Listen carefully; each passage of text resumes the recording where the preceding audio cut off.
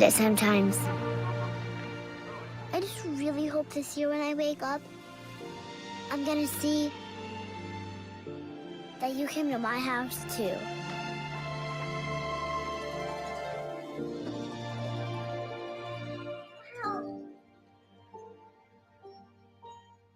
Donate to Toys for Tots and help the Marines deliver hope to a child in need. Let it fly. Your elevated sports bar experience. KOZN Bellevue, Omaha, Council Bluffs. This is 1620, The Zone. Crossover. Oh, killer crossover. Just crossover. It just crossed him over. Danced to another victim to the crossovers. Cross him up and sit him down. The crossover is powered by Everlevel Concrete Repair in Omaha at everlevelconcrete.com. John, Josh, Nick. Hello. Yo. What happened to that thing?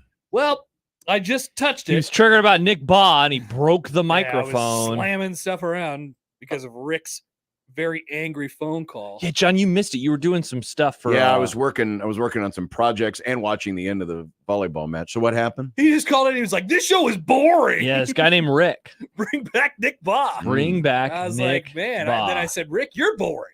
Bring back better callers to the radio show. Yep. Wow. Yeah, That's mean. it was funny though. Yeah, it was being in both directions. Yeah, exactly. That guy was being a jerk. It just came out of nowhere. This is a good week for people to be jerks. We were Is it? being pretty boring, to be for the record. You know, Like- we were having a boring moment. Yeah, you're talking about the Heisman. To be fair, I'm Yeah. Team Rick on this one, but yeah. Yeah, we were having a boring the moment. Heisman's. We will not be doing any segments on the Heisman this week. Nope. Yeah. We will not because the person who should have won it didn't even get nominated. I mean, Jordan Travis. yeah. He's the only quarterback who, his injury cost his team the national championship. I actually like that take. I'm fine with that. I mean, if the Heisman's going to be a gimmick trophy anyway that doesn't necessarily go to the best player, we might as well, make a statement with it. Yeah. Like, hey, college football playoff committee, y'all fouled up. Y'all. So we're going to give this trophy here and we're going to make you all look like dumbass. John Pro making statements at events. and things Statement like man. Yeah. Statement guy. That's what all the angry people at the Nebraska ball game on Sunday are missing. The stuffed animals that were out on the floor, superstars, John. they were making a statement. Snail About alert. what? What was their statement about? I don't know. You'd have to ask them, but I'm sure that's what they were doing was Well, making a statement. One of the superstars twerked on a booster. Hello. Yeah, and that was a statement. Sounds like what Carl Pelini did back in the day. Yeah, Wait, they twerked on a booster? twerked on a booster, John. That's hilarious, actually. Too bad that you were so Funny. in the zone that I you know. missed out I on did, this. man. I am like the only person. I mean, I know they were there. It's I like me saw when them. commercials are airing. Oh, I still haven't Yes. watched the commercial. There's this commercial happer that John said I have He's never seen any of the Wendy's commercials that are all over college where it football. says 2 coffees or something. I don't know what this is. I don't really watch the commercials either. John. Nice. Wow. Handshake meme. Yeah, but you acknowledge you watched another commercial yesterday. Yeah, what commercial was I that? don't remember. Hey, get your story straight, bozo. I don't watch the coffee. No, he just doesn't remember which one it was, but he was commenting on it, and I said, "Well, have you seen Yeah. the I Wendy's?" I don't commit them to memory. I just but they they're go- on so much. yeah.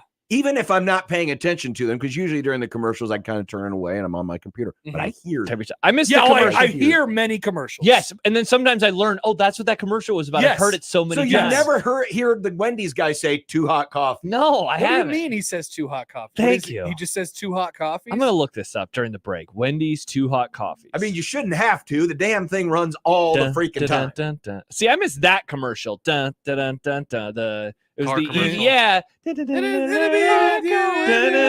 aired all last football season. I missed that one. Yeah, bring that commercial back. That was a happy commercial. You know, commercial the Pacific Life with the whales with the trumpets. Yeah. That commercial has been playing since 2008. It's been a long Yeah, time. it's been a while. I Been a remember while. specifically Damn it. watching Been a while. that particular commercial when Nebraska played Clemson in that bowl game, the Gator Bowl, Yeah. that one year. I remember when they it. played in the Holiday Bowl and it would land in the I think See, okay, so you hear them, Yeah, we hear 'em. but you don't hear the guy saying Too hot coffee. That doesn't Yeah. sound very memorable, John. Nick, can we just play this commercial? Can we Too just hot play the coffees. Wendy's commercial on Well, the they're air? not paying us. All right, never mind, Nick. Don't do it. We'll watch it during the break. I think some commercials should just be retired. Oh, The Hall of Fame? M&M Santa commercial, that's so old I that don't know it's what still this in is. standard def. oh, that reminds me of the. I don't That's even the know. point of doing that, though. Like, What's- it's a relic. It's what's a the relic. beer commercial? But where it it's- became a relic while it's been Which airing one? and since someone's whistling "Oh Christmas Tree." Yeah, that's yeah. for skunk beer. I like that Corona. commercial because that one has it's a Right. 4x3. Yeah. No, but- I haven't seen that one this year. they're I not haven't either even. yet. I don't think they're even doing it as a bit. Like, Which it's commercial is this, Nick? Which it's- It's for Corona. It's No, skunk beer. no, what's the Nick complaining two about? M&M guys are in some person's house, and then they run into Santa, and they're like, "He is real." And then Santa's like, "They are real," and then Yeah. he passes out. Yeah. Oh, I I haven't know seen- that one. Oh, this one. I haven't seen that one this year. Really, I've already seen it twice. Oh, well, again, I just don't really Or pay like the attention. one with the Hershey's Kisses doing the whole little bell song. I think I've seen that. Yeah, I mean, you know, Some- some a They've lot been of running They're for classics. Okay, though, now Nick. wait a long minute. time. time out. Oh.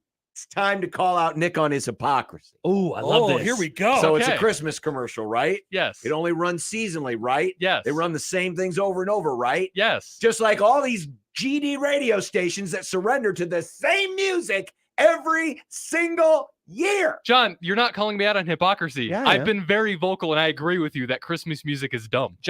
Nick doesn't program a radio station yet, so we can't Oh, get mad at damn. Nick for this. But I've also never agreed with Christmas music so early and Right, like, but there's just so He is many of different- music though. But just playing I it am. at all.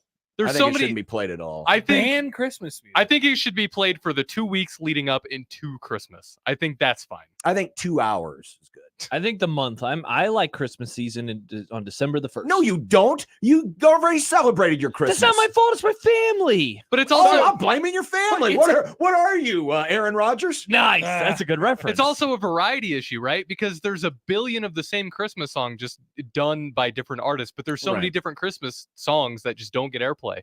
The Killers have a whole anthology of Christmas songs. yeah, John. You know Nobody about the cares. Killers. They have a Sure. song called "Don't Shoot Me, Santa." That's my favorite Christmas song. It's great.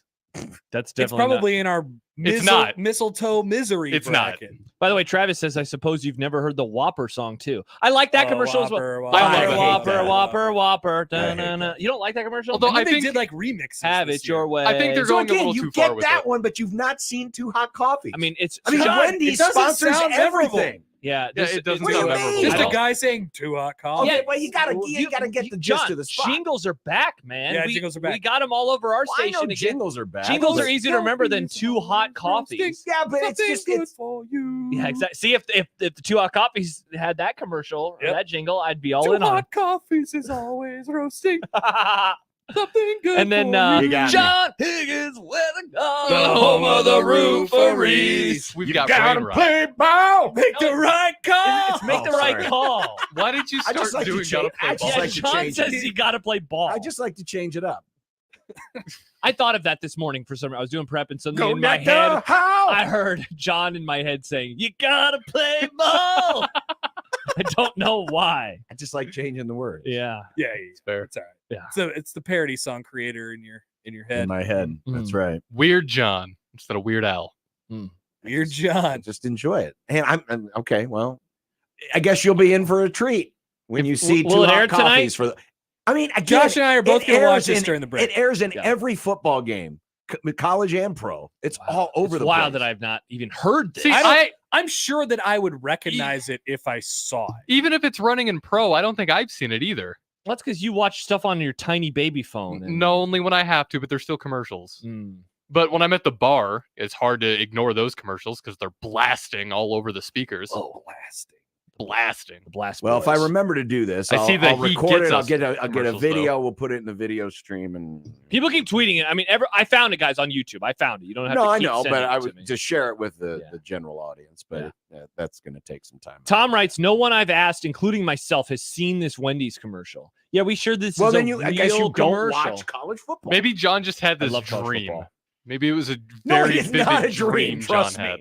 me. Trust me, it is not a dream. Too hot coffees. Ah, what a good commercial, Happer.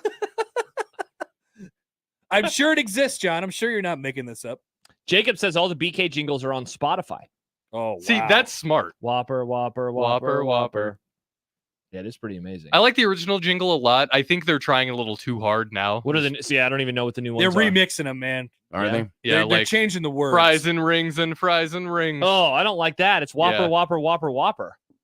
That's how the lyrics go. Kelsey says, "No, I've totally seen the Two Hot Coffees commercial." Okay, so it is real. Too hot coffees. Well, Too of course hot. it's real. You thought I was making it up? Odson says, "Who watches college football commercials? You flip to another game during commercials. That's right. Well, not if you have multiple games on, like I Not do. if you have John's. Direct TV Sunday. No, ticket. I don't use that for. Oh, I don't use You do that for college football You don't have to because because you know they don't. Yeah, they don't have regional blackouts usually. unless you have to get on Peacock and then you're Jack Mitchell. Remember that a month ago when that was the controversy? Yeah, That was just a month ago. Yeah. It was just a month. A ago. simpler time. A much simpler time. Nebraska was coming off a dub. They Everything's were 5-3. different now. 5-3. Yeah. Heinrich Harburg was just throwing picks, but they were living with it. But they were winning But they were games. living with it. They Yes. were Yeah. winning games. Now Heinrich Harburg's probably not even a quarterback anymore. He's a tight end now, folks. He's a tight end. Ben says, I've seen the commercial. It's about Wendy's 2 for $3 breakfast Yeah, items. it's 2 for $3 breakfast Two items. hot coffees. So the purpose of the spot is everyone is so excited about their 2 for $3 breakfast offer that they give them gimmick names. And so these guys have their little gimmick names for the and then the one guy at the end, instead of having a gimmick name, just holds up 2 hot coffees and says, 2 hot coffees. I don't understand. See? Nick, find a damn No, commercial. I found it. It auto-filled on YouTube. I typed in Wendy's 2, and it's like Wendy's 2 so hot coffees. John, just before you play it, Nick, this commercial is funny. This is a funny I mean, commercial. it's not so much funny, Good but question. it's just the way the guy says,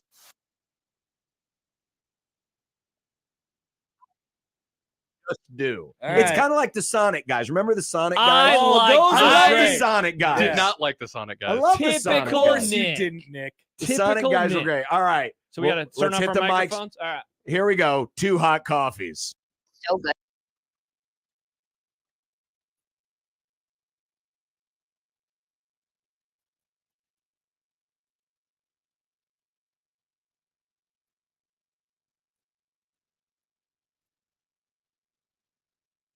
No, it's not the right one. That's not the right one. Okay, well, Okay. that's a different version. That's a different version. I Okay. haven't seen that one before. All right, that's the longer version. That's the one that said 2 hot coffees. No, you need to find. No, it's Cup of Java. see, it's the same dude, but then instead of doing that, he just says 2 hot coffees. So you got to find the right one. Oh, you got to turn on Happer's microphone there, Nicholas. There you go. There you go, Happer. You're back. This is like the Oh, director's. I found it, but it's bad quality. Bad. Greg and Lincoln did send us one on Twitter. I'll send this to your way, Nick. I'll slide into the DMs. I don't know if it's the correct one, but How are people in the year 2023 still posting videos that Off they of their recorded from their phone? can't stand it. It's a great insane. question. I'm happy that our local media, I will say this in defense of the local media, We've gotten better. I don't really see people doing it off the video screen. It seems like the people who used to do it got bullied into not doing it anymore. People stopped watching the games on Sundays again, I think, which is great. Yeah, that I think 'Cause I think you're right. I don't Do think people still rewatch Husker games? Do you still rewatch does Husker the games? media. I stopped doing that a Hell couple years no. ago. Yeah. I don't watch them. I don't twice. think people do that anymore. Yeah. You're right, because on Sundays there was a bunch of media members who would be like, "Hey, I'm rewatching Here's the some game. clips. And it was all videos of off of their their- TV of the- screen. and people don't do that anymore. Yeah. We're in a better time. We I would are. say.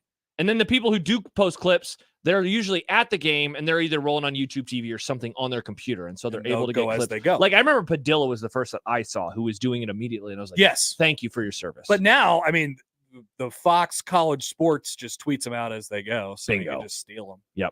yeah, it's so nice. Yeah, great. I'm happy that It, people don't it rewatch makes the for a games nice, anymore. easy Sunday morning. That's for sure. Yeah. All that's on my timeline is just soccer people yelling about soccer stuff Yeah. and football injury reports. Yes, It's great. And- NFL injury And then like the reports. 5 people who still watch Formula One who are trying to tell you, no, guys, it's really cool. I don't it's think I really have any cool, of those. guys. Yeah. It's really cool. All right, did you get it? You find the Are- proper. I think one it now? was the same one that I just pulled up earlier. That was just Sad. bad quality. Oh, All right. okay. Well, I'll have to look It this won't up. come across great All in right, the audio. Oh, never mind. Okay. I guess you're just gonna miss out. Well, I hope it airs tonight. So I'm going to Again, pay it's- attention. I mean, now maybe it's not as much pro football, but it's in just about every college sport. Like last night, I was Wendy's watching is a big college. I was football. watching the Nebraska yeah, ball that's game, true. and it And was on there. Okay. Wendy's and, is way and it more was in making me college. laugh. No, not Nebraska. Yeah, you jerk. Playing Yeah, poorly you were made me wrong laugh. on them, by the way. The Wendy's made me laugh. What do you mean I was wrong? They lost one game. No, this Two is two now, actually. John. Yes, it's Well, two. they only lost one game last night. Yeah, but they only played one last night, so they won Well, right. 0% of their They games. lost it pretty bad, though, John. People Bad. forget Tim Miles started 0-4 that one year, and then they ended up. I've never seen a 90% thing go down so fast with that much time left. Like, we've seen the whole Nebraska 90% at the end, but this was like halfway through, and it was just like, never mind, roller coaster. Off a cliff. Yeah. Not great. Not great. No. I am a little disappointed that producer Josh did not cancel them today. I stopped him. I know. I wanted to join him. I stopped him. It's so early. That's see, It's John so gets early. it. 2 hot coffees. Yeah, 2 hot coffees. So I did see the commercial, even though it was low quality, and Yeah. it didn't tickle me the same way it tickles John. Interesting. Didn't tickle Just- Nick. Well, you Two know hot what? coffees. The Tickle Boys. Maybe if the off-brand Taylor Swift does it, you'll laugh. Oh, Oh. that one? Who's the off-brand Taylor Swift? You remember the song we played? Yeah, the song. Oh, I prevail. I Really good. prevail. Yeah. I Was prevail. that what it was? Yeah. Also, yeah. I was He kept saying it over and over again. I prevail. I kept thinking of Nick last night as I watched Whiplash because I just kept thinking of these people are of music. Can't wait to talk about it. The tomorrow. worst thing I've ever said. It's pretty bad. I like how ashamed Not of good. it you are. I am ashamed of it. Yeah. It was a You're thing I said in ashamed the of heat of the being of moment. music. No, I'm Mm. ashamed that was the word. He's those were the ashamed words that I that used. happened. that those were that was the phrase that he used to Just- describe himself. That's Oh. definitely not what I was thinking, but that's what came Mm. out. I see. By the way, Odson follows up. He says, "I'm not budging. That team sucks. They'll be canceled by Christmas." No, we Odds can and- get just. I'm give it- right there with you. yeah, They're give it some bad. time. They're not good. I'm Okay. not with John on this. I It's just disavow not John. time. I'm not yet. saying they're good. I'm You just said not they're saying- better than last year. I still think they can be. Yes. I think they're better than last year still. Why? What is it about them? I'm confused. What am I missing? Think of where they were at this time last year. They beat Forget about Creighton. right. Okay, one game, but before that they weren't that good. That's a more impressive win than they have this year so far. Okay, but you can't. John, See, it's this is a 9 problem. games. Don't take this the wrong way, but too many people think of basketball and baseball like they think of football. John, that's not what. That's a great take, John. It I don't know. is. I don't know if that's what you're doing. because you but- can't look at every single data point and say, "Well, that's it." You know Because- that I don't watch basketball that way. I know, but it's just They're not but passing that's what my it eye. sounds They're like. not passing my eye test. I think that they are too reliant right now on Casey. You were hitting on this a little bit earlier today. He's the number one guy right now, and I don't think that that's a good thing He's for this. not that. He's not that guy. Okay, in the first half, they didn't need him or didn't need him. That he wasn't scoring, and they Mhm. got it by 15. Yeah, but then they lost. Like this is what they I do. understand Part that. of it is just I have no trust in this program. Absolutely. You know how like when I'm like excited about the Cowboys and everyone's like, "You're an idiot. They're going to fall apart in January." That's how I feel about Nebraska. But the whole time they play the sport of basketball. Why would I believe in them? What have they done to earn any trust whatsoever? Well, what has Dallas done to earn your trust? Well, they've won one game in January last year. Also, Well, it's fun to be a Okay, fan. so I don't know. we got to figure out where the line is. so Like, so if Josh cancels them and they end up going like 14-19, is that a worthy cancellation? Yes. Okay. well, I think yeah, I we're guess that would canceling be- them. That would be worse than last year. Yeah. Should there be circumstances or I'm sorry, consequences if there's a canceling and they're they good. prove to be But that's what I'm trying to figure out. Like, what's the line? Like, how are they? How do we decide if they're good? How do we decide if they're well? worthy of being My uncanceled? take is I think they can be better than last year. So if they were to If they be get above, And there we were what 16 and if 16. they were above 500. Did they make the? They did not make the NIT No, last year. they So if did they made the NIT this year, that would be better than last year. Yes. Okay. Yes. Yeah, I don't think that'll happen. They didn't make the NIT. Isn't that last year. wild? Yeah. Because they were good at times. Well, see, I- I liked last year's team more than I like this year's team. So like early on, much more. I liked that team better. I think they were a better basketball team. They definitely had older. I mean, they have old guys this year, but Yes. maybe some leadership. Yeah. It's- My group chat last night, two of my best friends in the entire world argued for over a half hour about if this was on Fred Hoiberg and how he's built the program or the players not, playing like crap essentially and kind of the QU word. I don't know if it was totally used, but there was an it got close. implication of that. Yeah. They went at it for a half hour and I'm like, this is horrible. This is not fun to Did you put them on silent? No, I just would open it and close it. Oh, I always put them on silent. Yeah. Open, close, So open, you guys close. take care of this. On your Open, own. close. And the other, it was two of the seven of us and everyone else just kind of sat and watched it unfold without no reactions, no ha-has. You didn't egg them on? Yeah, You didn't send any That's gifs? good. nothing. We all just watched them. And then finally at the end of it, one of my friends made a joke, and it was like, I don't know what's worse to watch, this or the game. And then we had some fun with that. Cool. So yeah, great times. Great time. So I'm with Josh. I stand with Josh. They are certainly on cancel watch. Watch. Cancel watch. It's not a cancel warning. Yeah, I mean, It's a cancel watch. The conditions are there. It's just, is the storm going to brew? I think everyone's overreacting. Oh, On you both think sides. Nick? You think they're good? No, I think that it's still too early because there's a billion games that get played in a basketball season. That's so what one John and I are loss saying. early Well, on that's my doesn't matter. point. Okay. Yeah, that's my point. But It's I don't early. think they're good or bad. I just think that they're a You think they're basketball team. mid? I don't think you can accurately tell how good they are until after they've played 50 games. Well, in Well, they're college, not they gonna don't do play that. 50 games in they college. won't. They won't play. Nebraska will play like 32 games. Okay, maybe. well, either way, until you can get 31 games. some kind of What's the sample size then for a 30-game season that you need to see? 15. Okay, So so half. we'll talk to Yeah, Nick in the about halfway a month point. from now. Yeah, about a month. Okay, A month. I would take that's the what that'll be halfway about point. when New Josh year, cancels Nick. them. New Yeah. year, Nick. New Talk to year, you new New Year, you. Nick. All right, that's fair. There's too many games that happen for Yes. one thing for people to get like, That's I'm right. still disappointed we can't get 2 hot coffees. Two hot coffees. I want to find this just so I could get it as a drop. Yeah, it'd be fun. It'd be a fun drop to have. We'll find it I on agree. YouTube. We'll find it. I agree. We'll find it.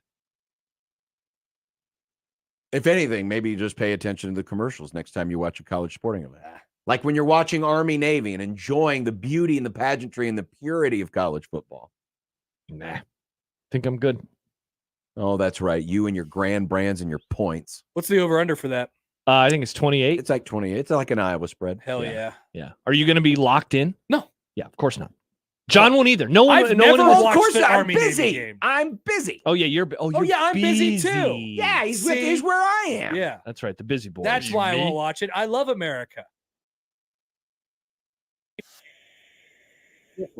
In the Without all the Navy. nil and the transfer portal I like and the that. corruption and the hey everyone, let's just Venmo somebody if they kick a field goal.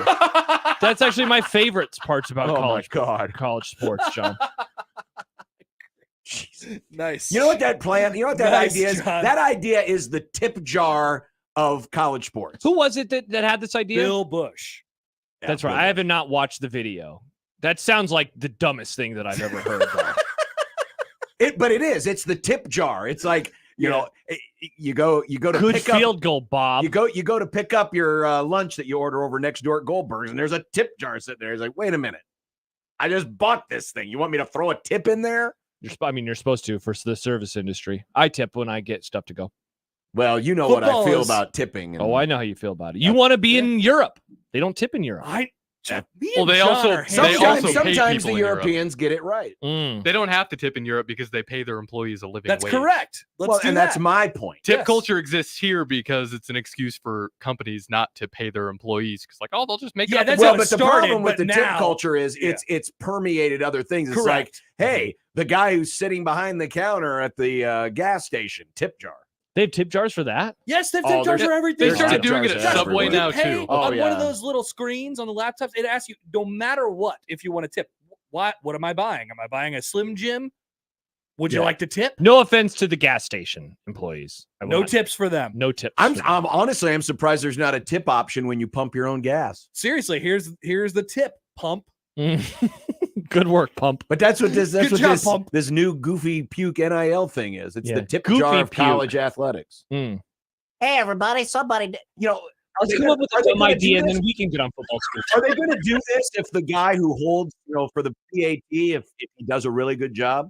Hey, everyone, Jimmy did a really good job holding that ball. Here's I would his just be Venmo. Laces excited out, to Dan. see the Venmo requests if they throw an interception. Yeah. Oh, See, I It's like, someone hey, make I it- need $50. Exactly. Someone make a graphic real fast and have it as Jeff Sims, and we're requesting money from him. Yes. Josh, go. Josh, get do to it. Work. Get to work. This is what we need. Bill Bush's college football. Let's go both ways with this. Somebody fouls up big time, we get the money back. Too hot. There it is. Oh, is that the one that Two hot that coffees. Sipple's Oh, I didn't hear it. Albuquerque I didn't truck hear it. driver I don't know, just it's found? one that I found from Commercial Hunters on YouTube. Yeah. Two hot coffees. Two hot coffees. But you got to get the whole like gist of the commercial. Do you want me to play the whole thing? Sure. Oh, here we go, Nick. Never mind. I found I found a 15-second commercial. Thank you to a friend of the Grum who just slid into my DMs. A good friend of the Grum All right. who's probably seen that commercial more times than all of us. Yes, because he's the one in the truck saying, "Hey, could you play that one again? Thanks." Yeah. All right, Nick. I sent it to your DMs. Let's see if we got this one. All right, got it. It's literally the one I was just on. Ladies and gentlemen, okay. here it is. 15 seconds. Two hot coffees.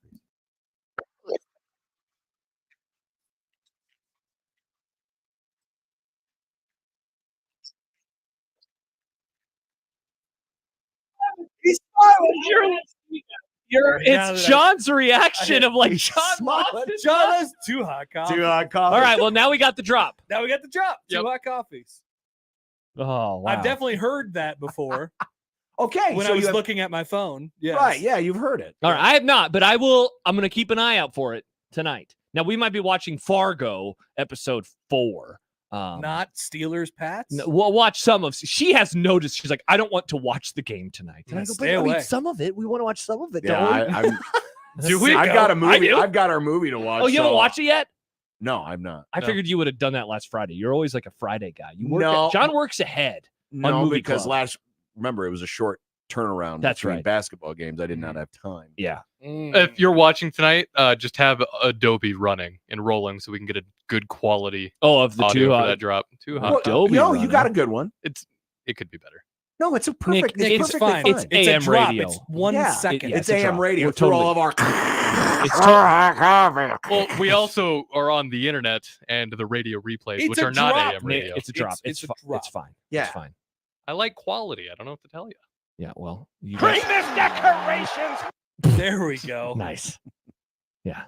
And yes, the YouTube comment section is triggered. We didn't hear it. We didn't hear. Yes, we No, know. you're not gonna Sorry. hear it. Nick doesn't allow you to Go hear things. YouTube it. Yeah. Yeah. There you go. Yeah, you're already on YouTube. You're on YouTube. Go YouTube. That's true. But Actually, open another yeah, tab. Don't leave YouTube. this. And most of you have already heard it because I'm sure. I mean, I think I met the only two people that haven't seen it, Mhm. Too hot. and Now now, you we know have. about two hot coffees. Yeah. What a commercial. Two John. hot copies. Wow. I enjoyed my hot scooters this morning. Thank you, scooters. Oh, the sticker. stickers. I was looking. I was like, what? I'll enjoy my beanie when it gets chilly. Mm. And my That's- tiny. Had my scarf on last night. So my wife kind of warm. looked at me weird and said, "Oh yeah, I heard about that." How'd your wife hear about the scarf? Because he she was was wearing listening it. to the Grum Oh. I didn't know your wife was a friend of the Grum. occasionally. But then she got mad and said, "You play too many commercials," and so she turned us off. Wow. Whoa. Too many commercials. Bring back Nick Bob. It's like, honey, do you know where our paycheck comes from? My paycheck. The comes from. commercials. It comes from the commercial. Commercial after commercial after commercial. Yeah. Yeah. So please respect our advertisers. Like, Higgins, where the guard, we're going to play ball. Thank you, John I think you Higgins. mixed a couple of things. Yeah. Thank you, Thank John you, John Higgins, Higgins. and many other fine sponsors. Yeah, and host coffee in addition. Since 1972. Mhm. Yep. Wow. Good crossover. I would say a few words, but I would too. He's You know done a- what? You know Turns out what? it doesn't I'll matter. say a different word. Two hot coffees. perfect. Amazing. Too hot. Maybe that can be coffees. next year's Happy New Year. Two hot coffees. Two hot coffees. We have to say it very monotone. Don't hate that idea. Good idea. No, because I mean, we are wishing people a Happy New Year. We are. Because when they hear it again, Happy. it will be a Happy New Year. Yeah. Or on the verge of a Happy New Year. Nice. Nice. All right. Okay. Wholesome. How was it holding the mic the whole time? Terrible. Yeah. I'm You're gonna like a screw Oh, it- that's still broken. Yeah, I'm gonna screw it back in when you send it to break. So Let's All send right. it to break. Well, let's send it to break so that we can get paid. Connor, we can get paid and Connor can screw it. Sorry, John's. nice. 1620 the zone. The Connor Happer Show. Why do you want to shut up Greg Sankey? Guy talks too much. He's cool. He compared the college football playoff to Sesame Street. He's an elitist for his own conference, just like we are elitists for our own show, Josh. Well, this We show say is this better. is the best show, and there is no other show that's better than this. And everybody, if you listen to other shows, you're like watching Sesame Street. One of these things is not like the other. I also love cookies. The Connor Happer Show. Weekdays from 10 to 2 on 1620 The Zone. Your Omaha area forecast from the Godfather's Pizza Weather Center and KETV News Watch 7 on 1620 The Zone. Mostly sunny and warm for your Thursday afternoon with potentially record-breaking temperatures. A high this afternoon in Omaha of 62 degrees, but breezy with southerly wind gusts possible up to 20 miles an hour. Staying mostly clear for much of the night, becoming partly cloudy by tomorrow morning. Cool with a low of 36. I'm meteorologist Caitlin Harvey with KETV News Watch 7. 1620 The Zone's Unsportsmanlike Conduct, brought to you by a great friend of the program, Union Bank and Trust. Hey everyone, Josh Peterson here for my friends at Kugler Vision. If you have money sitting in your flex plan or in your health savings account, it is time for an early holiday gift for yourself. Ditch the contacts, ditch the glasses for good at KuglerVision.com. The brand new Dollar General Distribution Center in Blair is now hiring. Starting wage is up to $22 per hour with benefits including medical, dental, vision, 401k, and a $2,000 sign-on bonus. Apply today by texting DG Warehouse to 25000 or online at dollargeneral.com/careers. Again, apply today by texting DG Warehouse to 25000 or online at dollargeneral.com/careers. Dollar General can't wait to have you become a team member at their brand new distribution center. Santa says early bird gift cards are perfect for holiday gift giving. Get to Early Bird Brunch in the Blackstone District, Shadow Lake Town Center, or Regency Landing to buy your gift cards. Get $10 free with a $50 gift card purchase. Early Bird, not your everyday brunch every day. Early Bird offers a variety of pancakes, Benedicts, omelets, and a full breakfast cocktail menu. For more menu info, check out earlybirdbrunch.com. Early Bird Brunch, where the early bird gets the pancake and the holiday gift card. Prescriptions require an online consultation with a healthcare provider who will determine if appropriate. Restrictions apply. See website for details and important safety information. Subscription required. Price varies based on product and subscription plan. Hey guys, did you know there's a generic form of Viagra that works just the same, but is 95% cheaper? And you can get it online? Just go to hims.com/radio. Through Hims, you'll get a free medical consultation, discreet shipping if prescribed, a 100% online process, and trusted generic alternatives to the name brands at up to 95% off. That's right. Get generic for Viagra, the same active ingredient as brand name Viagra, but for 95% less. It's the same medication, still prescribed by a licensed medical provider, but with zero copay, no expensive appointments, and no awkward face-to-face conversations. To start your free online visit, you need to go to this exclusive address, hims.com/radio. That's hims.com/radio for your free online visit. HIMS.com/RADIO. This edition of Unsportsmanlike Conduct on 1620 The Zone is proudly presented by Union Bank and Trust. The program starts now. KOZN. Unsportsmanlike Conduct on 1620 The Zone. Husker Athletics, Creighton, and yes, UNO. Don't miss a moment, they'll give you your fix. They're on every day from 2 until 6. Spend your afternoons with John, Josh, and Nick.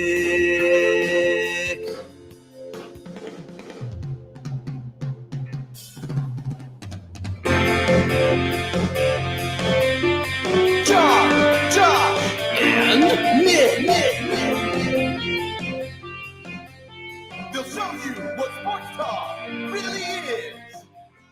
You know, we thought all the bad calls were done this week, folks. But bad calls happen in volleyball, too. Oh, my goodness. Are we going to be mad about volleyball refs now? Replay refs. Unsportsmanlike Conduct on 1620 The Zone. Husker Athletics, Creighton, and yes, UNO. Welcome to the Grum on this Thursday. We appreciate you being out there and being with us, 402-951-1620. Keep that number in mind because we have, how many pair? 3? Is that right? Is that in the email? I don't have them. I just know that we have them. I don't have Well, I need to know how many we have to give away We do before need I to- announce that we're giving anything away. That's true. Here, I'll open it up real fast. I thought it was 3 pair. 3 pair. Thank you. Yeah. We have 3 pair of tickets to Saturday's Creighton Central Michigan game. First time the Jays have been home in almost a month. It's 3 weeks. 3.5 weeks. 1 o'clock tip-off. Looking for something to do on a Saturday. Yeah, because you don't want to watch the bad football game? Okay, that's no way to talk about Villanova and which of the Dakotas they're playing. Sorry, Villanova. That's how I'm describing you. That's how I'm describing you. Well, if you'd rather watch Big East basketball than Big East football, then this is the way to do it. This is the way to do it, and this is the drop you'll be listening for. No, not the 2 hot coffees. Because we don't have that one yet. But if you've already successfully put up your Christmas decorations, you better have. Then December 7th. You got time. You can be a caller 6. Caller 6. Caller 6. In honor of yesterday's day. No, Nick, you have to have them up by December 7th. What are we doing if you haven't put them up? What are you, the Christmas decoration police? Yes. If you're doing it, it's too late otherwise. All that work to leave it up for only a couple weeks. Well, but there's some people that leave it up for several days afterwards. Some of us may have left them up until March because we didn't have time to get up on the roof to take them down. Nice. Again. Yeah, we'll take ours down because we don't have outside stuff because we live in an apartment. We have inside stuff. We'll probably take the tree down at the end of January, probably would be my guess. Oh, I'm chomping at the bit at the end of Christmas Day. Hey, can we get this thing down yet? Wow, you're such a hater. Such a hater on Christ's birthday, no less. I don't remember seeing a Christmas tree in the manger. Well, also, that's not when Jesus was born. I know he was born in August, I believe is what they say. People forget. Yeah. Sometime in it's the like summer. how the Declaration of Independence was it all signed on the 4th? Oh, here doesn't comes John. matter. The document is dated the 4th. If John wasn't born on July 4th, I don't think he'd care so much, but he was. No, I would care because I believe in history. I wonder if John would be a comrade if he was born on any other day. Oh, Comrade John. good God, no. July of course 5th, not. July 5th, John No is way. Lib John. My No hair's way. red, just like my flag and my political beliefs, but not like that. No, because I support winners, not losers. Thin red line. John, do you have a thin red line flag?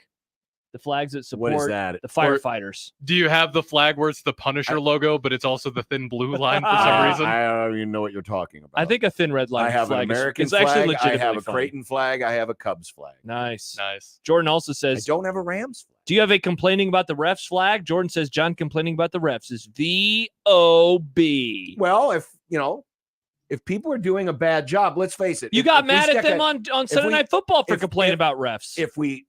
No, they weren't telling the whole story. That's what I was complaining. Well, let's talk about every controversial call that happened in this Creighton game today. Well, I don't we're going to break it down? I don't know about every controversy. Big blue overreaction? Oh, I it's don't time. know about every controversy. Oh, okay.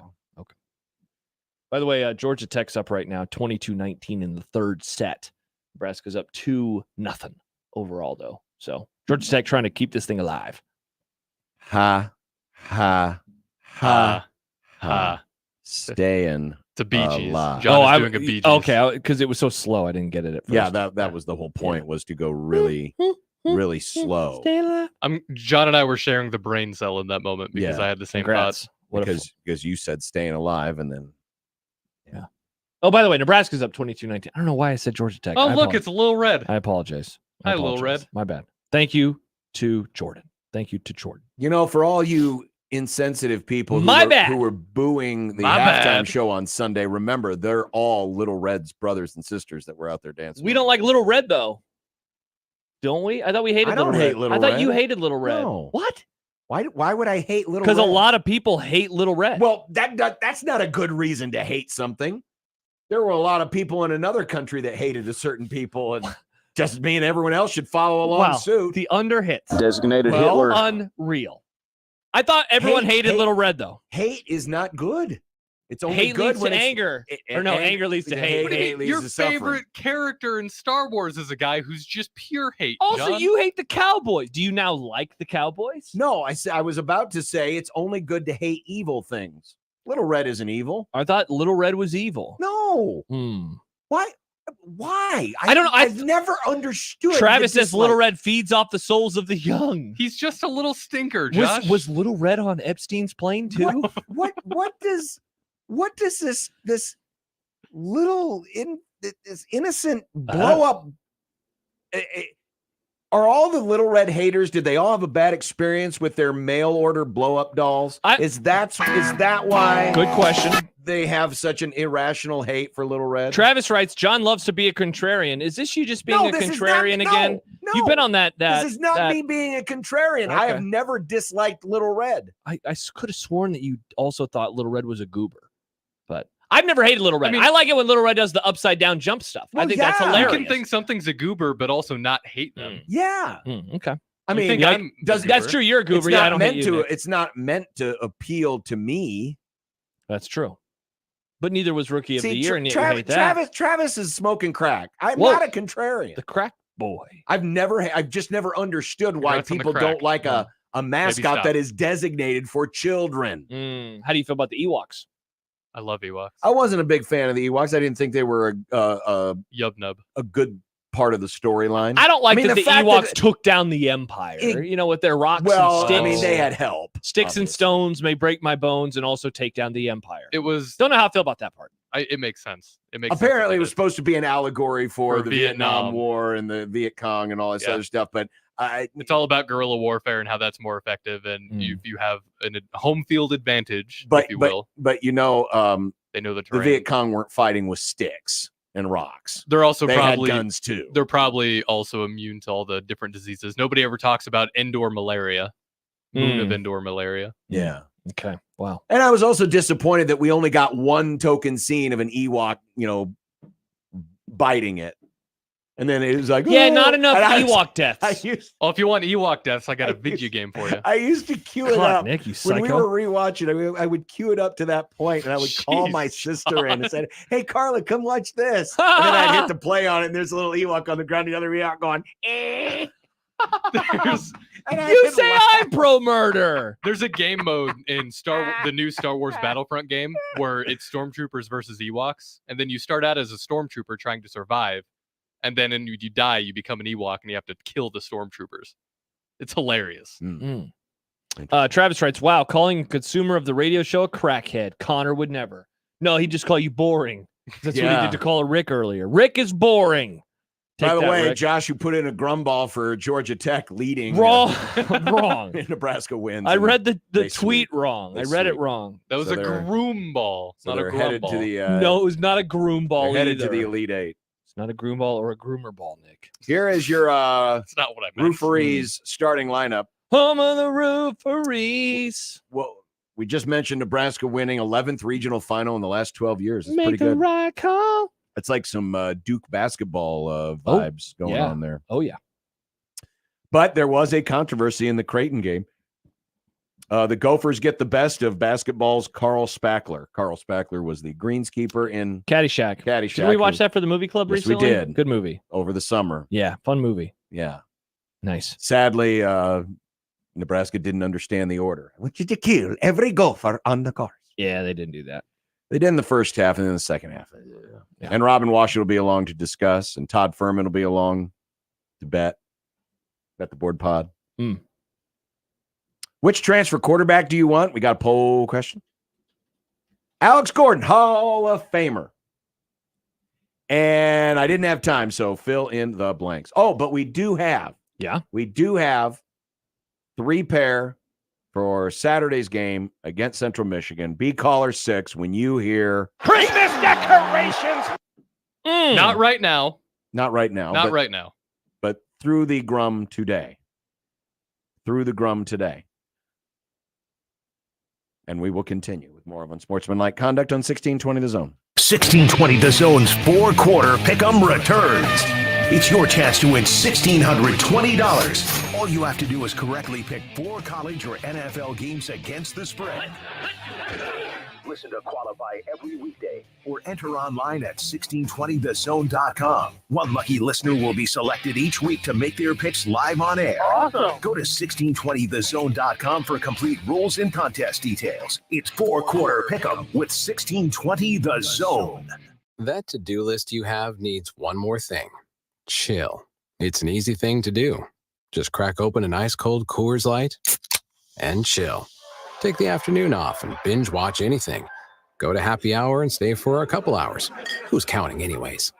Or hang out with just your dog because you've had enough human interaction this week. Whatever you do, do it with a Coors Light. Mountain Cold Refreshment made to chill. Coors Brewing Company, Golden, Colorado. Celebrate responsibly. I'm getting vaccinated with Prevnar 20, a Pfizer vaccine. So am I, because I'm at risk for pneumococcal pneumonia. If you're 19 or older with chronic conditions like asthma, diabetes, COPD, or heart disease, or are 65 or older, you are at increased risk for pneumococcal pneumonia. Ask your doctor or pharmacist about Prevnar 20, pneumococcal 20-valent conjugate vaccine. It can help protect you against pneumococcal pneumonia in just one dose.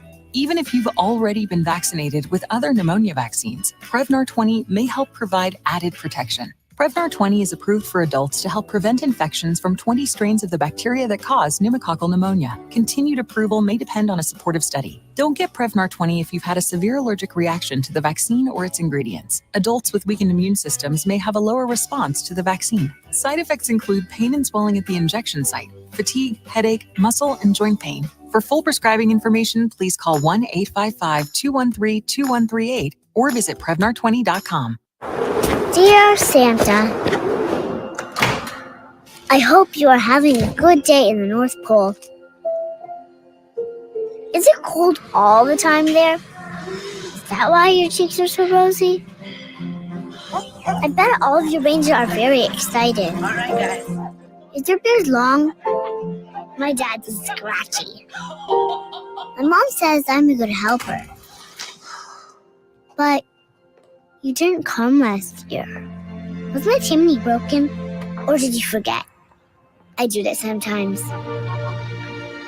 I just really hope this year when I wake up, I'm gonna see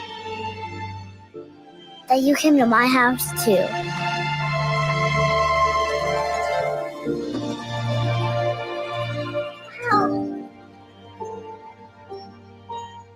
Donate to Toys for Tots and help the Marines deliver hope to a child in need.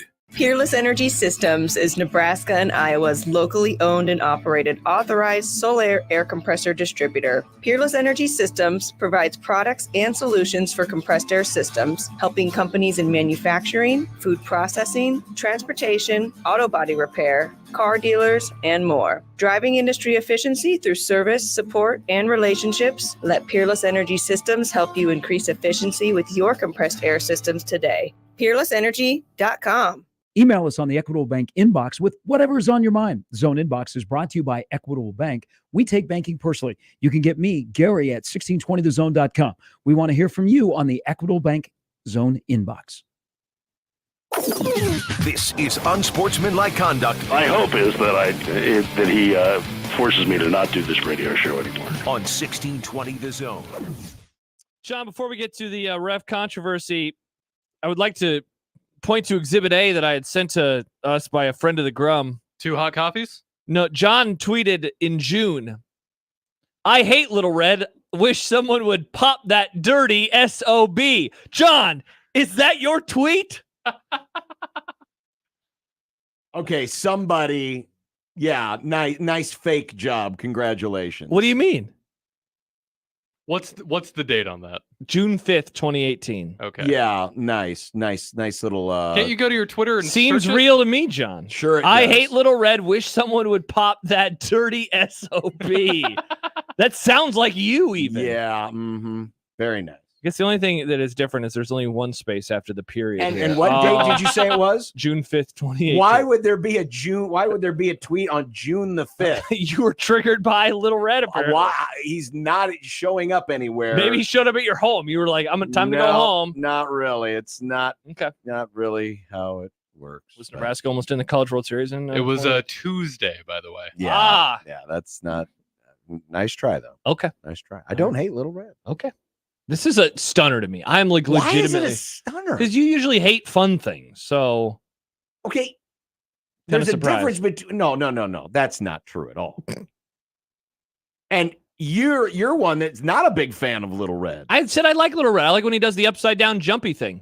Okay, but not all fun things have to be liked or disliked. They're not for me. You just don't have to have an opinion on them. Yeah, Little Red is a mascot for kids.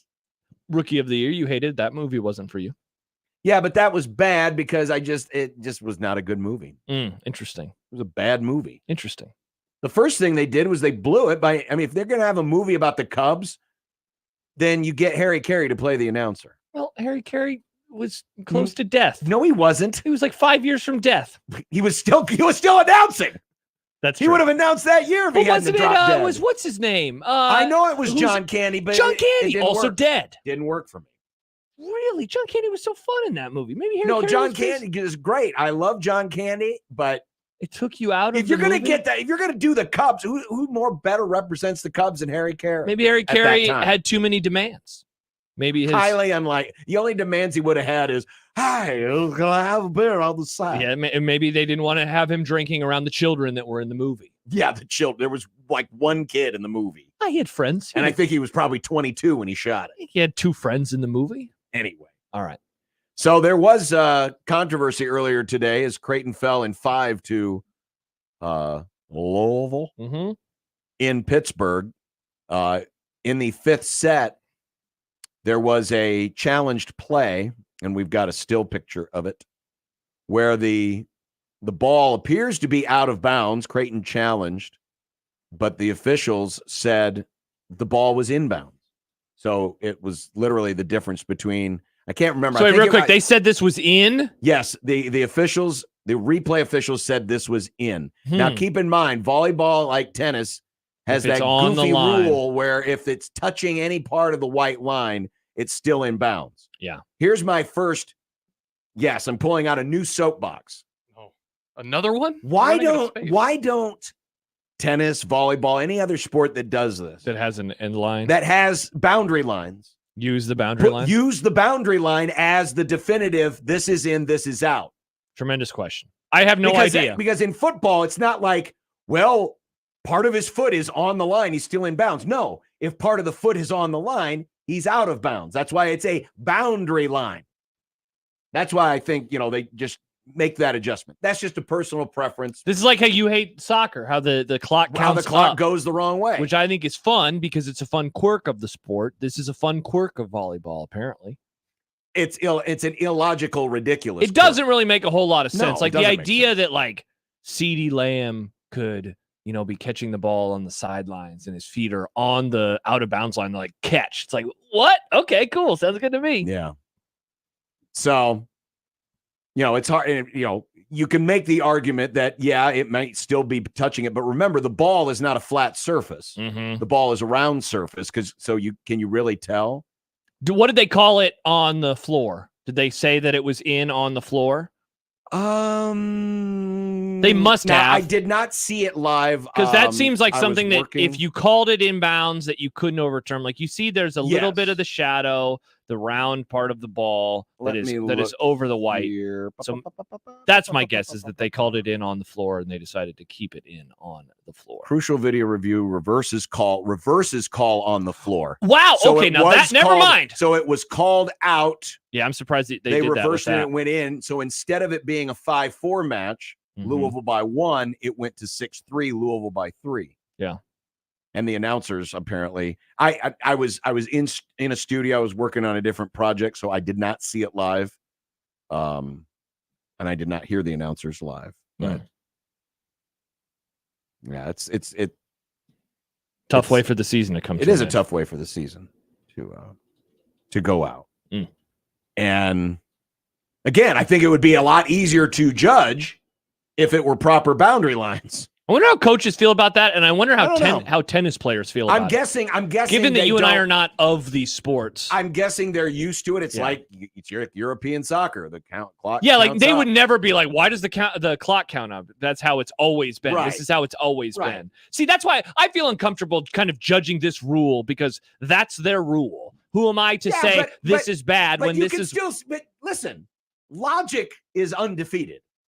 Logic tells you that if a boundary line is a boundary line, it should be in or out. Now, you could also make the argument in baseball, if it hits the foul line, that's fair. It's a fair ball. Yeah. So I guess it's the same in baseball too. Do you think that that's silly? I guess using the same logic, it would be, yeah. But you don't think that.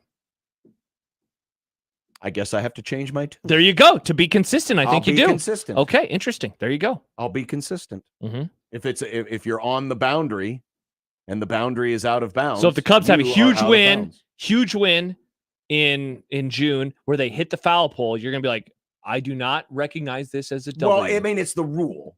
Yeah. And I'm not saying it's this rule that was or wasn't the reason why Creighton lost. It was just an observation I had. Yeah. To me, it would seem more logical that. Yeah. And remember, and we're talking about, because the foul line in baseball or the boundary line in volleyball and tennis, it's not a judgment for people. It's a judgment for the ball. Mm-hmm. The foul line for where you're standing as a baseball player is not an out of bounds line, right? Yeah. But in football, it is. Yes. So it's being judged a little bit differently. You would think, though, it would be easier when you're using a sport with round balls to then say, because, well, in basketball, if the ball touches the boundary line, it's out of bounds. They do not so do it's consistent. Yeah. Within that sport, it is. Yeah. Yeah. So it's just weird that way. Jordan, this is way too much ref and rule talk. We did just dive into the rules like we're Mike Tirico on Sunday Night Football. I mean, if this were a Nebraska game or match, people would be probably all over it, screaming their heads off. I don't know. They'd have some takes. Yes, they would. I've never thought about this before until Neither right had now. I until this moment. Yeah, and I never really had a Until chance I to had thought about to it. think a whole lot about the foul ball in baseball. Yeah. Yeah. So either way, tough way to go, but great season nonetheless. Mhm. And Nebraska's moving on. To the Elite Eight they go. Now they play on Saturday, right? Or do they play tomorrow? I believe Yeah, so it might be tomorrow. Saturday. Not very good on my Or tournament schedule. schedules. Yeah. Believe it's Saturday. They play, it is Saturday, yeah. Versus the winner of Arkansas and Kentucky. Yeah. Yeah. It is interesting, though, as folks were angry at me for being happy that Creighton won earlier this week. That now I'm getting all of the schadenfreude on the volleyball side. See, the difference between me and you is I'm only talking about the times the two schools play each other. Outside of that, I don't taunt. Yeah, you the keep Nebraska ball, the volleyball. You or keep any of the saying other Nebraska basketball is good. Much to the evidence that Yet is to the contrary. Some of the Husker fan in the YouTube are mocking the volleyball. Mocking. So who's the real heel here? You or me? Maybe a bit of both. I think it's you. Both sides. You hugged the flag like President T. You're like, but that was only based on the result of that one game.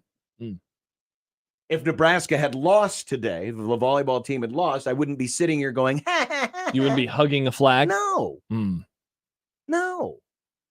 Because I'm not a jerk like all of you. John writes, John says Logic is undefeated. Has he never heard of a place called Washington, D.C.? Hey-yo. You forget about Washington. Well, they don't. That's the problem. They don't use it. They don't have it at all. They don't use it at all. Jordan says, It John is doesn't trying matter. to preserve Creighton's quad one win by calling Nebraska good. They're trash. No, I'm not. No, it has nothing to do with Is that. this what it is? Are you quad one John right now? No. I'm quad one John. No. Quad John. Quad John. There'll be plenty of Quad opportunities for John. other quad wins. Yes. Quad one The wins. quad boys. Yeah. And girls. People? Quad people. Quad Indeed. people. Yeah. All right. We will continue We will. with Nebraska ball talk.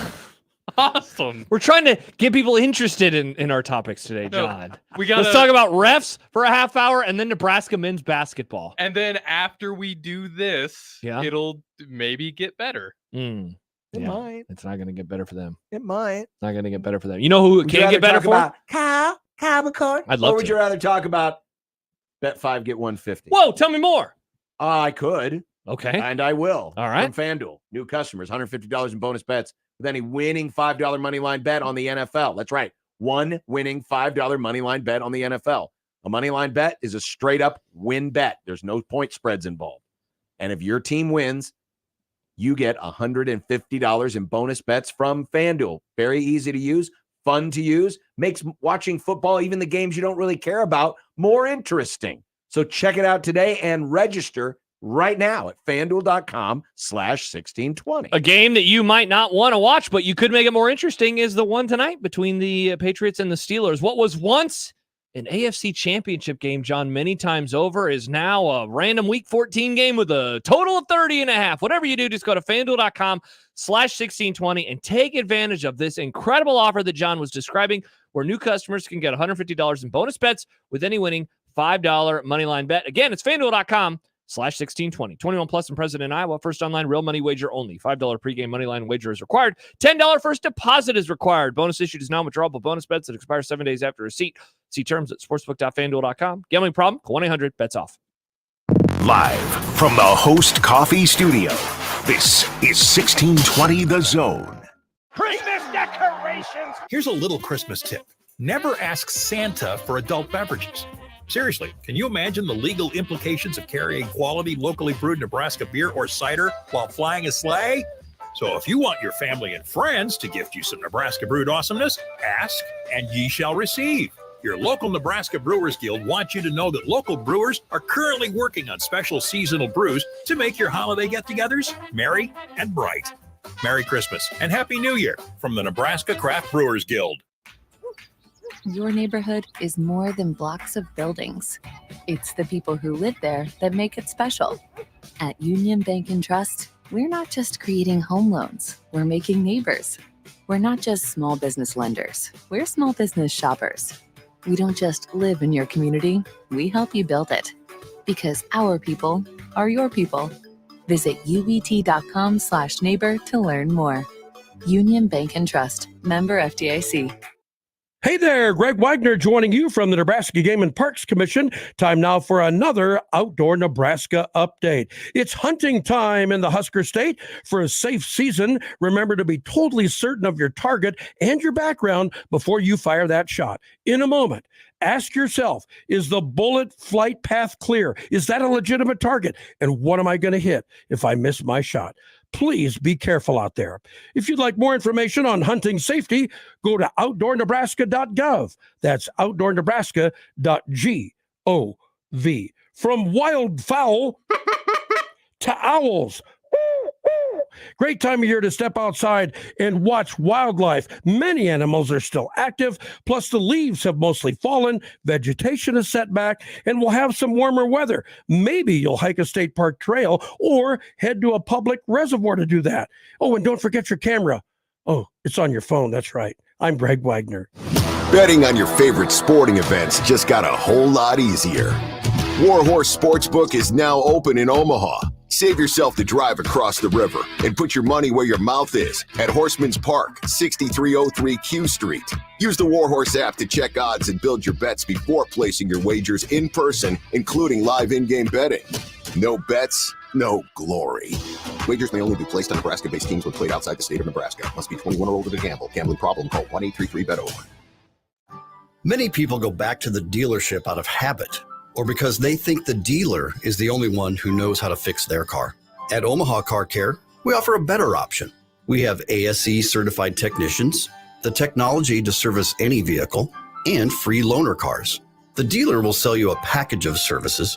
We'll provide the service you want for your car as your trusted partner. I'm Rick Betker, owner of Omaha Car Care, and we'll be along for the ride.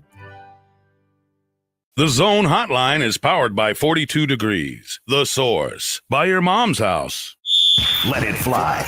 Your elevated sports bar experience. KOZN Bellevue, Omaha, Council Bluffs. This is 1620, The Zone.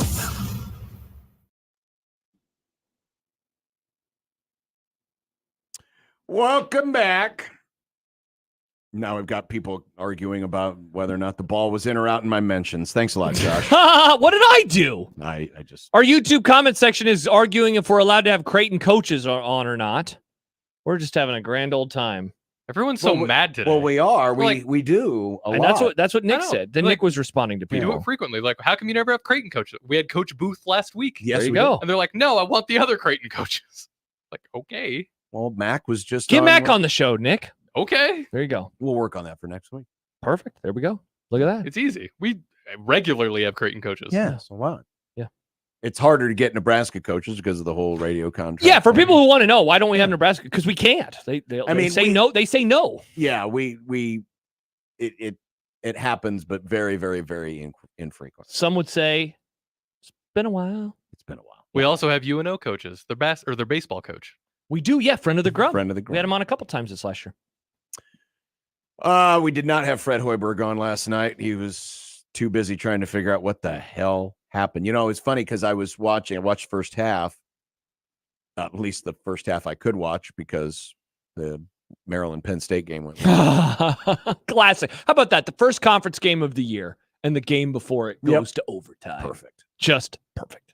And I thought if there was going to be a problem, there was going to be an issue, it would show up right away. And in fact, the opposite happened. It was. I'm in all seriousness very impressed by the way that they started because it was like, wow, good on you guys for getting the crap from last game out of your system. Exactly, and that was even with the defense that they were utilizing on Tominaga, who had just 4 points last night, 0 for 5 from the field. I mean, they were being pretty physical with him and running him out off of screens and just running him off the 3-point line and keeping him from getting open looks.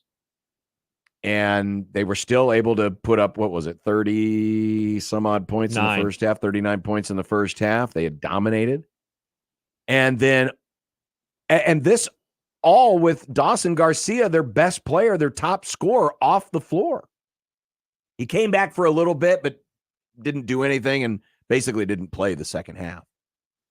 And I even tweeted in the moment, I said, no rim protection and no best player on the floor. Minnesota's in for a long night. And I thought they were. And then it flipped. I mean, you talk about a role reversal. It was Nebraska in the first half getting to the ball first, or getting to the floor first on 50-50 balls. It was Nebraska getting the offensive rebounds. They had a couple of really nice plays off of offensive rebounds in the first half. And then in the second half, it was completely the opposite. Yeah. You sometimes see one half look a lot different from the first half, but I mean, this one's in the Hall of Fame. Dude, 39-24, and then it flips to 52-26. Yeah, Minnesota scores 52 in the second half. I described with a team that's not playing with its top scorer. Yeah, I described it earlier, but they have those percentage, the odds that a team's going to win a game, and this one is crazy because it's become a meme around here, right? Nebraska had a 98% chance to win, and they blew the game, especially in football, going back quite a few years. This one was wild because it, of course, peaked in the first half. They have a lead by 17. And it's not like it just stays there the whole game, and then there's this weird drop. It drops, and it's the inverse in the second half, where Minnesota, comes back, and they don't just win, but they end up winning by double digits. And I know that at the end of the game, there were those moments. I mean, it was tied for a while. It's kind of like a tit for tat for a few. And then Minnesota after that was up, 5, 6, 7 points, and they were kind of stiff-arming them. And then they get the last few buckets, and they win the game by 11 points. But it was, just don't see this very often. And just how easy it looked for Minnesota, and how just Nebraska, all these empty possessions, and sometimes empty possessions without even a shot. Well, it's the turnovers, and and that's one area where Nebraska's been good this year. They have not been a turnover-laden team, and it's not like Minnesota is a team that turns a lot of people over. But Jamarcus Lawrence last night, for the point guard to go 1-7, 1 assist, 7 turnovers, and 0-5, I believe is what the number was in the second half. I mean, those things just cannot happen. No. And you mentioned Tominaga earlier, 4 points, 0-5 shooting, 0 for 4 from the 3-point line. He makes the 4 free throws to get his point. I mean, the scouting report is out on him. Yes, 100%. If you can get physical with him and you can crowd him, it makes his life very difficult. And we saw this on Sunday, but sometimes you can get into his head a little bit. Mm-hmm. I think so. And frustrate him. As much as that's a part of his game where he gets into other people's heads, I think the reversal is true as well. Yeah. There was a moment, and it didn't result in anything but a common foul, but I happened to be watching just him on a possession and how he was trying to, get away from the defender, and he was pushing off. They actually could have called a foul on him 3 times earlier in that possession, and then eventually they did call it, and then they went to the monitor for to see if there was a flagrant, which there wasn't. It was a Mhm. silly review. But just watching him, you could just kind of feel the frustration coming through the television. And that was in the first half when everything was going well Yeah. for the rest of the team. Can I read a couple comments? Now, you are more than welcome to read a couple of comments. As I will also display a few of the comments because I was looking at the. Okay, perfect. Yeah. Well, Boy, hello. Well, I was looking at, how the official account. Hello. The official account. Oh yeah, they'll tweet out the under 4 media timeout, and this was the last one they tweeted, the under 4 media timeout. And I was like, I'm just curious. I'm going to look at the comments, and it was a poop storm. Yeah. The I Love Mike Dana account, big Chiefs fan, dropped the program. Catch D, another joke. Wow, losers, pathetic. Yeah. Jeez. Ray, this crap is on Fred. No mask, nothing for Tominaga, no point guard. Minnesota best player out. Unacceptable. Just a rogues gallery of angry fans. Okay, so you mentioned the one about Fred there. So Jordan comments on YouTube. He says, this should cost Fred his job, and I don't think I'm overreacting. And then I have 2 tweets that I saved from last night from the reaction. Random Huskers / Royals fan wrote to me and said, I'd say fire Hoiberg, but doesn't matter. The next coach will suck just as bad, whoever it is. This program sucks. And then Mark asked the question of, was this Fred's Nebraska in Dublin game? And I mean, look, there's no equivalent, right, of an onside kick. No, there was no equivalent in this game of Fred misfiring on something that was that obvious to the But I read that more as just the general tenor that surrounded the discussion of Fred Hoiberg and the Fred Hoiberg era. Like that was a breaking point for a lot of people, kind of anyone who was left over. Right. The Northwestern loss ended up being the nail in the coffin. And I did sense that last night, and I think that I'm sensing that from some of the comments early on. That said, I think that the first tweet that I read, man, but does it matter? Like that's how I feel. I am so out on this program ever doing something. And I know that that's like a horrible attitude to have because all it takes is one good coach. Mm-hmm. You know what I was thinking of last night was a conversation that we had at the end of last decade on our last show of the year. We had Steve Sipple on, and we kind of did a decade in review about Husker athletics. Yeah. One of the questions that I asked him was, hey, this is going to be the decade where Nebraska gets their first NCAA tournament win, right? And it just seemed like such an obvious at that point in time. Fred Hoiberg had just started, and it's not like that season was going very well, but he was a couple months on the job as 2019 came to a close. And it just seemed like with Bryce McGowan's coming in and with the uptick in recruiting and with the uptick in coaching acumen that like this was going to be the decade. And now I find myself truly to this point where if this guy can't get it done, dare I say no one can. And I hate that attitude. I don't like it when people have that attitude with me about other things. And yet that's kind of where I find myself right now when discussing Husker basketball. I would look at it this way. If you're of the get rid of Fred group, mm-hmm. The problem is more just systemic, and maybe it's the wrong type of rebuild or the wrong type of philosophy or recruiting the wrong type of players. It's more big picture than it is, well, if we just get rid of him and just replace him right now with a better coach, the results are going to be better. I don't think that's going to be the case. I don't think this is one of those situations where you can make like, with the Phillies 2 years ago. They fired Joe Girardi, third of the way through the season, maybe even earlier than that. They brought in Rob Thompson, turned the team around, went to the World Series. I don't think that kind of a move mid-season is going to change anything. No, for the record, I don't either. And so based on how I feel about that, I would just say, I mean, you who you are right now, write it out this year. And if things aren't better or to your satisfaction, then make the move. But I don't think leaving him on the tarmac like some people suggested last night or anything else is going to change anything for this year. For the record, when I read these comments, and maybe I'm reading them wrong, I don't read it as fire him immediately. I read it as like this is the end of the road. Right. I mean, I was string. just reacting to a For few sure, of the for ones sure. that were saying he needs to be fired right now or needs to be left on the tarmac, things like that. Yeah. So that's my opinion. Couple more comments that I think hit on something pretty well. Max says, this is where I find myself. One coach can turn it around, no doubt, but I will absolutely not expect it. And then Joe writes, I don't know how he did it in Ames, but it seems pretty clear he can't build a program. Constant roster turnover year after year is not the solution. Well, and keep in mind, Fred relied heavily on transfers when he was at Iowa State. Granted, under different rules. Much different rules. But, he was big into, bringing in transfers and JUCOs at Iowa State, and it worked quite well. Sometimes it just fits better at different places. I'll use Greg McDermott as an example. Greg McDermott at Iowa State, it didn't work. No. Greg McDermott at Creighton, it works. Yeah. Now, Greg McDermott's also a different coach. He's coaching different systems than he was when he was coaching at ISU. But the bottom line is sometimes it just works better for people in other locations. For Fred, being the hometown boy and everything, the mayor of Ames.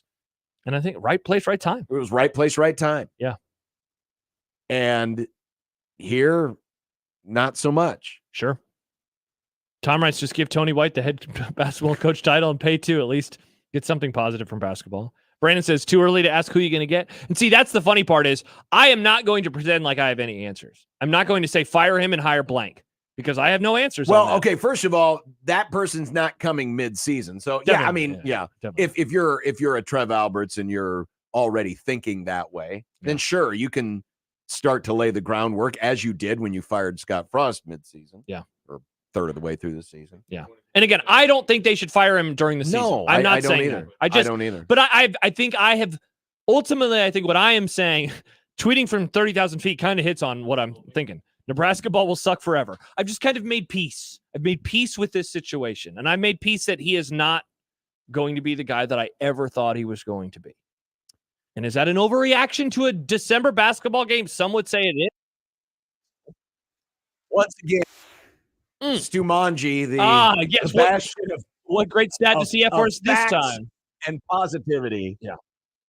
This was actually a tweet that he had from the end of last season, but he retweeted it again just to make his point. In the last 50 years of Division I basketball, 1,794 coaches have made it to year 4 of their tenure. 220 of the 1,794, or 12%, did not have a winning season in those first 4 years and were retained for a 5th year. So he's already in rarefied air. Fred falls into the 12%. Yeah. Of that 220, only 36 ever made an NCAA tournament appearance. Yeah. Yeah. I don't think he's going to do it. I don't think he will ever make the NCAA tournament. I wonder if Stu Manji has like some backed up in his reserves information like this, but from a positive perspective. That'd be sweet. If it ever gets turned around. I'm talking about in football too. Yeah, that'd be sweet. I'm guessing he does or could find them very Very quickly quickly. because he's a very good researcher. He is the Stu Manji Sports He's Bureau. the best. It just seems like right now, you know, every communique we get from him is, we've hit another low. Yeah, do you want to know the worst We've thing hit that's ground ever rock happened? bottom. Let's dig a little deeper. 2 text real fast. Jeff says, this game should definitely grab the attention of Trev. I'd be worried if I was Fred. And along those lines, Dan texts in with actually what kicked off the debate last night amongst my friend group. Waiting until they were up only 2 to call a timeout. To call a timeout was a killer. Timeout should have come much sooner. And that was what kicked off my friends arguing with each other. That was, and I missed that part of the game because I had tuned away at halftime. I was up doing something else, tuned back. And you know how that when you turn on the cable box and the thing is across the bottom and it says what channel you're on and what show is on, and it was covering the score bug. Yeah. And just for a brief flash, I thought I saw the score and it said, that didn't say Minnesota's ahead. No. And then finally, after 5 seconds, it disappeared and it was like, oh crap, they're losing. It wasn't lying. Because I thought it said Nebraska was up 80-60. No, they're down 60-53. Not great. Not great. And then my son came downstairs and said, "Did you see what Nebraska ball did?" I said, "Yes, I did." Oh, is this the son who always loves reminding you that Nebraska is always bad in everything No, they do? this was Christian, who's more in tune with basketball. Okay, because Sam is always he's like, been to what did you Nebraska expect, games you and- moron? Yeah, Sounds like John's kid. Yep. Hi, Jesse. Hi, Jesse. Hey, guys. Yeah, Nebraska basketball to me feels a lot like Kansas football before Leipold got there. You've got Kansas, a basketball school with a football program that everybody kind of wanted to do well and hoped did well. It just didn't do well. And you wonder if it's not that they need a splash coach who can go out and recruit, but maybe they just need a younger, not that Leipold's younger, but maybe you need a younger X's and O's guy, just a different, I don't know, someone more like what's the guy that had 2 coaches ago with glasses, really good on TV. With Nebraska? Yeah. Sadler? No. Tim Miles? Yes, Miles. They need like a Miles guy, but maybe younger, maybe more of a player's coach. One of the difficulties is the recruiting thing. And if you think about it, back before NIL, all the things that when Nebraska football was going downhill, all the things we said were ailing Nebraska football recruiting, I think are really a realistic deal with Nebraska basketball recruiting. I mean, yeah, there's NIL money, but how much NIL money really is there for Nebraska basketball? Like, could they write a huge check? Yeah, but does anybody really want to? So I wonder if you just kind of got to build this differently, and it is what it is. And if, maybe be the Iowa football of basketball. And I know I'm throwing a lot of different names, schools out there, but I don't know. Am I wrong? Am I off here? Or it's just not a football, or it's just not a basketball school. It's just Jesse, I appreciate it. And it speaks to something that we have discussed on many occasions. It's not easy to be great at both sports. Now people will point the fingers and say, well, what about Michigan? Oh, yeah.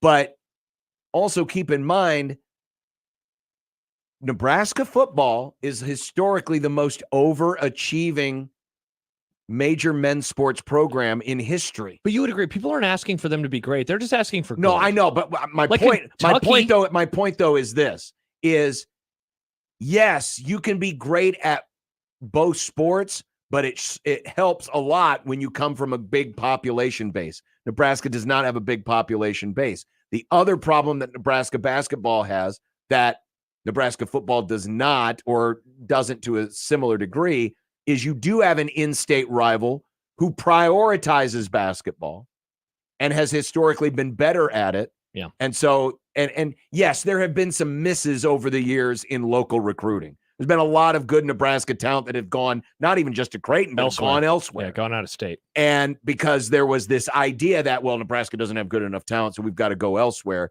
And so you've had all of these competing recruiting interests and just the overall perception of the program. And it's hard to be a great basketball program at a school that identifies as a football school, unless you have a great recruiting base like Michigan does, for example, to pull from. But I want to read some teams real fast, just that are in the AP top 25 for hoops. And great, you use the word great. What about just like above average, making the tournament? So here are some teams that are also good in football at this moment in time: Arizona, Kansas, Purdue, not so much this season, but they were good last year. But remember, Kansas has just recently become decent. Sure. I'll keep going. Baylor, take a big step back in football, but they have been solid. Texas, state of Texas. North Carolina. Again, but that's a basketball school. I wouldn't classify North Carolina. Texas. And the other problem is BYU. Kentucky, Tennessee. We think of Oklahoma, Nebraska basketball as awful. Texas A&M, Wisconsin. Outside of 2 years of Fred Hoiberg, what Nebraska basketball has been mediocre. Yeah, they've never been truly awful. Awful. Like the first 2 years under Hoiberg, yes, they were. This is a more recent phenomenon of them being this bad. Yeah, for a while it was just like, oh, they stink. But, like last year that's kind of the norm. Last year's was kind of the norm. Yeah. Or maybe being a couple of games above or below. Why are they like regressing at this moment in time instead of being okay still? I guess. Well, it comes back to the coach. It's a different roster now. Yeah, it definitely is. It's a different roster than last year. David comments on YouTube: if you were in prison and you would get let out if football wins 10 games or basketball would make the NCAA and win a game and baseball would make the College World Series, you would never get released. But Warden, please. What it shows you how hard it is to be great at many sports, especially at a school with a small population base. It is hard to be great in a lot of different sports. How does Iowa do it? They do have a bigger population base. Yeah, but they have a million more people than we do. Okay, that's fair. And better corn. And for the record, when you say like I'm not asking for great. I don't think any listeners remember, are asking Iowa's for great. not great. That's the thing, though. No one's asking for that from Nebraska basketball. They just don't want to be embarrassed every night. They don't want to check out in December. And I think a lot of folks are going to check out now. Why pay attention? They probably are, but that's they've made the tournament one time this century. They've done that in other years too. They've made it twice since Nick was born, and the first time was like the year he was a year old. It's a bad program. It's a mediocre program. But bad lately. 7-2 is not bad. Yeah, we'll see how long they're 7-2 for. Well, they won't be 7-2 after Sunday. That's true. Will they have 8 or will they have 3? We'll find out. Robin Washut will join us in a little while, but we will continue with more of Unsportsmanlike Conduct, including a little bit more on Kyle McCord. We got to update you. Got a poll question out there for you. Lovely. Poll boys. On 1620 The Zone. Previously on The Crossover. I want to hear the thank you at the end of it, too. No, thank you. No, thank you. When you order a Big Mac at McDonald's. No, thank you. Thank you, caller Connor. Good job, Connor. No, thank you. Maybe it was Connor Stallion. No, it could have been. Mornings with Sharp and Hanley. The Connor Happer Show. Unsportsmanlike Conduct. 6A to 6P. 1620. The Zone. Caller for right now, 402-951-1620. Qualifies for 1620 The Zone's 4-quarter pick'em. It's your chance to pick 4 football games correctly against the spread to win $1,620. Call 402-951-1620. Call now to qualify with 1620 The Zone. Your Omaha area forecast from the Godfather's Pizza Weather Center and KETV Newswatch 7 on 1620 The Zone. Mostly sunny and warm for your Thursday afternoon with potentially record-breaking temperatures. The high this afternoon in Omaha, 62 degrees, but breezy with southerly wind gusts possible up to 20 miles an hour. Staying mostly clear for much of the night, becoming partly cloudy by tomorrow morning, cool with a low of 36. I'm meteorologist Caitlin Harvey with KETV Newswatch 7. Sports fans, Let It Fly Sports Bar is your elevated sports bar experience. Indulge in our culinary touchdowns with a menu crafted to satisfy. Savory burgers, tender steaks, to our fire wings. Our world-renowned chef will leave your taste buds cheering for more. We've raised the sports bar dining experience with a new high-end design and incredible food. Whether you're a die-hard sports fan or just love the excitement, Let It Fly is your place. Host your next college game day watch party or private event right here. Elevate your game day experience at Let It Fly, located in downtown Omaha. Host is roasting every morning. Host is roasting every day. Put your coffee department in good hands with Host Coffee Service, providing direct delivery and loaned coffee equipment with service programs. If you're ready to change to a better coffee provider, it's time for Host Coffee. Omaha's best coffee since 1972. Host Coffee is always roasting something good for you. Woodhouse Cadillac is setting the bar when it comes to high-tech standards and safety features. The all-electric Cadillac Lyriq features hands-free driving and over 300 miles of range. The Cadillac Escalade has world-class electronics, including our 38-inch curved OLED diagonal display. Visit woodhouse.com and discover a world of sophistication and refinement in a new Cadillac. Woodhouse Cadillac, 112th and Dodge, where we're making car buying better. Woodhouse.com. Hi, this is Doug Nodgard with Equitable Bank. Great service never goes out of style. When the digital age dawned, many said computers would be able to handle many of the interactions that used to take a person. Boy, were they wrong. How many times have you called your bank and gotten a recording to press 1 or 2? Not at Equitable. Not only does Equitable answer your call on the first ring, it's answered by a human being. That's because Equitable Bank values its customers. Equitable Bank, we take banking personally. Member FDIC. Oscar's Pizza and Sports Grill is your home for the big game. Whether it's the NFL or a rivalry on the hardwood, you will find all the action on Oscar's top-of-the-line audio-video system. With 40 TVs and massive dual projectors, the game has never looked better. Pair that with their award-winning char-buffed wings and $7.99 Monday through Friday lunch specials. Oscar's Pizza and Sports Grill has everything you need. 173rd and West Center Road, and for takeout, 162nd and Maple. Looking for a unique gift for your friends and family? Any size gift card will fit every homeowner or gardener on your list. We're your one-stop shop and homegrown headquarters. Rooted in quality, unmatched value. Lenaha Nurseries, 192nd and Center. 1620 The Zone's Unsportsmanlike Conduct, brought to you by a great friend of the program, Union Bank and Trust.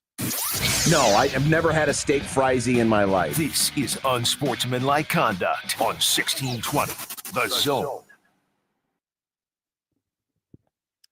We have a poll question up for you on the J-Tech Construction Zone Twitter feed at USC 1620. Poll.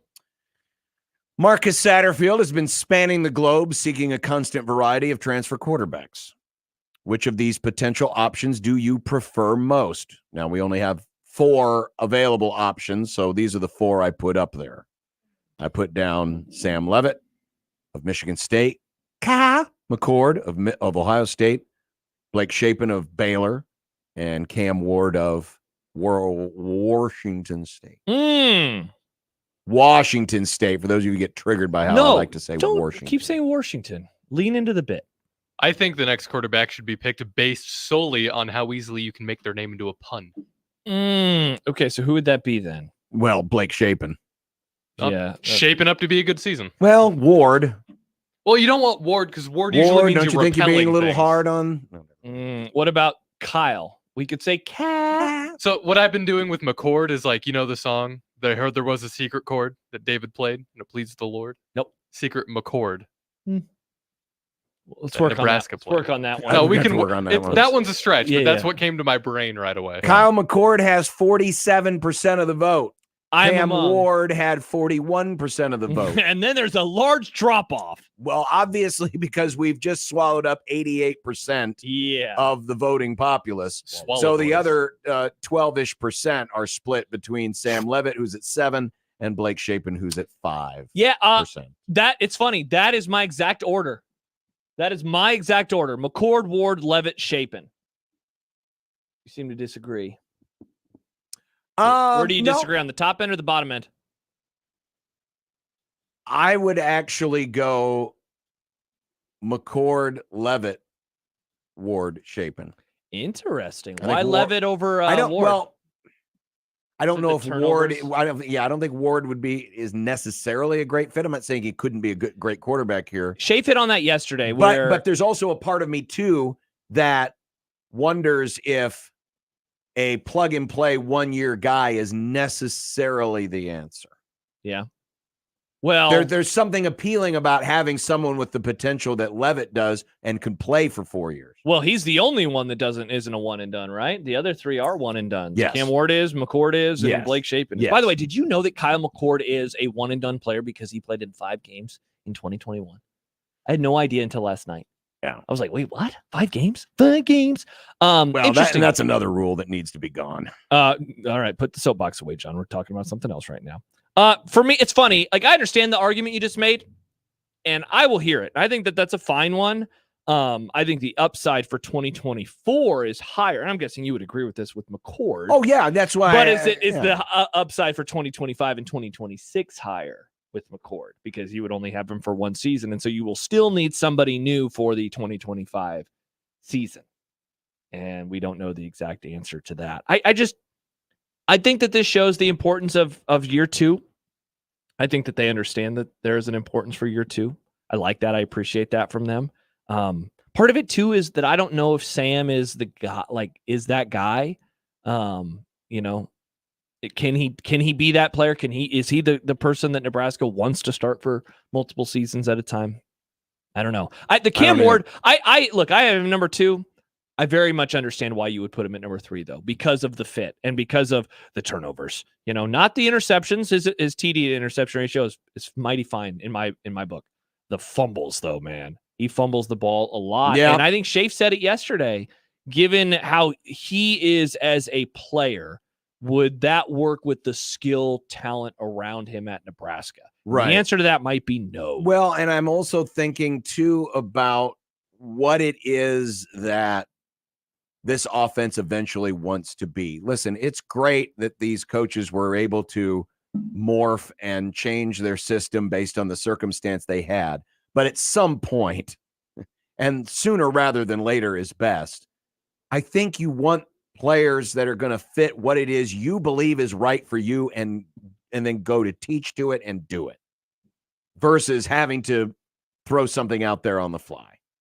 And having a quarterback that you can plug in that you believe fits what it is you want to do. You want to be a ball control system, traditional run game with the ability to throw. That's what you want to be. Mm-hmm. And you don't necessarily want a running quarterback, or you don't want the quarterback heavily involved, if involved hardly at all in the run game. If that's what it is you want to be, then I think that's what it is you need to start working to be post haste. I get why last year was last year, but and you always have to be willing to adjust on the fly. But this is a new season. I mean, it literally is a new season. It's a new season. Yeah, and it's a new opportunity to get you on the path that you believe is the proper path to move this program forward. Yeah. So, and I think so. I look at a little bit of that as well in how I chose, but we'll see. I think Nebraska's got a decent chance, dare I say, a good chance of getting Kyle McCord. I think they're going to land one of these named players. I feel comfortable in saying that. It sounds like Cam Ward's got bigger suitors out there. Yeah. But I think McCord's got I would be surprised if of the quarterbacks mentioned, and we'll throw in Will Howard in that bunch as well. I think of those other 4, I'm putting Cam Ward off to the side. I think Nebraska will get one of them. Yeah. I think so too. I think there's a 75% chance Nebraska will get one of them. Yeah. Which one specifically? I lean McCord, but if I could throw a blanket over 4, those would be the 4. And same again. McCord. The other 3 on the Shapen, McCord, Levitt, and Howard. Yeah. Of those 4, I think Nebraska's got a 75%. I think that's a solid bet, because at a certain point you'd figure if there was anyone else that was going to be in the discussions that they would show up by now that you're, a few days in, that everything opened up on Monday. So I think that it's Thursday. I think that's a pretty solid list. Coming up next, Robin Washington of Husker Online. He was in Minnesota and saw it firsthand. Yuck. Including the front half of the game He that saw a lot the of good people parts. didn't see. Let's talk about the good because parts. it wasn't on television. He could just do a play-by-play for us since we missed it. I don't think he wants to do that. Okay. 16:20 this morning. Hey everyone, Josh Peterson here for my friends at Kugler Vision. Maybe you didn't see what happened in the first half last night. And that's just because you're struggling with the vision, and you watch games on TV, you watch games in person, and everything's not very sharp, and you can't tell, is that a 16 or a 15? And you're incredibly annoyed. Maybe you go to your son or daughter's sporting events, and you're one of those parents that paces around in the outfield, or you're at the top of the arena at the gym, and you're trying to watch, and you're just struggling to see everything that's on the floor. Well, at Kugler Vision, they can help you out. And as we come to the end of this year, 2023, you might have some money sitting in the flex plan or in your health savings account. How about this? Even if you don't, they have affordable payment options. So what do? Well, you give them a call, 402-558-2211, or you visit their website, kuglervision.com. You can take a vision quiz, or you can book your appointment now. Find out which of the 7 procedures that they have might work best for you, so you can see all the sports action clearly like you have never before. 402-558-2211 or kuglervision.com. Now live on Twitch, YouTube, and 1620thezone.com. Ian Eagle here from Thursday Night Football on Westwood One. Ryan Leaf and I are set for the Patriots and the Steelers from Pittsburgh this week. Mike Tomlin's squad still in the mix for an AFC playoff spot, but fell to 7-5 last week. Can they get back on the winning track against Ezekiel Elliott and the Patriots? Join us to find out on Thursday Night Football. Right here on 1620, The Zone. At Grainger, we're for the ones who specialize in saving the day and for the ones who've mastered the art of keeping business moving. We offer industrial-grade supplies for every industry with same-day pickup and next-day delivery on most orders, all backed by real people ready to help. So you can get the right answers and products right when you need them. Call quickgrainger.com or just stop by. Grainger, for the ones who get it done. Thursday Night Football is on, and it's only on Prime. Tonight, two perennial AFC powers tangle as the New England Patriots march into Pittsburgh to take on the Steelers. Not a Prime member? Sign up for a 30-day free trial to stream the game. Coverage begins at 7 p.m. Eastern with TNF Tonight, presented by Verizon, live from Pittsburgh. It's the Patriots and the Steelers on Thursday Night Football, and it's on Prime. Restrictions apply. See Amazon.com/Amazon Prime for details. The brand new Dollar General Distribution Center in Blair is now hiring. Starting wage is up to $22 per hour with benefits including medical, dental, vision, 401k, and a $2,000 sign-on bonus. Apply today by texting DG Warehouse to 25000 or online at dollargeneral.com/careers. Again, apply today by texting DG Warehouse to 25000 or online at dollargeneral.com/careers. Dollar General can't wait to have you become a team member at their brand new distribution center. Need a feast to feed the family? Godfather's Pizza has you covered. Build your own feast. Choose a medium specialty pizza, a medium one-topping pizza, and a side, like my new bacon ranch cheese sticks. Freshly baked, loaded with mozzarella cheese, tangy ranch, and topped with an abundance of bacon. Do yourself a favor and build your feast today. Godfather's Pizza. Do it. Shop Woodhouse Buick GMC first and experience the difference. Large indoor showroom at 119th and I allows you to shop inside during all kinds of weather conditions. They've got new and pre-owned inventory, stylish SUVs that fit the whole family comfortably, to capable trucks that get the job done. And Woodhouse Buick GMC has something for everyone. Right now, the 24s, they're arriving, including the GMC Yukon and the stylish Buick Envista that welcomes you into an environment where every tone, texture, and technology conveys the highest level of refinement. Shop Woodhouse GMC first, 119th and I, or online at WoodhouseBuickGMC.com. GMC, we are professional grade. This holiday season, give the gift of education. Give the gift of play, only at Omaha Children's Museum. From Black Friday through New Year's Eve, save $25 when you give the gift of membership. Members receive free daily admission to the museum, family fun weekends, early admission to our new interactive exhibits, discounts in the gift shop, and so much more. This holiday season, give the gift of fun, give the gift of membership with the Omaha Children's Museum. Visit ocm.org for more information.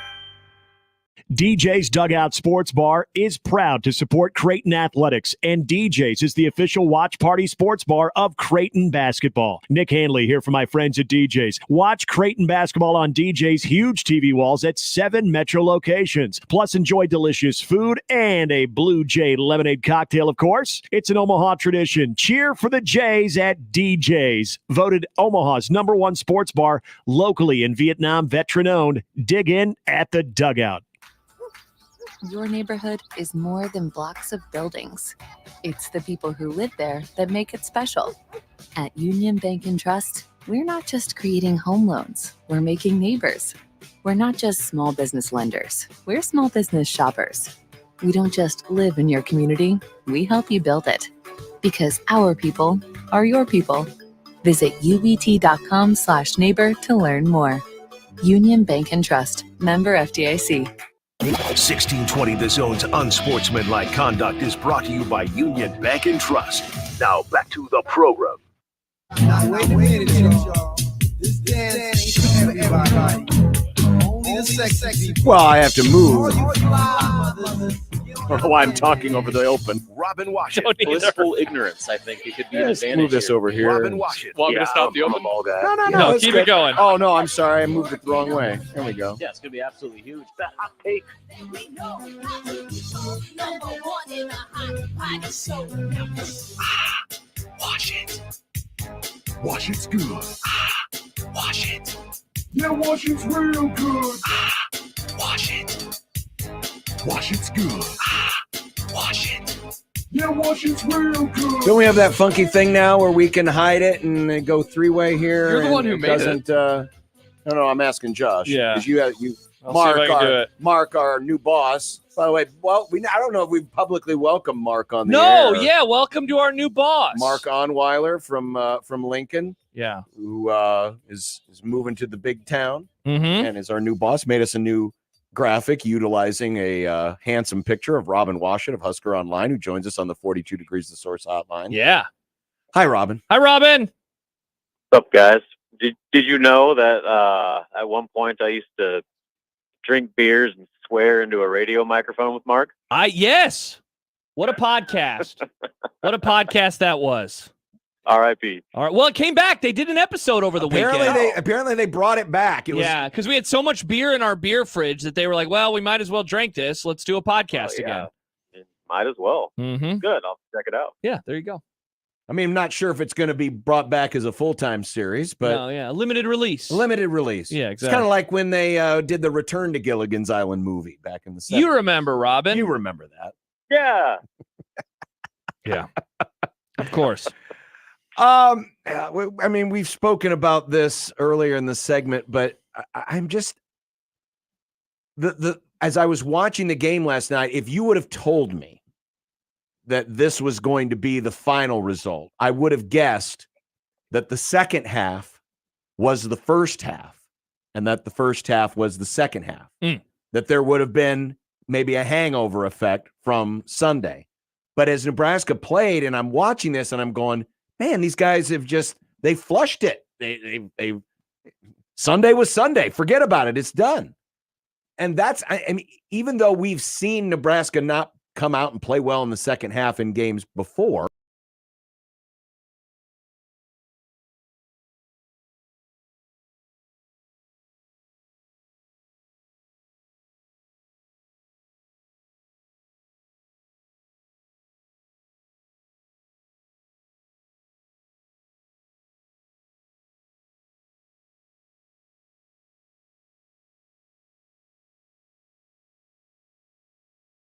Total disconnect offensively.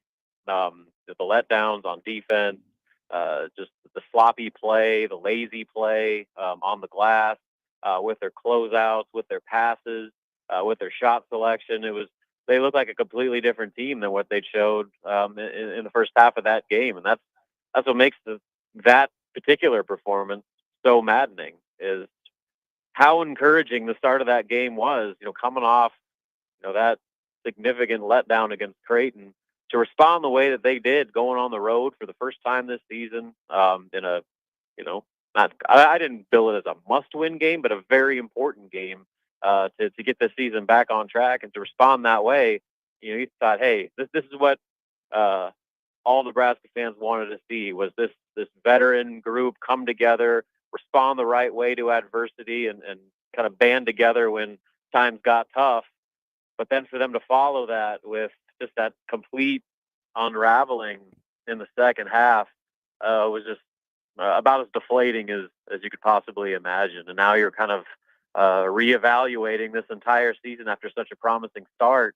This past week has completely changed the narrative to where, you're talking about this being a potential, NCAA tournament bubble team, to now, how far under 500 are they going to be? Just based off how disappointing 3 out of the 4 halves they played this week have been. Robin, you said near the beginning of that answer that you didn't think that it was a must-win, but certainly a very important game. Now, with the benefit of hindsight, knowing that they lost and knowing how they lost, do you think that this could end up being a fork in the road moment for the season in just like the worst way imaginable? Could be. That's kind of where the importance of it came from. I mean, in the grand scheme of things, it's, again, your first conference game of 20 in early December. So yes, there's still a lot of basketball and a lot of season left to play, but this is now 2 instances in a row where when Nebraska has faced real adversity, they've completely shut down, and things aren't going to get any easier starting Sunday. Yeah, Michigan State struggled, but guess what? They're still Michigan State. They're still loaded with talent, and they're desperate for a win as well. We'll be coming to Lincoln with something to prove. So, this idea that they have time to figure things out, that's over. That's what the first 7 games are all about. And you were supposed to be in a much different place going into this week than what we've seen. And the product over the last 2 games gives very little reason for optimism about how they're going to handle 19 more league games in a season where opportunities like last night aren't going to become very often, where you're favored on the road in a conference game. That might not be the case the rest of the way. And so that was a huge opportunity they let slip through their fingers. And once again, more than likely, Nebraska is going to be going into January with an uphill climb to try to salvage their season. And more often than not, we know how that ends. Robin, we saw last night, Casey was shut out from the field. His only points came at the free throw line. Did a great job of chasing him around the floor and really making it difficult for him on the catch.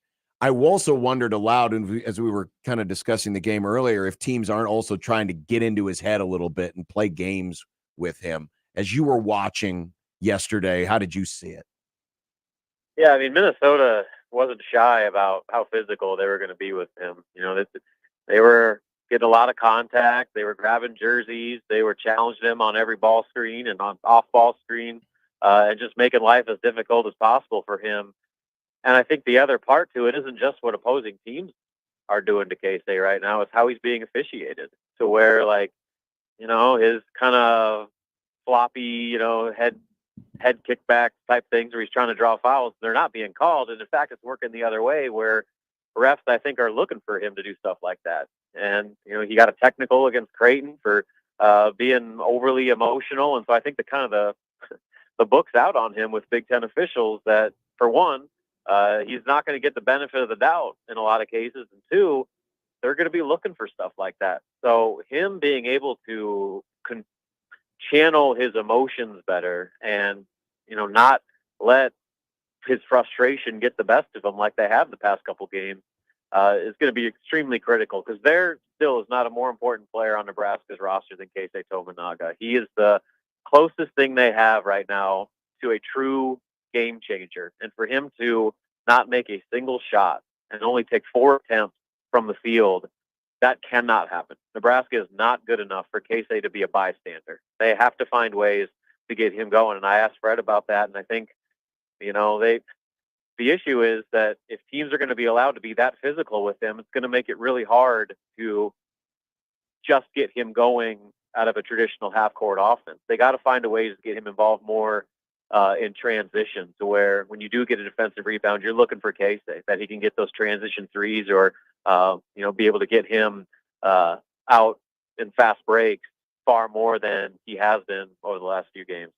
So, Robin, looking ahead to Sunday early evening, Michigan State's coming to town, and obviously their record doesn't look good on paper, but all 4 of the losses have come against teams that are currently inside of the top 25, including, a couple of undefeated teams in there in James Madison, which they lost in the opener, Arizona as well. What can they do differently in this one? I don't want to say how confident are you they can turn things around, because I think the tenor of this conversation kind of answers that. But what can they do differently in this one on Sunday versus Michigan State? Play with more effort, like the little things. Fred had a laundry list of things he was disappointed with last night, and trying to rebound with one hand, trying to catch passes with one hand, just being lazy on your closeout, letting the rebounds come to you instead of initiating first contact and, getting to the ball first. Those are the types of things they were doing so well at the beginning of the year. And for whatever reason, these last 2 games, they just stopped doing it. And so if you're going to try to beat Michigan State, you have no choice but to do all of those things, win those 50-50 balls, make all of the effort plays you possibly can to give yourself a chance. Because right now, Nebraska's just not skilled enough. You saw what happened when they tried to go shot for shot with Creighton. They got run out of the gym. They, just decided to play lazy hero ball in the second half, and they blew a 15-point lead against a Minnesota team that was without their best player. So, they don't have the option of flipping the switch on and off. That switch has to be on from the start, and it can't go off until the game's over, especially in a game like this against Michigan State, who's going to push the tempo. They're going to be physical. Like I said, I think the book's out on how you're going to be able to defend Keisei Tominaga, so they got to find different ways to create offense. And, that's part of it. But for me, the one thing that they can do differently is just play with some more toughness, play with some more pride, and stop being so lazy in those critical X factor type plays on the boards and defensively. Robin, does Nebraska have a point guard issue right now with Jamarcus? I mean, he wasn't much of a factor against Creighton, but 1 in 7 assist to turnover Martian last night against Minnesota. Yeah, it's been a roller coaster with him where he started the year and it was rough, which you kind of expected because that was his first real live action as a true point guard probably ever in his career. So you'd expect there to be some, work to do there. But then he had that stretch where 3 straight games, he had 12 assists and no turnovers. And that seemed to be running the show pretty well. Granted, competition wasn't what it was this week, but he was showing some real positive signs. And then, like you said, he didn't do much of anything against Creighton, and he scored last night. That was, I guess, somewhat encouraging. That was one of his best shooting performances, but the turnover is problem. I mean, it wasn't just, like he had some bad bounces or anything like that. Like, he was just getting his pocket picked, by freshmen. So like those are the types of things that if he's going to be their true point guard, they have to get more out of him.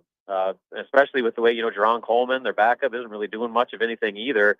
So yeah, I think they do have a point guard issue right now. And it's not to say that Jamarcus can't, steady the ship a little bit and, get back to where he was a few games ago. But, they don't have the luxury of giving him time to continue to ease his way into this thing. He's got to get significantly better as quickly as possible. And then, so what are their other options? Earlier this week, they asked Fred about Keisei playing more point guard. And we're talking about different ways to get him involved. Maybe put the ball in his hands earlier at the beginning of possession and have him play more of that lead guard role just to get him involved in the offense more and work through him more than they have been, certainly than they did last night. Robin Washut, HuskerOnline.com. Robin, thanks a lot. We appreciate it, and have a good weekend. You too, fellas. We'll talk to you later. Bye, Robin. Robin Washut on a 42 Degrees The Source hotline. The only catch about the new graphic, love the new graphic, but when we had Nick's camera under him, it looked like it said Robin Washut, Husker Online, always roasting something good for you. Yeah, so we're getting close. We'll clean it up a little bit. We're refining. I like the look of it, though. Yeah, but all you had to do was turn the camera off, right? That's how you got the yes. Try turning the studio cam and your cam off. Okay. Oh, boom roasted. Nick, see you later. No. I know what you're saying, but yeah get Nick. Yeah. Ooh, what if the show is just like this the whole time? Just kidding, Nick. No, that does look good for the interviews, though. Yes, for the interviews, that looks good. I like it.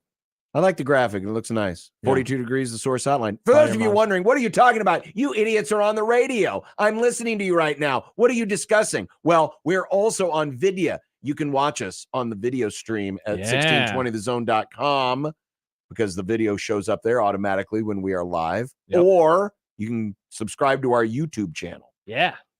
Josh will also be doing his eating challenges on there, where he eats the entire Taco Bell menu. You're doing a mukbang videos? What? There's a lot. I don't know if you know this. There is this whole subculture on YouTube of mukbang. I don't know what that is. Of people who just do these bizarre food challenges where they eat the entire menu at one restaurant. The Try Guys do that. It's great. The Try Guys? Yes. There's this dude named Eric who does this. He just eats the entire... Who's buying the food? I'll do it. He's buying the food. Well, I'll do it if you buy the food. Well, he's buying the food, but he's making the money by people watching him on the YouTube. That's how he makes his money. In the Try Guys case, the business buys it. So if we can get content out of it, we could probably expend that on a business I'd card. love to expend food. We're going to eat the entire Taco Bell menu. Or we could, local, support local. Support local indeed. I guess we can remove the Robin graphic. Well, yeah, Robin's not on anymore. Yeah. It does look really cool, though. By the way, have you seen this? Have you heard about this? So an article came out about Sean. Nick, you can turn your camera on again. Are you sure you want me in there, John? Sure, yeah. You know what? I'm going to tease this. You're going to tease this, and we'll come back with it. You know how we always say the under camera, the under hit. You know how we always say that. Go ahead. You know how we always say the under hit today. Yeah. The over hit in comparing things to 9/11. I'll tell you more when we return. Okay. Also, our 4-quarter pick'em coming up soon. We do. Which is still going on. We're still qualifying people. Yes, we are. For the 4-quarter pick'em. Despite the fact that Josh thought we were done with it. You thought we were done. I didn't say it. It was you. You guys were arguing when I came back in the studio. This is the last week of qualifying, though. As we all knew, this is the last week of qualifying. And today is the last time a contestant is going to pick the games on our program. That's true. And we still do not have a winner. That's unreal. Wait, what are we going to do with the money left over? Are we going to throw a Well, party? maybe that's what we can do to eat the menu. Use all $1,620 times whatever was in our budget to buy food. That's a great buy idea. everything next door. Popeyes. But that's what we should do. We should take the $1,620 curly fries, and Josh. We could do a Josh eats $100 off of every menu. So that way you can do it 16 times, and then you'd have $20 left over for the inevitable, sounds complicated. Roto-Rooter that's going to have to be done on your colon. Ooh, I think where we should begin it is the Drover. $100 of Drover food. Let's see if I can do it, folks. What's that, like a salad? A steak and a salad, basically. I'll do it. I'll do it. I know you will. I'll do it for the content. And then after that, I'll go to Mahogany. I would love to see Josh try to eat $100 worth of like Cane's. I'll try. That sounds amazing. Or Burger King. I love Cane's. Or Jonesy's Tacos. Or Takeout Chicken. Long John Silver's. Timeout Chicken, John. Timeout Chicken. Timeout Chicken. Timeout, which is takeout. Yeah. Long John Silver's. We got to talk about 9/11. We do. A famous person talked about it. We gotta talk about 9/11. We do. When we return. 1620 The Zone. Live from the Host Coffee Studio, this is 1620 The Zone. Christmas decorations. 1620 The Zone. Traffic. From the Zoom Drain Time-Saving Traffic Center, currently no wrecks to avoid this afternoon as you make your way across the metro. We are seeing delays on eastbound L Street between about 108th to 90th. Delays on eastbound 370 between 42nd and 24th. Also delays on L Street for both directions between 36th and 24th. And then delays on Dodge for westbound commuters between 680 and 90th. And for both directions in the intersection of 72nd on Dodge. I'm Mike Neville. This time-saving traffic is brought to you by Saul's Jewelry and Loan. Pulling in the holidays with Saul's. All jewelry in stock up to 50% off. Ladies' diamond rings starting at $89. Earrings starting at $39. Gemstone rings starting at $89. Pulling in the holidays with up to 50% off jewelry at Saul's Jewelry and Loan. Attention sales professionals. NRG Media is looking for an accomplished business-to-business salesperson who wants to take their success and skills to a new level. Is this you? Our account executives work with local businesses to create marketing plans to help them get more customers. On air, digital, on-site, audio, video, it's all part of what you could sell. A sales career with NRG lets you make a real difference. Get more info and apply online at nrgmedia.com. NRG Media is an equal opportunity employer. This year, be sure your giving includes the Heart Ministry Center. Located at 24th and Binney, Heart Ministry Center provides food, health care, and a way forward to people severely affected by poverty in Omaha. Your donation helps make all we do possible. Please visit us online at heartministrycenter.org. You can also take a tour or volunteer. You'll see just what it means to be part of the Heart. Heart Ministry Center, dignity for all. The holidays are here. This holiday season, we encourage you to come support our local stores in Omaha. And Westwood Plaza has everything you need to find that perfect gift. Chippy's in Westwood Plaza is Nebraska's only British market and bakery, offering food and beverages following traditional British recipes with ingredients imported from England. Whether it's pies, pasties, buddies, or even butterbeer, there's something for everyone. Stop in for some jolly good treats to make this year's holidays stand out. And a Chippy's gift card is the perfect gift to give. Stop into Chippy's British Market and Bakery, 123rd and Center inside Westwood Plaza. Ahi Sushi Ramen and Grill is an Asian fusion casual dining restaurant inside Westwood Plaza with a wide variety of Asian cuisine dishes available like sushi, hibachi, curry, ramen, and teriyaki. You're sure to find a favorite. If you're planning a holiday get-together, try a party tray from Ahi Sushi Ramen and Grill. Check them out at 124th and Center inside Westwood Plaza. Everything you need to shop locally for the holidays is at Westwood Plaza in Omaha. When it comes to protecting your home, J. Stennett Contracting takes pride in ensuring every detail is handled. Roofing, siding, gutters. When it comes to the exterior of your home, J. Stennett Contracting has you covered. This fall, consider gutter guards to block debris and prevent clogs and save you the hassle of regular maintenance. Schedule a consultation today and let J. Stennett Contracting's expert team and durable gutter guards ensure your gutters are working properly in every season. J. Stennett Contracting. We have you covered. JSCRestoration.com. Hi, this is Doug Nodgard with Equitable Bank. Great service never goes out of style. When the digital age dawned, many said computers would be able to handle many of the interactions that used to take a person. Boy, were they wrong. How many times have you called your bank and gotten a recording to press 1 or 2? Not at Equitable. Not only does Equitable answer your call in the first ring, it's answered by a human being. That's because Equitable Bank values its customers. Equitable Bank, we take banking personally. Member FDIC. This time-saving traffic is brought to you by Fernando's Omaha. Reason number 237 to love Fernando's. A helpful smile in every aisle. If you know, you know. Fernando's Pico, Queso Blanco, Artichoke Dip, and famous flour chips are now available at your local Hy-Vee. Now it's even easier to get your Fernando's fix. Let it fly. Your elevated sports bar experience. KOZN Bellevue, Omaha, Council Bluffs. This is 1620, The Zone. I think we're on to something here with this. If no one wins the $1,620, we're going to donate it to the Josh Eats $100 off the menu fund. As Steven points out, Taco Tuesday at Jonesy's is just $250. So $100 will go a long ways.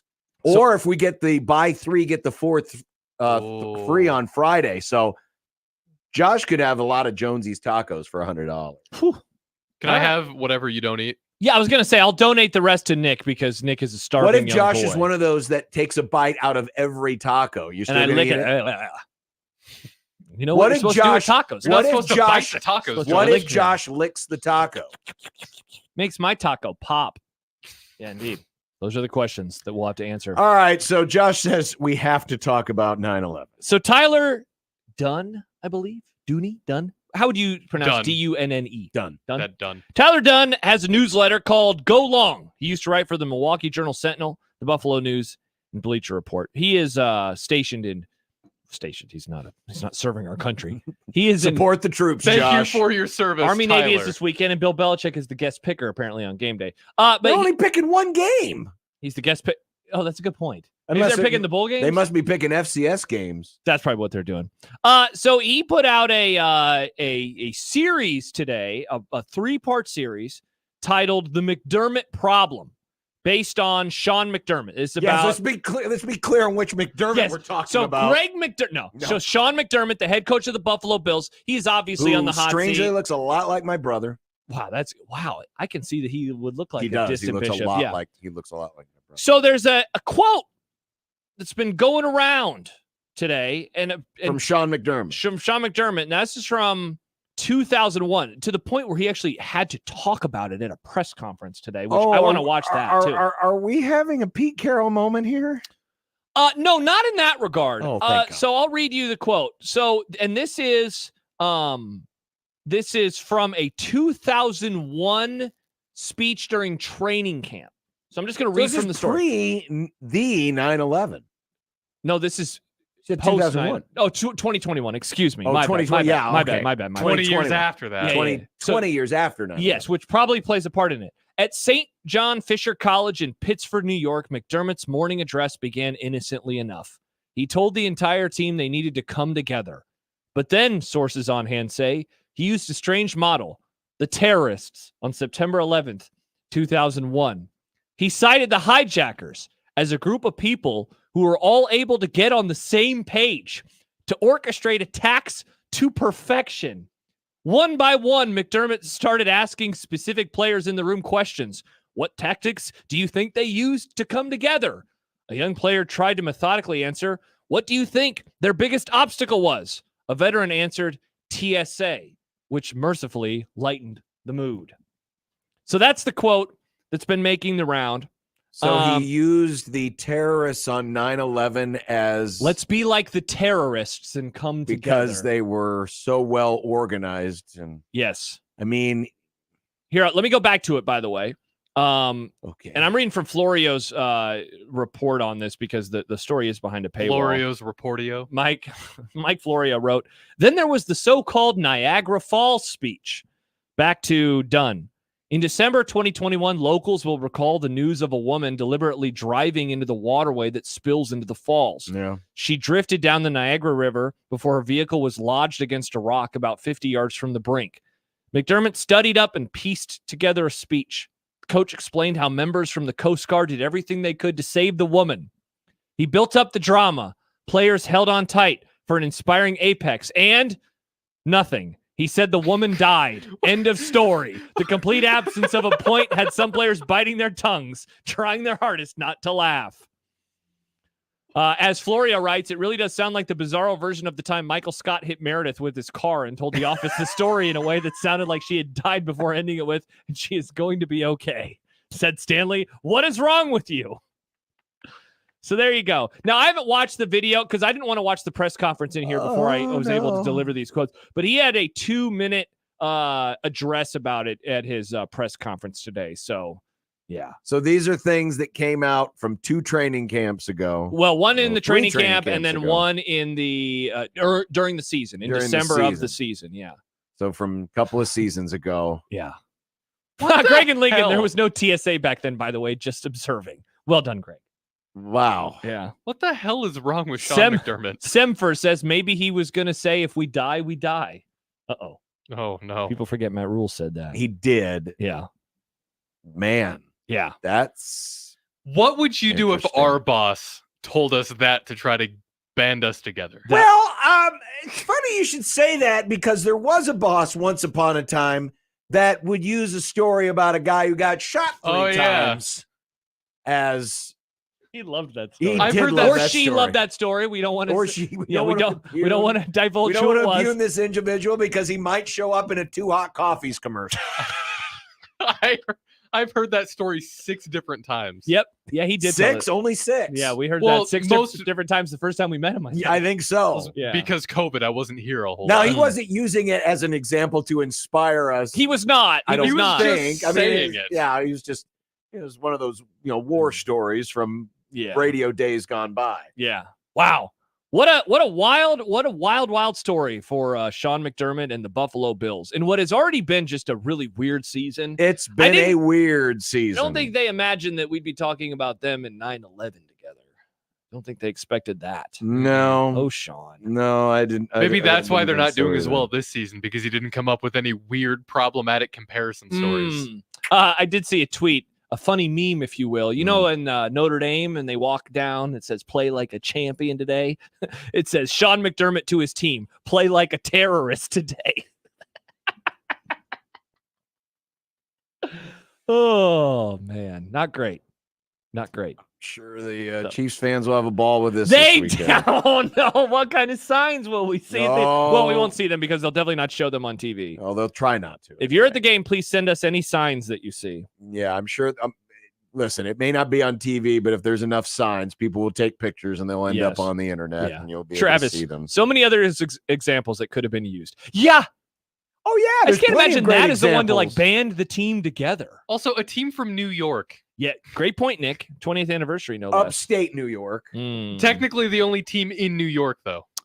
Good point. Good point. Jeff says that guy is definitely cooked if they don't make the playoffs. Yes, he is. I thought that this was going to be it for them, or for him rather, if they didn't get to a certain spot in the playoffs. And for me, it was either the AFC Championship or the Super Bowl. But if they miss the playoffs entirely, he's toast. I mean, the fact that he fires his offensive coordinator the day after they lose a game because there were 12 special teams guys on the field on the last field goal by the Broncos, like, he's scratching and clawing and trying to save his job. But yeah, if they don't have a deep run in the playoffs, he is toast, in my opinion.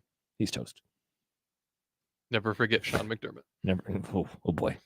Okay. Taryn, this is quoting Sean McDermott, maybe. Darren writes, play like Al Qaeda today. Yeah. Not great. I mean, listen, there's been a lot of bad analogies, allegories used. This is just strange in the past. I don't think it's offensive. Listen, I just think it's weird. Well, yeah, it is. It is. It's weird. Yeah. It's weird. See, I'm not easily offended, though. I mean, no.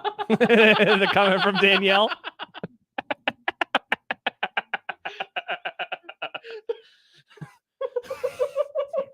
Travis says, not to be insensitive, but I do hope the Bills beat the Chiefs. He is disrespecting the Chiefs while being insensitive, but not in the way you would expect. Not in the More way at 11. Not in the way you would expect. Yeah. I'm not really sure where to go from here on this, but Bills Chiefs, big game. It is a big game. In fact, big game. A lot of big games this weekend. Big that shoes. impact the playoff chase. I mean, we talked about it yesterday. Yeah.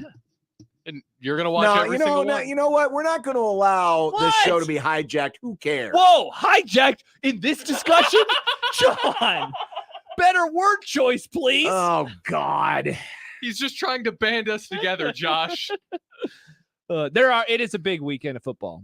It is a big weekend of football. Dolphins Titans, the biggest game of the week. Definitely not the Well, biggest game. I mean, it is in the fact that Miami now has a legit chance of being the number 1 seed. Wow.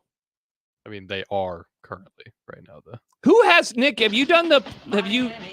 my gosh. We have to listen to this. Nick, have you done the Rip-off song. Playoff calculator if them and Baltimore both win out, who would be the 1 seed? Have you done that? Well, if that's the case, it would be. Let me check. Why would it change? I haven't done it recently, but Okay. like when I did it. If it's Miami a now, while why ago. wouldn't it be Miami So, at the end if they're still tied? I can do it real fast, Nick. Okay, now don't get mad at me, but I'm going to bring up the Cowboys for 5 seconds. So if Dallas wins this weekend no one cares. against Philadelphia, they will be ahead of them on the tiebreaker.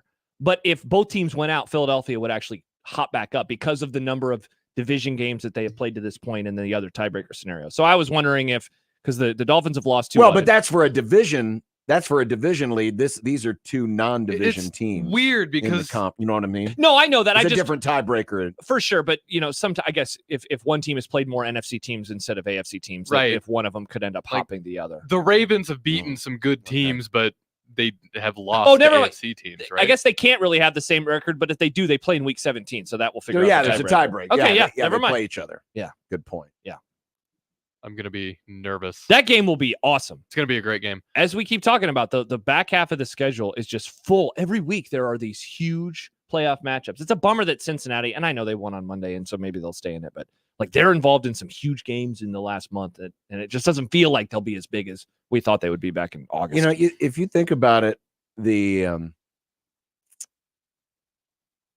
when's the last warm weather AFC championship game? Good question. Because with the Chiefs and the Patriots having hosted so many times, and then the Broncos for a spell. The Broncos have hosted, the Steelers have hosted. Wow, this is a great question. It honest, you know what it could be? It could honestly be the Miami Dolphins in 93. All right, so I'm looking at the most recent They hosted stretch. Buffalo. I think it was Buffalo's last or second to last of the 4 straight AFC champions. Because we don't count domes, right? Because Indianapolis hosted a couple, but that's domes. And if it had been out, I mean, it's cold weather city. Sure. Oakland in 2000, the There it 2002 is. season. There it is. But if you want to go true south, then it's Miami. No, it's actually Jacksonville, the year that the Rams won the Super Bowl. Jacksonville hosted Tennessee. That's People forget right. that Jacksonville that year won 14 games and had 3 losses, and all 3 of their losses were to the Tennessee Titans. Brutal. Yeah. Brutal. They went 14-2 in the regular season, and then they went 1-1 in the playoffs. All 3 losses were to Tennessee. I was just going to say the Saints weren't at home on their run. He's saying AFC. That was Oh, NFC. My Yeah. bad. NFC. I was So, yeah. talking the AFC AFC part. So yeah. So it's been a while. It's been a while. Been a and while. before that, yeah, Miami, like you Miami. said, against the Bills. And before that, Miami against the Patriots in 86. It just, wow, that's nuts that we just haven't really had these. Hey, you're right. AFC title games always are cold. Yes. Sometimes snowy. So what I'm hearing, And most NFC games are in warm weather or domes. Yeah. so what Say I'm for hearing Green Bay. from you is Miami is due for another one. That'd be fun. They are.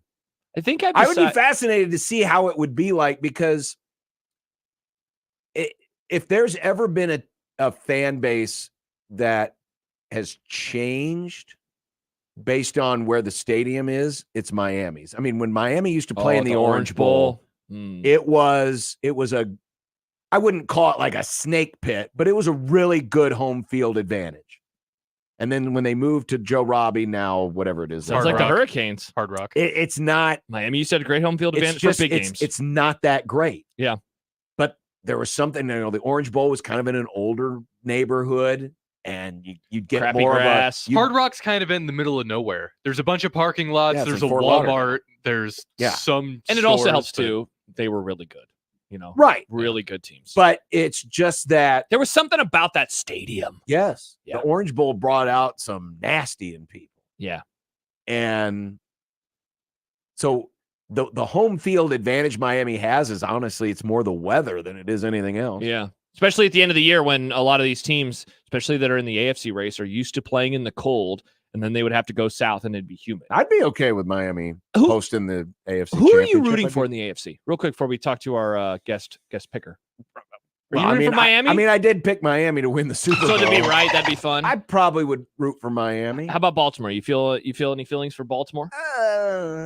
Not really. My list would be I wouldn't be mad. Miami, Baltimore, and then if Buffalo could somehow get in and make a run, those are the teams that I would like Yeah.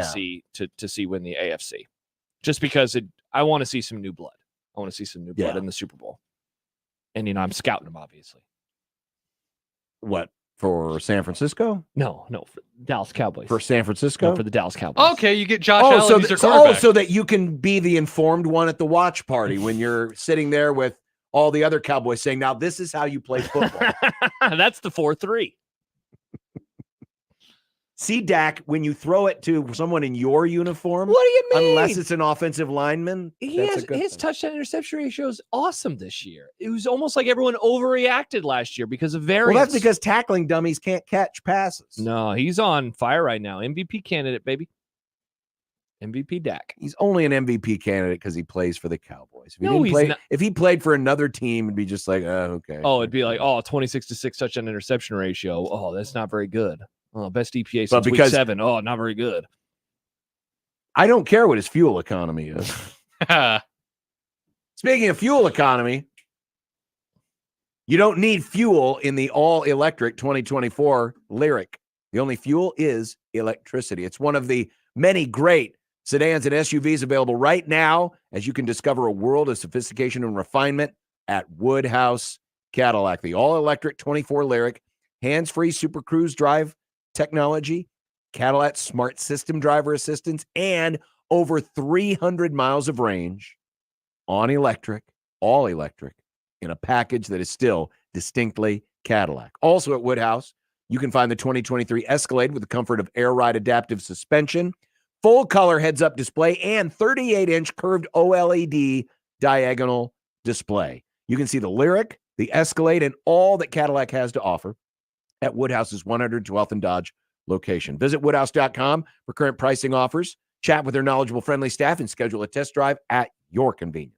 Woodhouse Cadillac, where every detail is meticulously crafted. Woodhouse Cadillac, 112th and Dodge in Omaha, and always online at woodhouse.com. Mornings with Sharp and Handley. What in the hell is the smell outside? Yes. Yes. So if Great you are question. just going outside It's money. this morning. You know what that is? It's money. No. That's manure. Hey, You know. you're in a gots-to-go situation, manure, because it's awful outside. It is bad. It is bad. Mornings with Sharp and Handley. Weekdays 6 to 10 on 1620 The Zone. Your Omaha area forecast from the Godfather's Pizza Weather Center and KETV News Watch 7 on 1620 The Zone. Mostly clear skies tonight with temperatures warm until after sunset. Temperatures quickly dropping into the 40s. Tomorrow morning, a temperature in the upper 30s, mostly cloudy skies throughout the day, and a high temperature tomorrow in the mid-50s.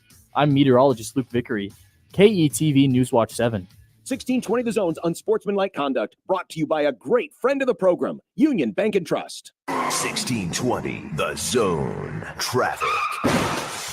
From the Zoom Drain Time Saving Traffic Center, Heads up, a few wrecks to avoid this afternoon. We've got a crash blocking the right lane on the southbound Blair High Road at Ida Street. Also a wreck on the exit ramp from westbound I-80 to 370. A crash has the right shoulder blocked on eastbound Dodge at Regency Parkway. A stall on eastbound Blondo at 102nd causing delays. And we've also got a stall blocking the right shoulder on Military Ave southbound at 60th. I'm Mike Neville. This time-saving traffic is brought to you by the Nebraska Lottery. The Nebraska Lottery hopes you have yourself a classic little Christmas by entering non-winning holiday classic scratch tickets for a chance to win $1,000, $5,000, $10,000, or $20,000. Top prize odds vary by game. Promotion ends January 3rd, 2024. Doctors Bimbo and Vince Petro provide quality and caring dentistry for the entire family in a friendly, relaxed environment at the northwest corner of 144th and Dodge. New patients are always welcome. Look no further than Doctors Bimbo and Vince Petro, dentistry for the entire family. Experience Omaha's first Indian restaurant and brewery. Jaipur has created delicious Indian food and brews, from the tandoori salmon to the chicken tikka makhani. Jaipur has something for every palate. 2 locations, Rockbrook and Dundee. Come see why Jaipur has been voted first place best of Omaha 18 years in a row. Good boy. At Cox, we think all customers deserve a reliable connection. So whether you're a loyal customer who's been with us for years, or you're new to the family like this little guy, you'll get the same great deals on the same great internet. And no matter who you are. See how you can save at cox.com/deals for all. Other restrictions apply, all rights reserved. Creighton Sports Update. Hey, Blue Jay fans, it's basketball season here at Creighton. So get your tickets and come out and support your Blue Jays. For tickets, go to Ticketmaster.com, go Creighton.com/tickets, or visit the ticket office located at Ryan Athletic Center. And that's your Creighton Sports Update. 1620 The Zone proudly supports Creighton Athletics. What's holding you back from learning the language you've always wanted to know? Too hard. Takes too long. Not with Babbel. Babbel's lessons take just 15 minutes a day. 15 minutes isn't long. Nope. And they're fun. Fun isn't hard. Right. Babbel's interactive lessons, podcasts, games, and more make it fun and engaging, so you don't realize you're learning a language, but you are. And Babbel's lessons are built around real life. You can choose from topics like travel, business, relationships, and more. You'll learn what matters most to you. Plus, Babbel's lessons are designed to get you speaking right away. In 3 weeks, you're able to start having conversations. Just 3 weeks? Even better. Since Babbel's lessons are designed by language experts and voiced by real native speakers, you'll get the accents just right and be able to carry on conversations with confidence. Learning a language with Babbel doesn't take long. And with Babbel, it isn't hard. It's perfect. And now, try Babbel free at Babbel.com. That's Babbel.com. Babbel.com. Make the right call, fans. The Rooferees at John Higgins Weather Guard. Rooferees. This is unsportsmanlike conduct. So it's not just in the result, but it's also in how it looks and how it feels. The 1620. The Zone. Yeah, I know why I have not been watching this in season. God, that's ugly. Oh, it's so bad. I didn't think it was going to be so shiny. It's awful. Yeah, it's pretty It looks like it does. It literally looks like they're playing on a Microsoft Surface. Yeah, it does look very shiny. Yeah, it's bad. It's really bad. That color combination of the paint? The paint in what's that called? Not the end zone. What's that place called with the orange? The lane? That's the lane. This is the paint. Yes. Yeah, that's the paint. Why's the orange in there? What's that? Well, it's the trophy. It's supposed to be the So, you know, it's way too try hard. It's just way too. It's just a lot. It's a try hard thing. Oh, it's called the paint because generally that's the only place there's paint. Right? Back in the day, yes. That's why they call it. You know, but now it's all paint, so nothing's paint. Yes, gotcha. Yeah. See, it's just a bad floor design. Oh, let's do some picks. Anyway, sorry. Let's do some picks, but not basketball picks. Not basketball. This is 4-quarter, not. It's our 4-quarter. Well, there's 4 quarters in the NBA. This isn't 2 halves pick 'em, which is college. But there is 4 quarters in the NBA. That's true, thankfully. Brad joins us on the 42 Degrees The Source hotline. Hello, Brad. Hi, Brad. Hey, how are you guys today? Good, man. Very good. Rules are simple. 4 games, college or pro, against the spread. And if you hit all 4 against the spread, $1,620. Pretty simple, right? Oh, yeah, without a doubt. All right. So, Brad, it's an interesting weekend because we only have one college football game and then, of course, the NFL game. So are you going to pick the one college game or are you just going all pro? Just going all NFL. It makes it easier for us. Yep. All right, let's do this. So all lines available right now on the FanDuel Sportsbook. Josh is double checking them. Make sure we have the current line. Brad, what's your first pick? I'm going to go the Packers 6.5 over the Giants. So we're going to go with one of the last games of the weekend. The Packers minus 6.5 on the not doubleheader. All right. On Monday night. Yeah. So go, Pack, go. All right, Brad. What's next? The Texans 3.5 over the Jets. The Texans. That is one of the earlier I sense games. an anti-New York. I like it. I like it. Trend going I'm a Cowboys fan, so. Oh, great takes, Brad. What else do you got for us? The Chiefs. 4.5 over the Bills. Oh, short line. We'll be talking about this game with Todd for a minute. Is it 4.5? 1.5. Oh, 1.5. 1.5. Yeah. 1.5. Short Wow. home favorite. Oh, yeah. Oh, yeah. And Brad, your final game. I think I'm going to go with the Browns by 3 over the Jags. The Brown. Ooh. Browns what's up with Trevor Lawrence? All righty. All right. So let's recap these real fast. And I put them in order of games for Mr. Odson. So I have the Texans minus 3.5. I have the Browns minus 3. I have the Chiefs minus 1.5. And I have the Packers minus 6.5. Sounds like a winner to me. All righty. Well, we haven't had one yet, Brad. No, so we have not. You could be the first. Perfect. Brad, good luck. All right. Appreciate it, guys. Thanks. You bet. Bye, Brad. There it is. Brad with our 4-quarter pick'em. And yes, this is the final week to qualify. Next week will the final picker on the Connor Happer will show take place. And we have yet to have a winner. I think. Wow. Am I not mistaken? We've had at least one winner every year we've done this, right? At least. I there was one year where we almost had to stop the contest 2 or 3 weeks in because we kept having so many winners. We were almost out of money. It's pretty awesome. Well, it's not pretty awesome. It's awesome we have some money left over. We need some winners, though. We need some winners. Well, yes. We need some winners. Preferably from the Grum. So, Brad, good luck. Bingo. We want the bragging rights. Well, there you go. Good luck. By the way, more responses to the whole Sean McDermott. Oh, good. I saw this is just a reply guy to Schefter, but he said he used Pompeii as an analogy to avoid a late season meltdown. Well, time plus tragedy. Yeah, oh yeah, we can make fun of Pompeii. Yeah, Pompeii's hilarious. Yeah, it's been so long. Nobody from the Sean McDermott of 2,000 years from now can make a 9/11 reference. Oh, okay, that's true. Yeah, but not. Yeah, you can't make fun of not that 20 years. Yeah, right. Yeah, chance. How about that line? Did Lee Harvey give up when? Wow, Nick, too soon. 1.5. 1.5 for the Chiefs at home. So essentially saying on a neutral, that would be pick them to Bills' favorite territory.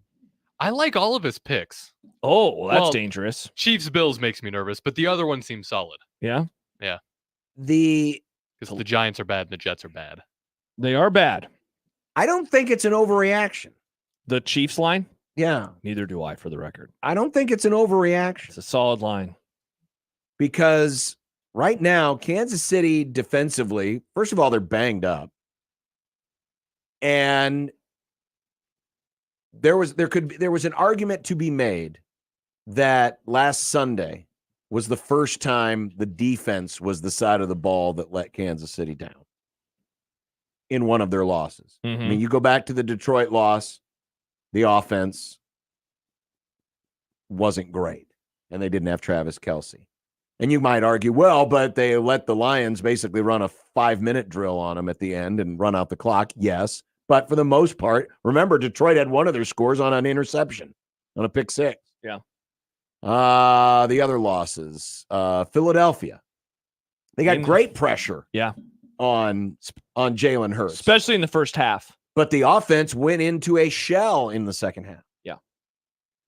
Yeah, they're up by 10 points. Of course, Green Bay game, and then the other loss was to Denver.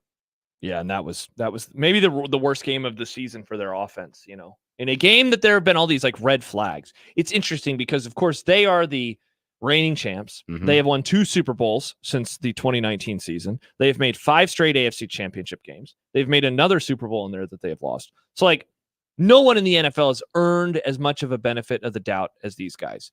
And yet, there is, I sense a wariness to predict against them or to pick against them because, people just don't want to look like idiots and say, like, I'm out on the Chiefs. And then the Chiefs win the Super Bowl again. It's like, you looked like a moron. But it just seems like it's going to be really, really difficult for this iteration to do it.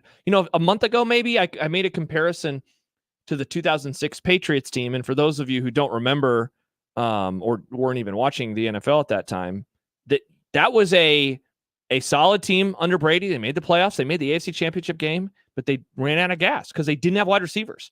And the following years when they brought in, it was Wes Welker and Randy Moss and, 07, 18-0 before they lose to the Giants. So I wonder, like, the lessons to be learned. I'm so fascinated to see what the Chiefs do after this year. Like, are they going to try to make a trade? Are they going after someone in free agency?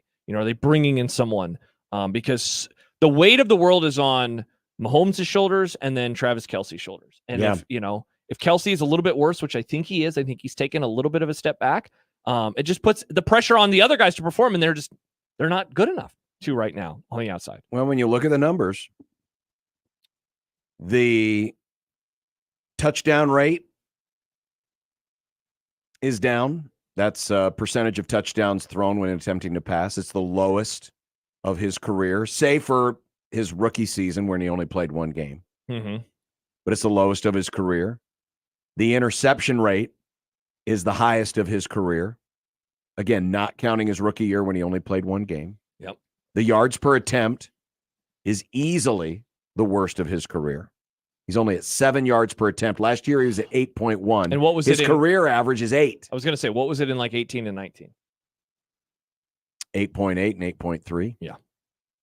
His quarterback rating is 10 points lower, and his QBR is 10 points lower than last year. And his yards per game is down 40, almost 50 yards a game. Yeah. And I think all of these numbers are lows. And yes, there's been some drops. I get it's not all on him. No. But he has looked more and more like Brett Favre this year than ever. Where, he's exciting, but there are times where he will make throws where it's like, bro, where were you going with that? Mm-hmm. And again, I think he doesn't.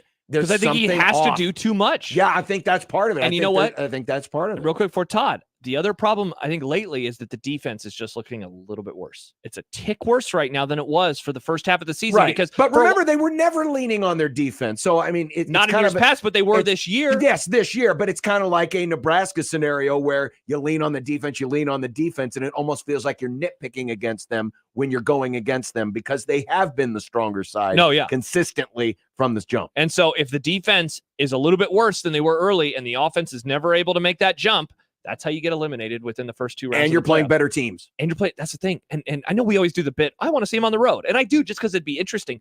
But they make the divisional round. They're probably playing some combo of Miami on the road, Baltimore on the road, Jacksonville maybe on the road or at home. Like it's going to get a whole lot tougher by that point in time. And they just lost to the Packers. Coming up next, Todd Furman of the Bet the Board podcast. Let's look at the games of the week next on 1620 The Zone. It's an NFL doubleheader on Sports USA. And first, we head to the Windy City as Goff, Gibbs, and the Detroit Lions roar into Chicago to face Justin Fields and the Bears. Then it's off to Kansas City as Josh Allen and the Buffalo Bills come into Arrowhead to try to outduel the Chiefs with that dynamic duo of Kelsey and Mahomes. It's the Lions at the Bears, then the Bills at the Super Champion Chiefs. This Sunday on Sports USA. If it's the NFL, it's on 1620 The Zone.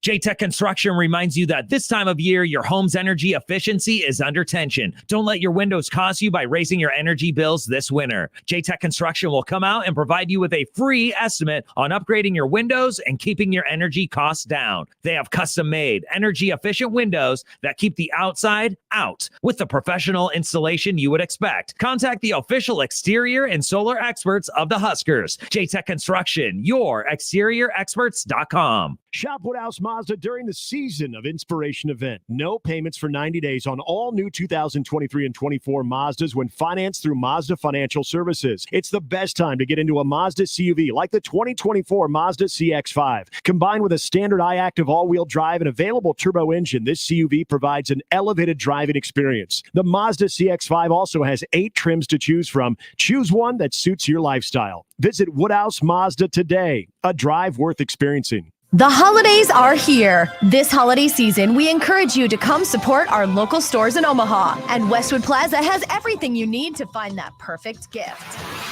Boots for Less inside Westwood Plaza has been Omaha's home for work boots and Western boots for men, women, and children for 30 years. We're proud to offer a discount to our military and union members. Stay tuned for our new online store. Come grab some great holiday gifts at Boots for Less, 122nd and Center inside Westwood Plaza.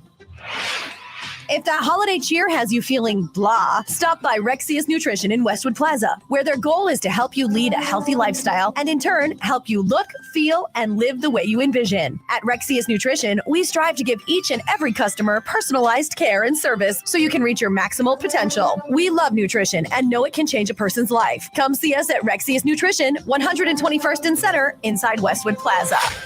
Everything you need to shop locally for the holidays is at Westwood Plaza in Omaha. The brand new Dollar General Distribution Center in Blair is now hiring. Starting wage is up to $22 per hour with benefits including medical, dental, vision, 401k, and a $2,000 sign-on bonus. Apply today by texting DG Warehouse to 25000 or online at dollargeneral.com/careers. Again, apply today by texting DG Warehouse to 25000 or online at dollargeneral.com/careers. Dollar General can't wait to have you become a team member at their brand new distribution center. The Renegades. Sticks. The Jukebox Heroes. Foreigner. With very special guest, John Waite. August 26th, CHI Health Center, Omaha. Tickets on sale Friday at 10 a.m. at Ticketmaster.com. Sticks and Foreigner. The Renegades and Jukebox Heroes Tour. That to-do list you have needs one more thing. Chill. It's an easy thing to do. Just crack open an ice-cold Coors Light and chill. Take the afternoon off and binge watch anything. Go to happy hour and stay for a couple hours. Who's counting anyways? Or hang out with just your dog because you've had enough human interaction this week.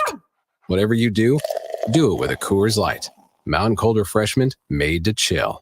Coors Brewing Company, Golden, Colorado. Celebrate responsibly. Hi, this is Doug Nodgard with Equitable Bank. Great service never goes out of style.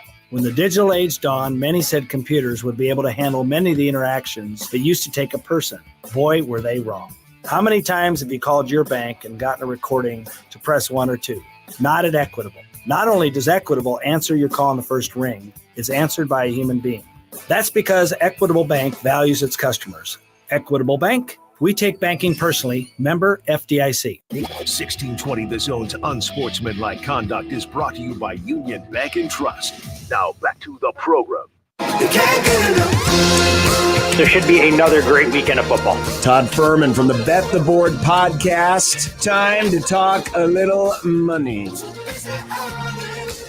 People fall in love with teams on the way they look at a non-conference schedule. I don't think there is enough wiggle room for me to get involved with this game going under the total early. And remember, it's a marathon, not a sprint.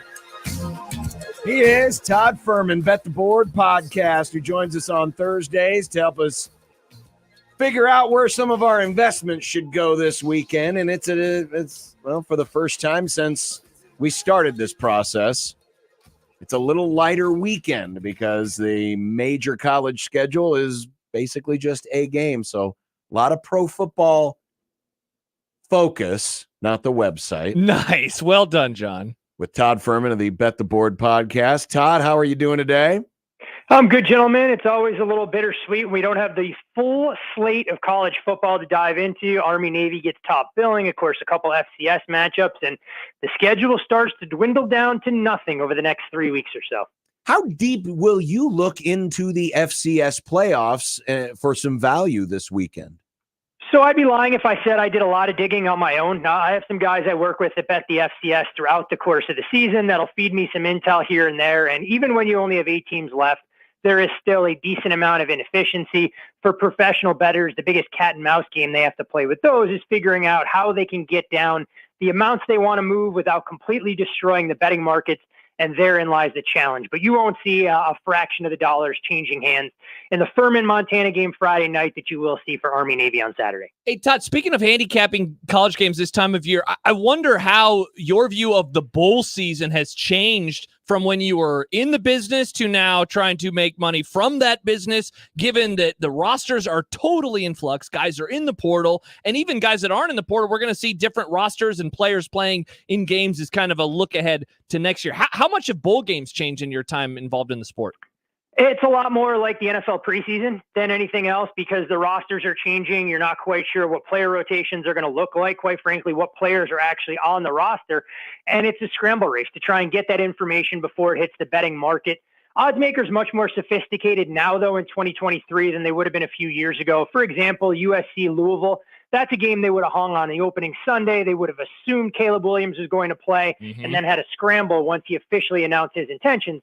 Instead, odds makers go the other way. They figure that Caleb Williams isn't going to play, open Louisville a substantial favorite, and only have to make a modest adjustment when he makes his intentions known. The rare exception this year that we saw was, of course, in the Ohio State-Missouri game, where the Buckeyes opened a 6.5 point favorite. We've now seen a number of prominent offshore books actually take that game off the board completely, but the other shops that are up have Missouri installed as a 2.5, even as much as a 3-point favorite. So that's the kind of arbitrage situation that you dream of this time of year if you're able to get that information before the market can respond. Well, let's take a look then at Sunday in the National Football League. And there's some news this afternoon out of Baltimore that Lamar Jackson missed practice today due to an illness, and his status could be a bit up in the air for Sunday. Right now, it's sitting at Ravens minus 7.5. What should we be watching for as this news story develops?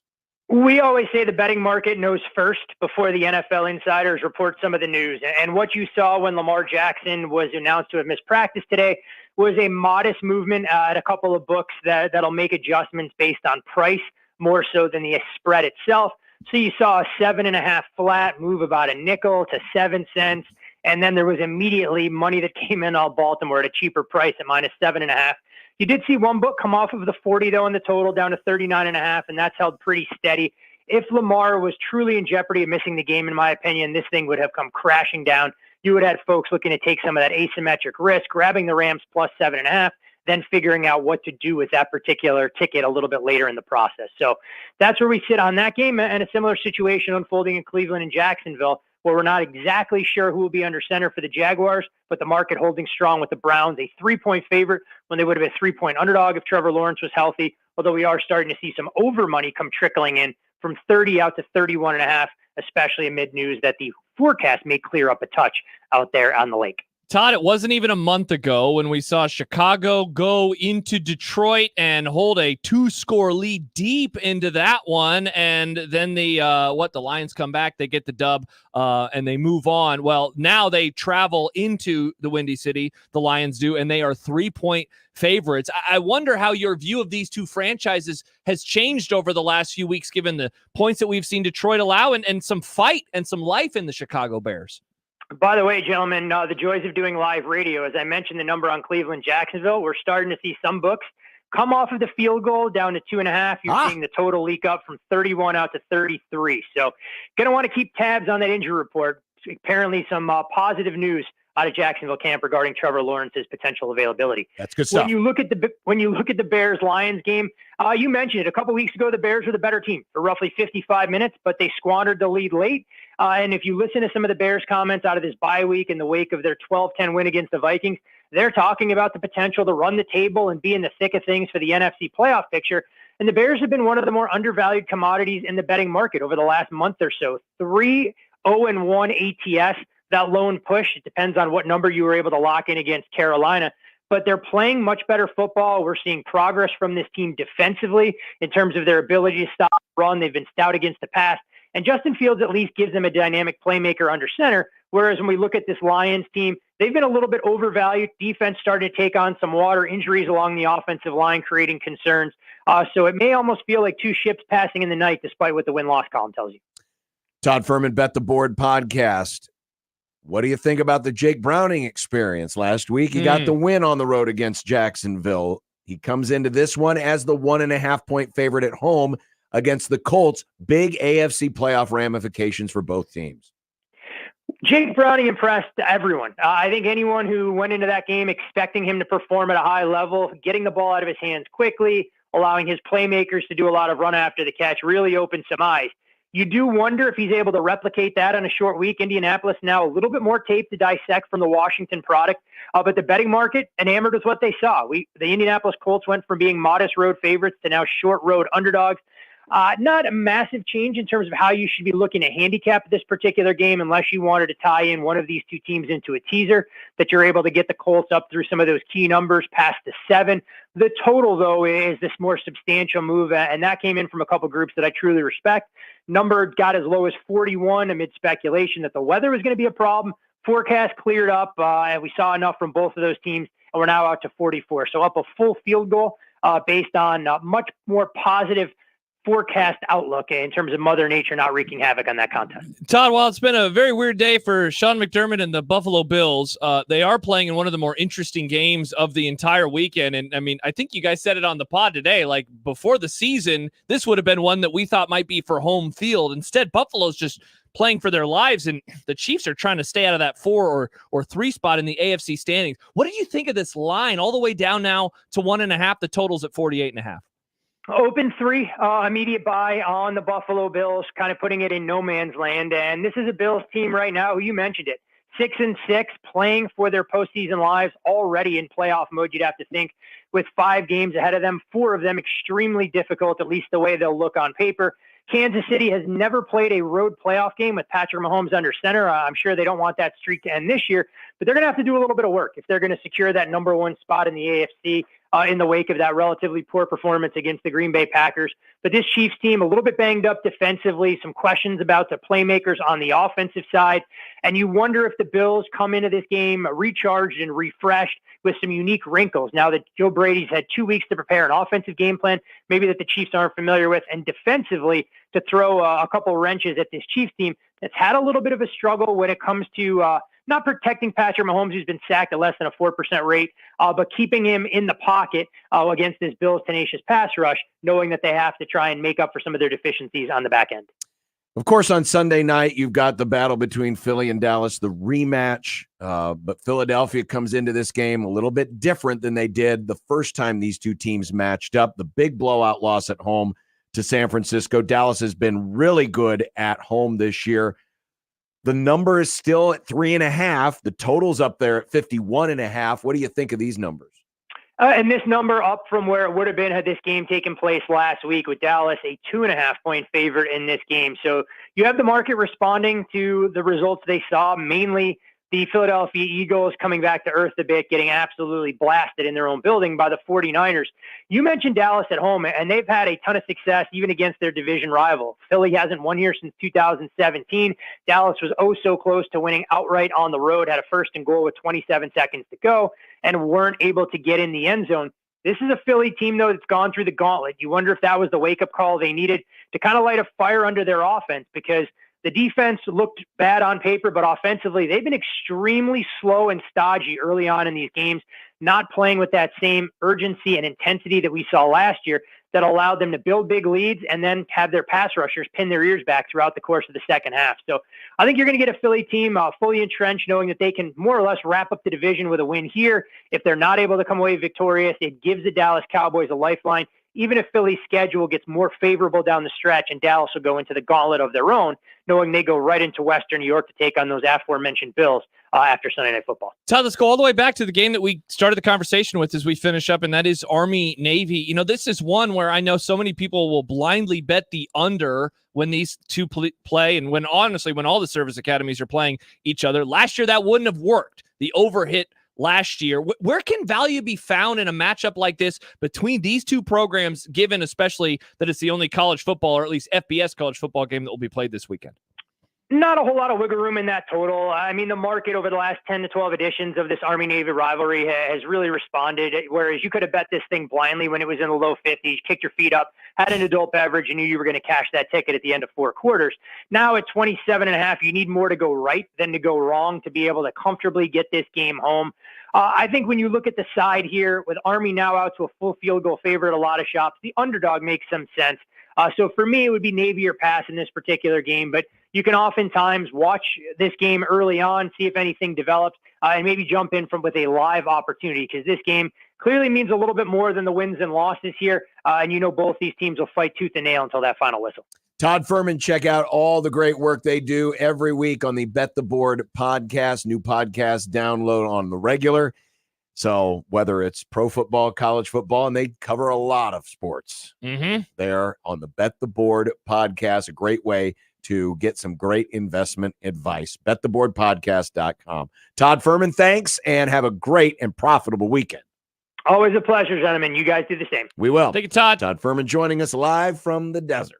And he was live. Literally, he just noted the line move on the Browns game. Maybe some better news on Trevor Lawrence. He practiced today, but the camera never showed his ankle. Show me your feet, Trevor. Oh, that's what Quentin Tarantino would have said. Maybe some nerves. But it's also what Josh just said. Right now.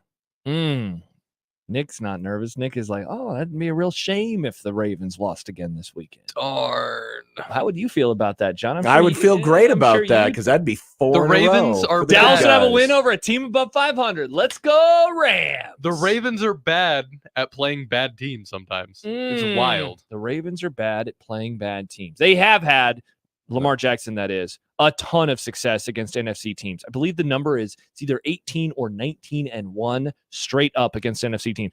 And I don't want to bring up old wounds, but when they played 4 years ago, they kicked the crap out of the Rams. But when they played 2 years ago, the Rams won. They came from behind thanks to Odell Beckham. The Ravens also... Where's he at now? Not with the Rams. Not with the Rams. The Ravens also have this weird thing that happens where they all just kind of break down at the same time. Yeah. It's like they all got into the same car crash. It's like, yeah, Josh Allen will break down sometimes at the beginning, and then he'll Let's be careful here, Nick, when you're talking about the Bills. Oh, my bad. Yeah, be careful.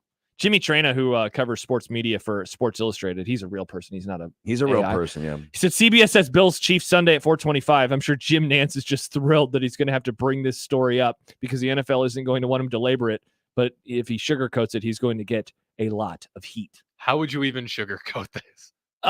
Just like the way you sugarcoat is, there was a story about him and some controversy last week, and then he just kind of moved on. That would be the way that you just kind of dip your toe in the water.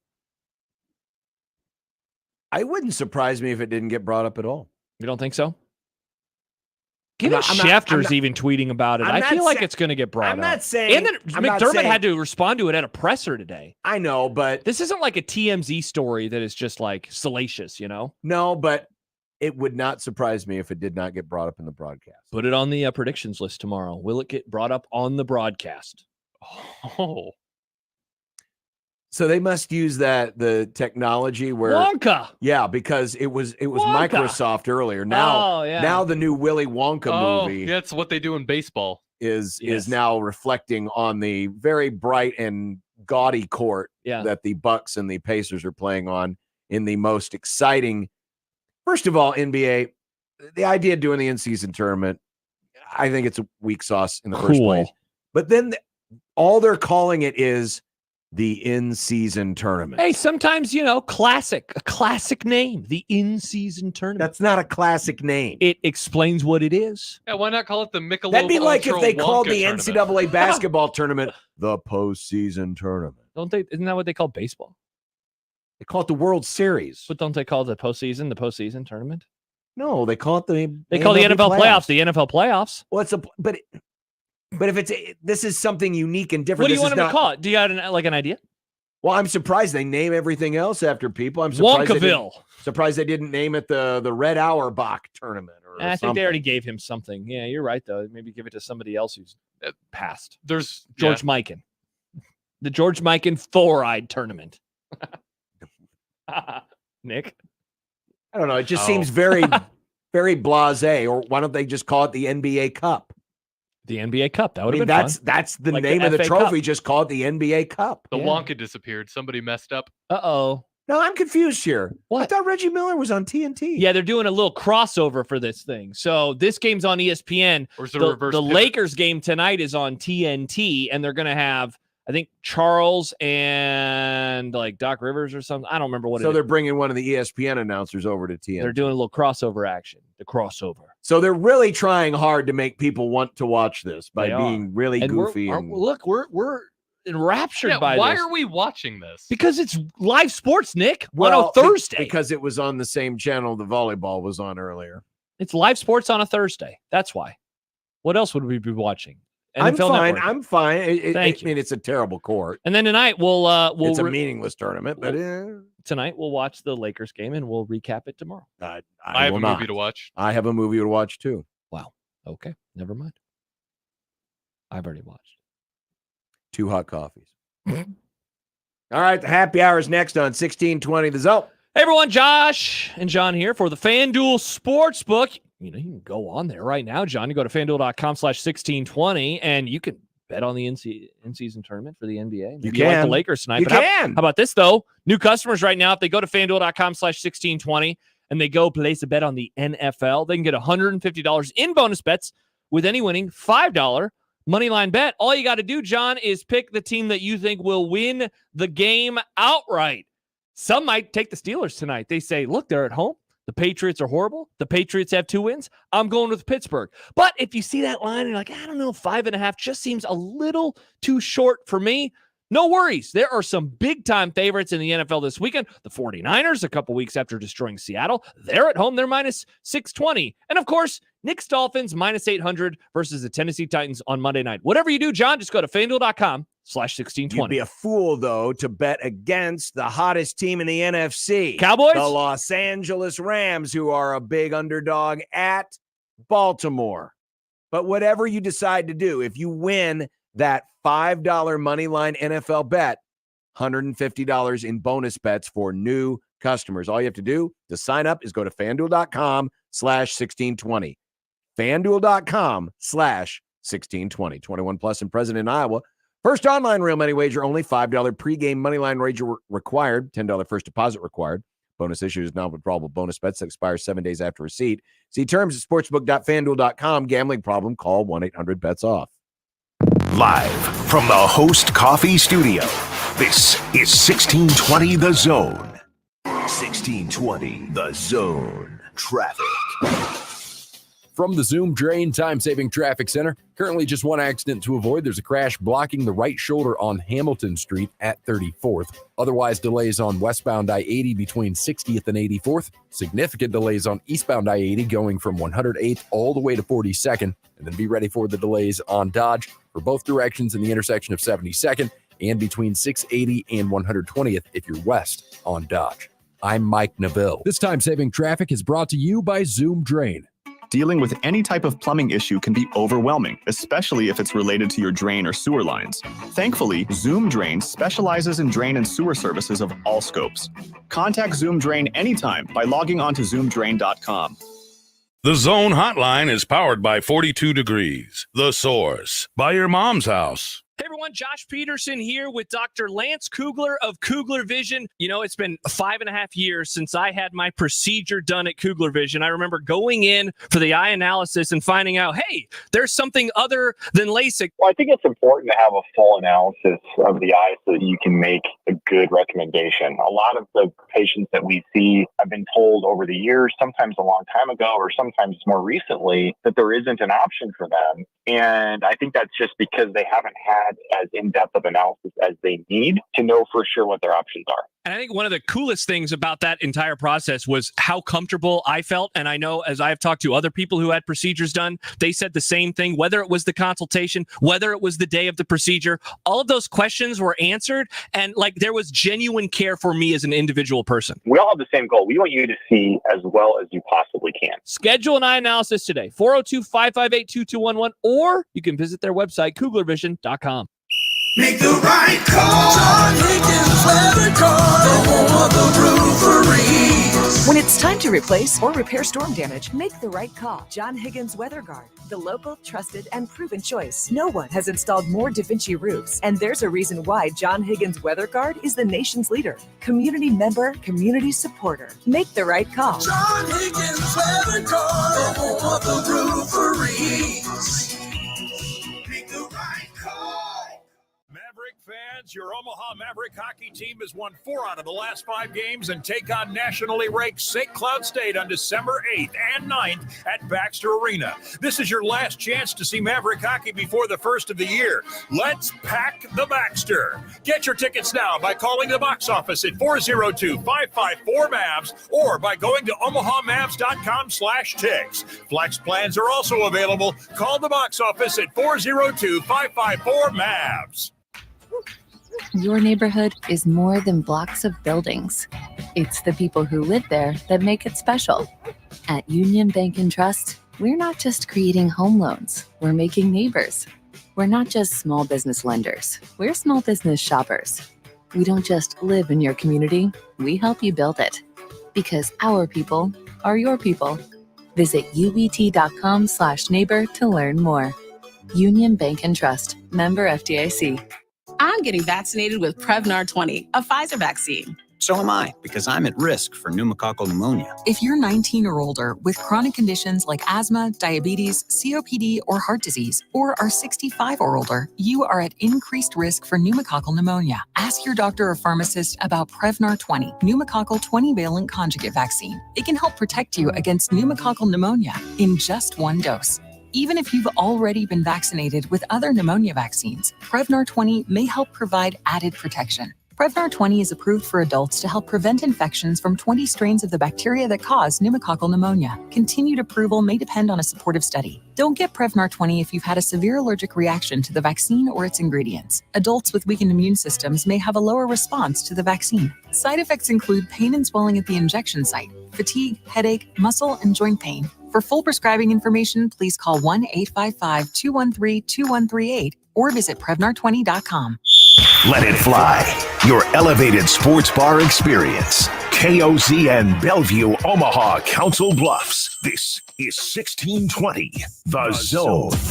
It'd be nice to have a pro. Throw. It would be nice to have a pro. Throw. It would be nice to have a pro. Throw. It would be nice to have a pro. Throw. It would be nice to have a pro. Throw. It would be nice to have a pro. Throw. It would be nice to have a pro. Throw. It would be nice to have a pro. Throw. From your mom. Yeah, it would have been nice if that record heat that happened today would have happened last Friday, for example. It would have been great, because then we could have said the happy hour is on the air, and we wouldn't have been freezing.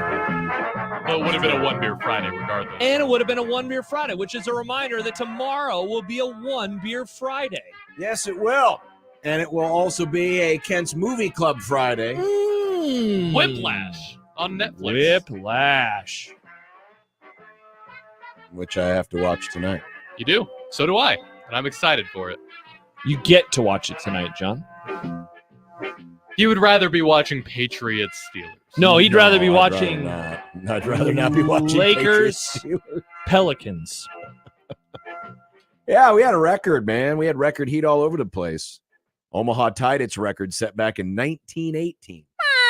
Remember 105 degrees. years ago. We love breaking heat records, don't we? Record heat. Super nice cool. day out there. I did wear shorts for a few minutes today when I was outside. Doing what? Just, Nick, I don't have to tell you what I was doing. Wow, it's going to be 57 tomorrow. Nick, why aren't we stuffing the truck tomorrow? Yeah. Why aren't we stuffing the truck We tomorrow? should. This was your idea. Let's restuff the truck tomorrow. Yeah, outside. But people forget it was your idea to have the show outside. Well, it was a split decision today on the volleyball court. Creighton losing a close 1-5 to Louisville in the Sweet 16 round, and Nebraska winning in 3 over Georgia Tech, despite Josh's best efforts to read the score backwards. I apologize. I apologize. I'm sure there were many Nebraska fans panicked. Yeah. As you were reading that going, what? They're losing a set?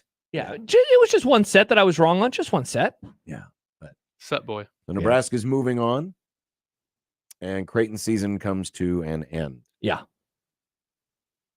Want to send congratulations out to Alex Gordon. Oh? He is one of 12 inductees into the College Baseball Hall of Fame. That's awesome. Good for Alex. Yeah. He's going to be inducted on February 15th of next year. That was the noise of the bats back in the mid-aughts. Ping! Yeah, he pinged quite a few. Ping! He pinged quite a few. Yeah. Third in total bases at Nebraska, fourth in home runs batted in. I mean, he was everywhere. And, of course, he was a two-time Big 12 Player of the Year. Yeah. He was incredible, man. And he's going in with Pat Casey, the former coach at Oregon State, Mm-hmm. and Ron Darling of New York Met fame, but he was a great pitcher in his day back at Yale. So congratulations, Alex Gordon. Do you think the 05 team, I mean, I know they went the farthest in that they won the lone College World Series whenever. They won a game. Were they the best team of that era? Third team in 5 seasons to make the College World Series. Man, the 06 team was pretty good before they fell apart. The 08 team Um, was pretty good before they fell apart. Well, I'm going backwards here. I'm Yeah. thinking- And then obviously you got the 01 and the 02 teams, and even 2000, which didn't even make the College World Series. Yeah, But got pretty far. I think the 05 team was the best. Just seemed like It they had had a best yeah, group of pitchers, right? great starters, Yeah. solid relievers. Yeah.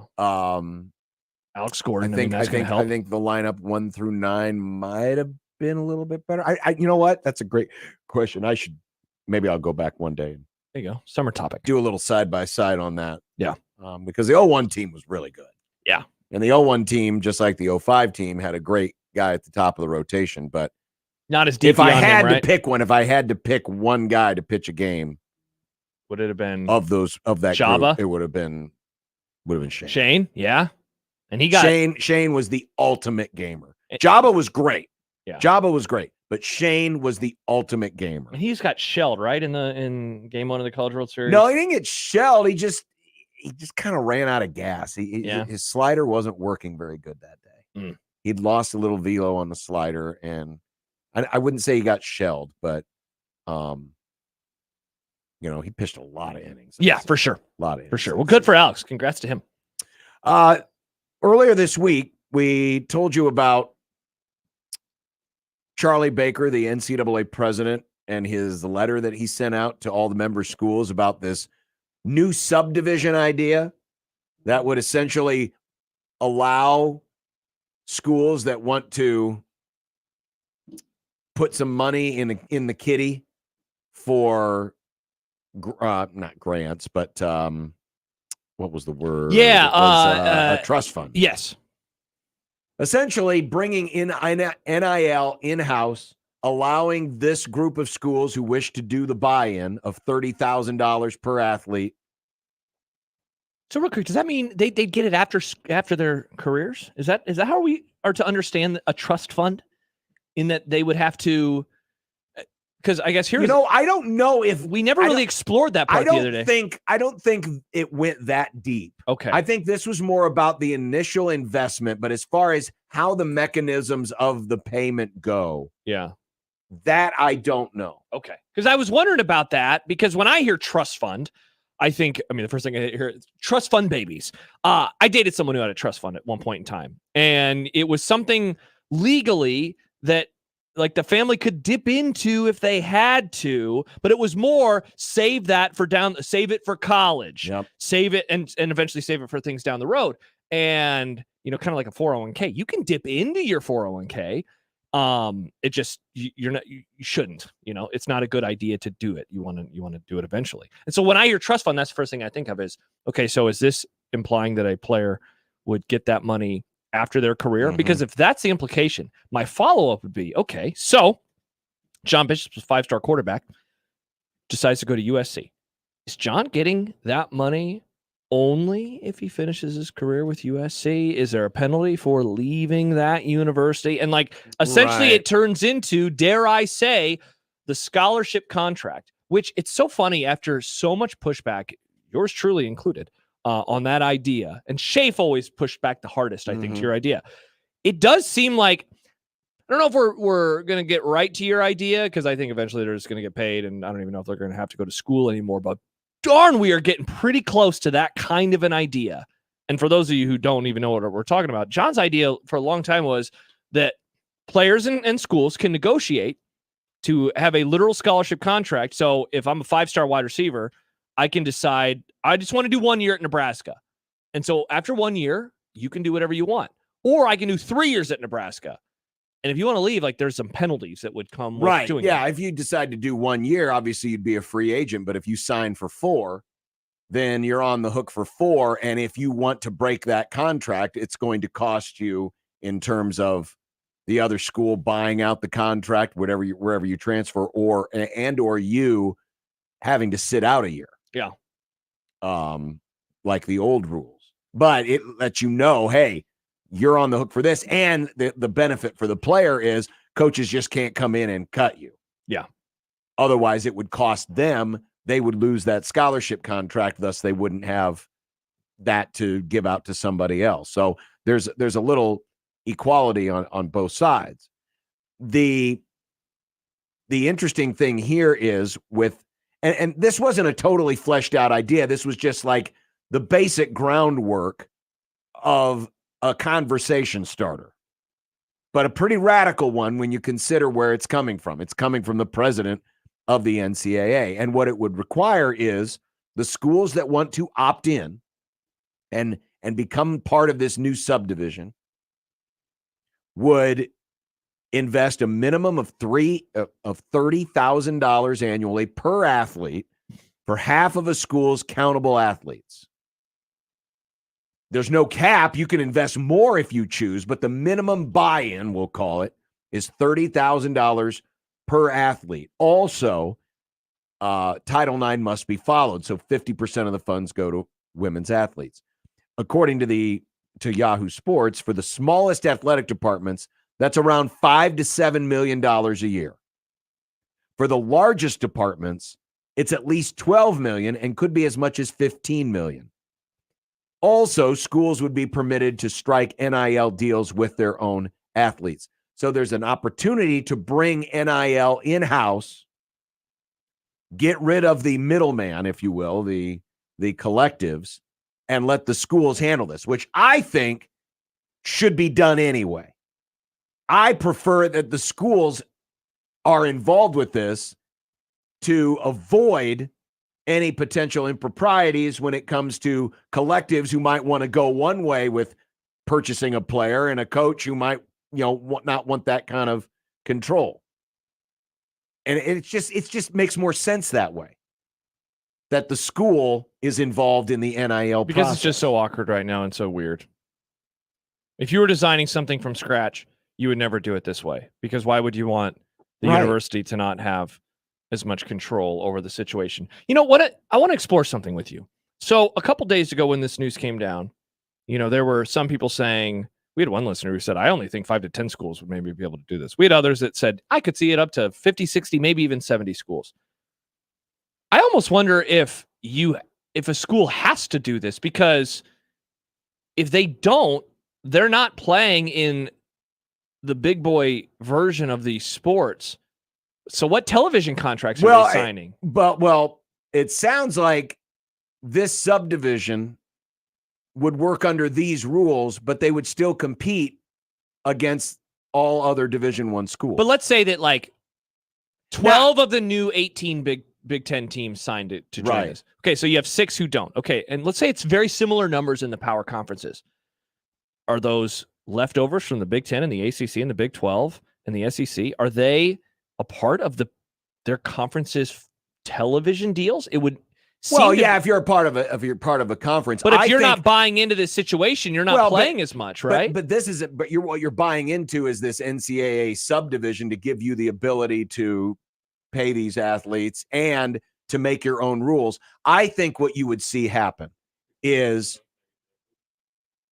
conferences would require that you have to buy. If like the Big Ten thinks that this is a good idea, and everyone in the league would have to do it. Everyone in the league would have to do it, or we're kicking you out. Yeah, because that's what I'm saying. And so that's why, to go back to my original question, what it would happen. So I agree with you. So Northwestern, let's just use them as the example. They are almost pressured into doing this, even if they don't want to. And you say, well, why? Well, because if they don't, then they're getting kicked out, and their television revenue is going to it's going to plummet. Yeah. Because, and let's say that there were schools like that in every conference that were like, we don't want to do this, and they got kicked out. Their television revenue is non-existent. And so while, what were some of those numbers you just threw out? Up to $15 million that you'd have to pay. Okay, $15 million, but making $100 million on your TV deal, or not doing it, but your TV deal dropping to what kind of number? Here's what I think would be a more likely scenario. Because remember, you have to pony up at least $30,000 per athlete. At least $30,000 for half of a school's countable athletes. So that's the initial investment you have to make. Yeah. I think you would see some of these schools cut sports, because that's fewer athletes you have to pony up for. Yeah. If they were motivated enough to, okay, the Big Ten, I'll just use one school as an example. Let's just say it's Northwestern. If Northwestern still wants to be a part of the Big Ten, and the Big Ten says, hey, we're all in on this, we're all doing this, and we're going to insist that everyone in our league be in on this, I think you would see some schools cut sports, because that's less money that they would have to pay out to athletes. And you and I talked this out before. Because all Big Ten schools, I'm pretty sure, sponsor, well, they all sponsor a different number of sports, but they're well above the threshold. The threshold in Division I is what 11? Is that all it is? Because Creighton sponsors the minimum number of sports, I believe, to qualify. Remember, maybe it's 13. 1, 2, 3, 4, 5, 6, 7, 8, 9, 10, 11, 12, 13. Of course, I think cross country and track count is the same. I want to say it's maybe it's 13. Okay. And Nebraska has that's to be Division I level. Nebraska has 22, as they call them, varsity sports. They have 9 men's sports and they have 13 women's sports. So that's 22. Ohio State, though, real quick, theirs, I believe, is in the 30s. As I pull it up real quick. Yeah, you've got schools. 12, Ohio State has 12. Ohio State has 33. Well, 31, and then they have 2 co-ed sports, as they call them. 12 is the number. 12 Division I sports. Yeah. So think about that. Ohio State has 33. Nebraska has 22. And yeah, you have other schools that are going to have in that number. And you and I have hit on this before.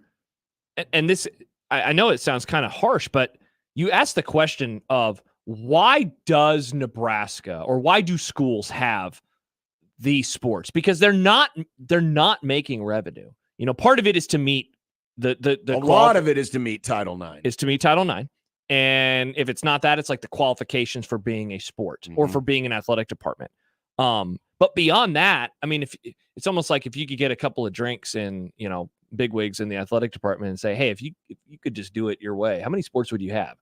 I have to imagine that number is fairly small at a lot of these universities. But you're required to do it for a variety of reasons. You wonder if there's a buy-in component, is there also a requirement to, you know, not cut sports? Because I always wonder. Well, but I see, again, unless you change the threshold of what it, and maybe you add a threshold, those of you who buy in must also sponsor. Because remember, part of this is the new subdivision would essentially be able to make its own rules. Correct. So if that subdivision jumped in and said, all right, we don't want, you know, we want to make sure everyone's sponsoring at least 20 sports in our subdivision, they could do that. Yeah. Or they could lower it to 8 if they wanted to, right? In theory. Perhaps. So one of the things that I always think about is NFL coaching contracts are nowhere near college football coaching contracts. The 32 NFL coaches do not make collectively as much as the 32 college football coaches. And one of the things that Jim Harbaugh has talked about is, because he is for paying players, he is very consistent on this, and he has mentioned him being paid less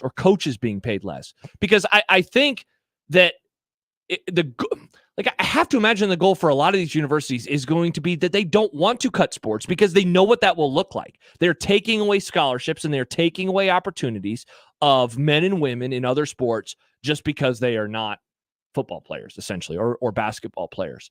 And so, okay, so where do you find money under the couch cushions? Do you find money under the couch cushions in terms of coaching salaries? I mean, obviously, the changes to amenities of being a college athlete in terms of buildings and all of those things, they do that in part because they have not been spending the money on the athletes. Right. That's not to say that pro franchises don't have good locker rooms or good buildings. Like, they have that stuff, but they don't have the waterfalls, for example. I always think of that. Like, there's no purpose for the waterfall. Yeah, you know? no, there's a lot of bells and whistles that exist in a college facility that don't in a lot of pro facilities. Mm-hmm. Because pro facilities, I mean, that's a for-profit business. Yeah. This is more a way to, I mean, a lot of the facility building was done for recruiting, but it was also done to try to hold off the dogs who have been saying, wait a minute, where's all this big money that you've been making? Where is this going? Why aren't the students getting a little bit more? And so that was part of the motivation too. Yeah. So it was a recruiting thing, and it was also to try to keep, the critics from wondering, well, how come you're not spending on the student athletes? You mentioned something a moment ago about Harbaugh saying he wants to be paid less.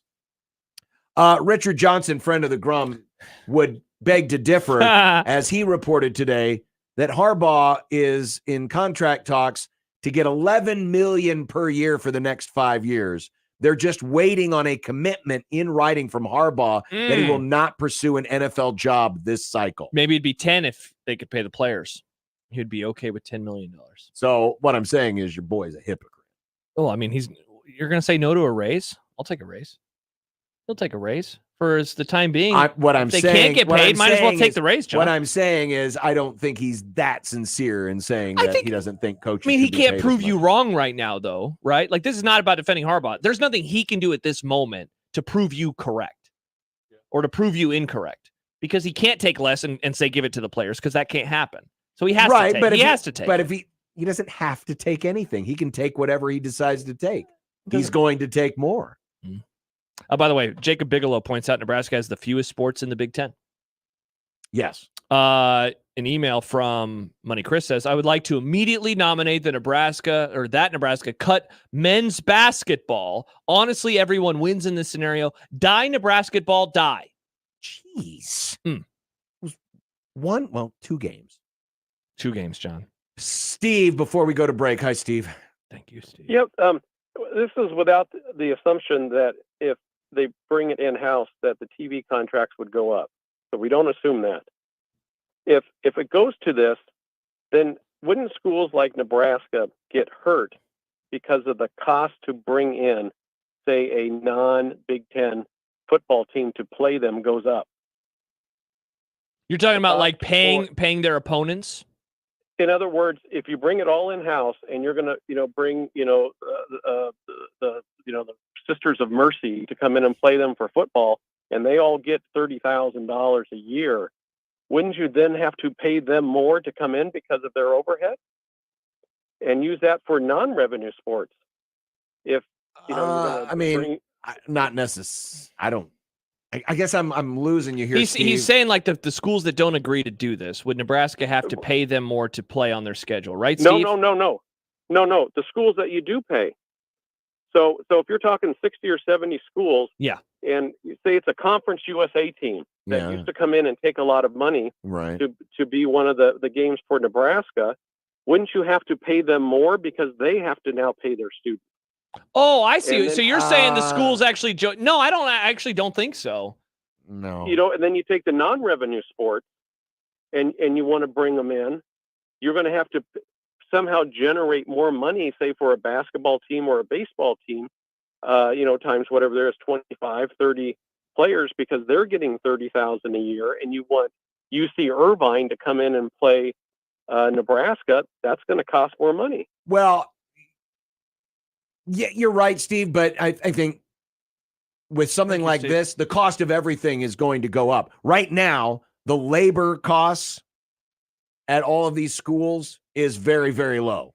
Yeah, you always talk about it in that the buildings are already there for the school. The so buildings are already it's a there. So seat. yeah, so you're not really losing anything.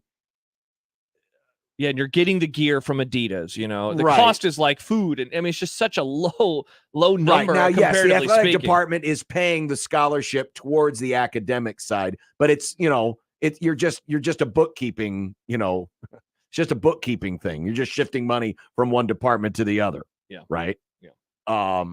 But the cost of labor right now is very, very, very low. With this, instantly the cost of labor shoots up because you're actually it's paying new money. them. It's new money. It's new. It's a new. I had a car that What's that I had paid off. I have a new car. It's a new line item in your budget. Bingo. You have to It's suddenly a line pay. item that does not exist currently. Now the new line item, the Student Athlete Trust Fund. Yeah. Which is instantly going to cost you upwards of $6 to $12 to $15 million, is now new on your budget. John, line. That doesn't exist currently. You're not purchasing a Ford Fusion. You're buying Maserati Marv, and that Maseratis cost more than Ford Fusions. They do. I have heard. They do. Yeah. Yes, they do. I've never driven one before. A Maserati? A Ford A Fusion? lot of people haven't. I've driven a Ford Fusion many times. Not a Maserati, though, sadly. Maybe someday. When we continue, we also have some content coming up. And ESPN on ESPN Crime taking place this week. Crime? In Lincoln? It did not happen in Lincoln. Bummer. 1620 The Zone. The Connor Happer Show.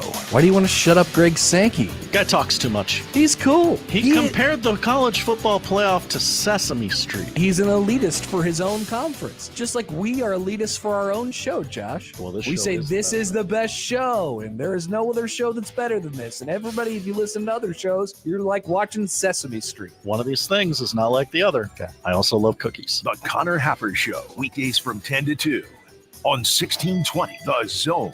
Christmas decorations. Your Omaha area forecast from the Godfather's Pizza Weather Center and KETV News Watch 7 on 1620 The Zone. Mostly clear skies tonight with temperatures warm until after sunset. Temperatures quickly dropping into the 40s. Tomorrow morning, a temperature in the upper 30s, mostly cloudy skies throughout the day, and a high temperature tomorrow in the mid-50s. I'm meteorologist Luke Vickery, KETV News Watch 7. This hour is powered by Dollar General Distribution Center in Blair, Nebraska on 1620 The Zone. 1620 The Zone. Traffic.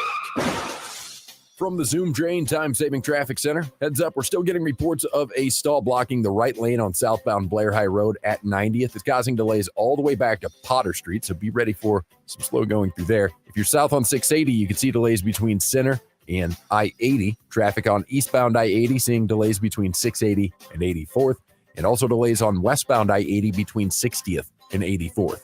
I'm Mike Neville. This time-saving traffic is brought to you by the Nebraska Lottery.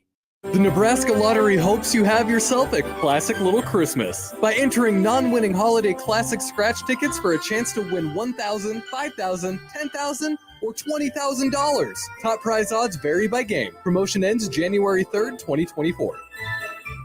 Sports fans, Let It Fly Sports Bar is your elevated sports bar experience. Located in the Capital District in downtown Omaha. Experience Let It Fly's unique brand of hospitality with 2 floors, 2 bars, 2 expansive outdoor patios, and an in-house podcast studio with live broadcast of the Let It Fly show. Hosted by me, Michael Severe, and Josh Jones. Host your next college game day watch party, private event, weekend brunch getaway, or a date night right here at the Let It Fly Sports Bar. Try our delicious brunch menu and reserve your seat for the game.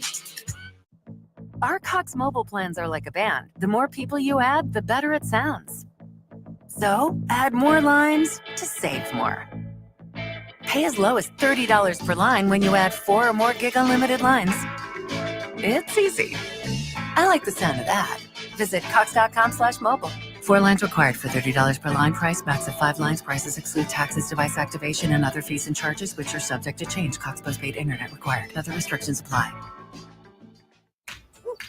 Your neighborhood is more than blocks of buildings. It's the people who live there that make it special. At Union Bank and Trust, we're not just creating home loans, we're making neighbors. We're not just small business lenders, we're small business shoppers. We don't just live in your community, we help you build it. Because our people are your people. Visit ubt.com/neighbor to learn more. Union Bank and Trust, member FDIC. Looking for a unique gift for your friends and family? Any size gift card will fit every homeowner or gardener on your list. We're your one-stop shop and homegrown headquarters. Rooted in quality, unmatched value. Lanahaw Nurseries, 192nd and Center. This holiday season, give the gift of fun. Give the gift of education at Omaha Children's Museum. Black Friday through New Year's Eve, save $25 when you give the gift of membership at Omaha Children's Museum. Visit ocm.org for more information. This is Unsportsmanlike Conduct with John Bishop and Josh Peterson. Love his size. The 1620, The Zone.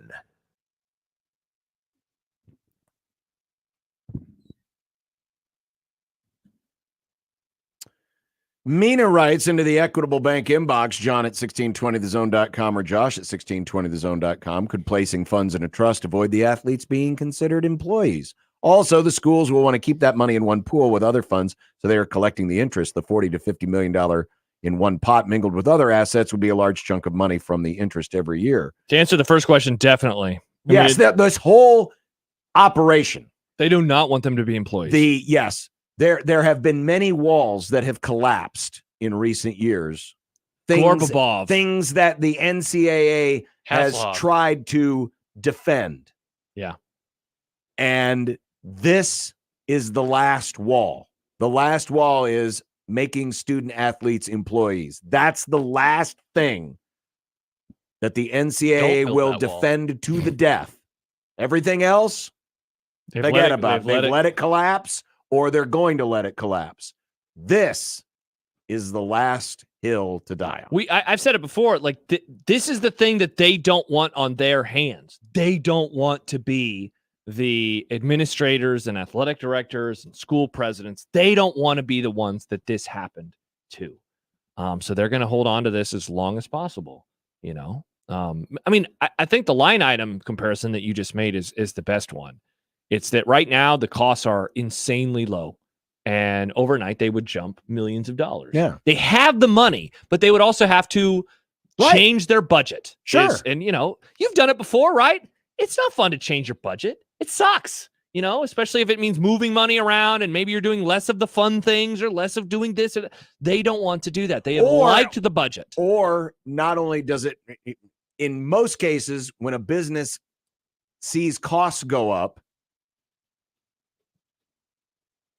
yes, they will do some things to squeeze other items so that they can make it work. But usually what happens is the costs get passed down to you, the consumer. And I would add this too, along those lines. There is an assumption, and our first caller last segment kind of hit on this a little bit, but like that the TV money will always be there and it's just going to keep climbing and keep climbing and keep climbing. And like, with football for the foreseeable future, I do think that it is going to continue to climb because as Americans, this is our sport, NFL and college football. But there has to be at some point that it just can't keep going up every time. Well, right? I think the real question is maybe that they won't keep going up, but they won't be going up as fast. Yeah, because the jumps recently have been jumps have been astronomical, but then when the costs start to go up and other leagues begin to compete, that there's the possibility that exists that you just won't see the dramatic jumps. Yeah. And will it meet the demands? Because what's not going to go away? The coaches' salaries are not going to go down. The cost of facilities or the desire to have better facilities is not going to go away. Mm-hmm. Those things are always going to be there. They're not really going to adjust their spending behaviors all that much. Again, they will find other things to either eliminate, cut back on, or more than likely, the cost is going to come from you. Now, what they'll hope is that more donors will step to the plate, but there's only so much of that money that sometimes can go around. Yep. So, Ticket prices go up, other things go up. Stuff keeps going to streaming, and then that means you have to buy streaming. You know, I know we had a lot of fun with Peacock, but I understand why people don't want that to be the norm moving forward. I understand why they don't want it to be on a ton of streaming services moving forward.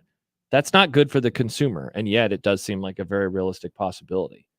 You know, that said, you know, what's been interesting about the NFL this year, among many things, is that the Monday night games, and this was in response to the writers' strike and the actors' strike, they, starting in like week 2 or 3, moved every Monday night game simulcast on ABC. And what has happened? Monday Night Football has been drawing audiences, you know, that are among the best in years.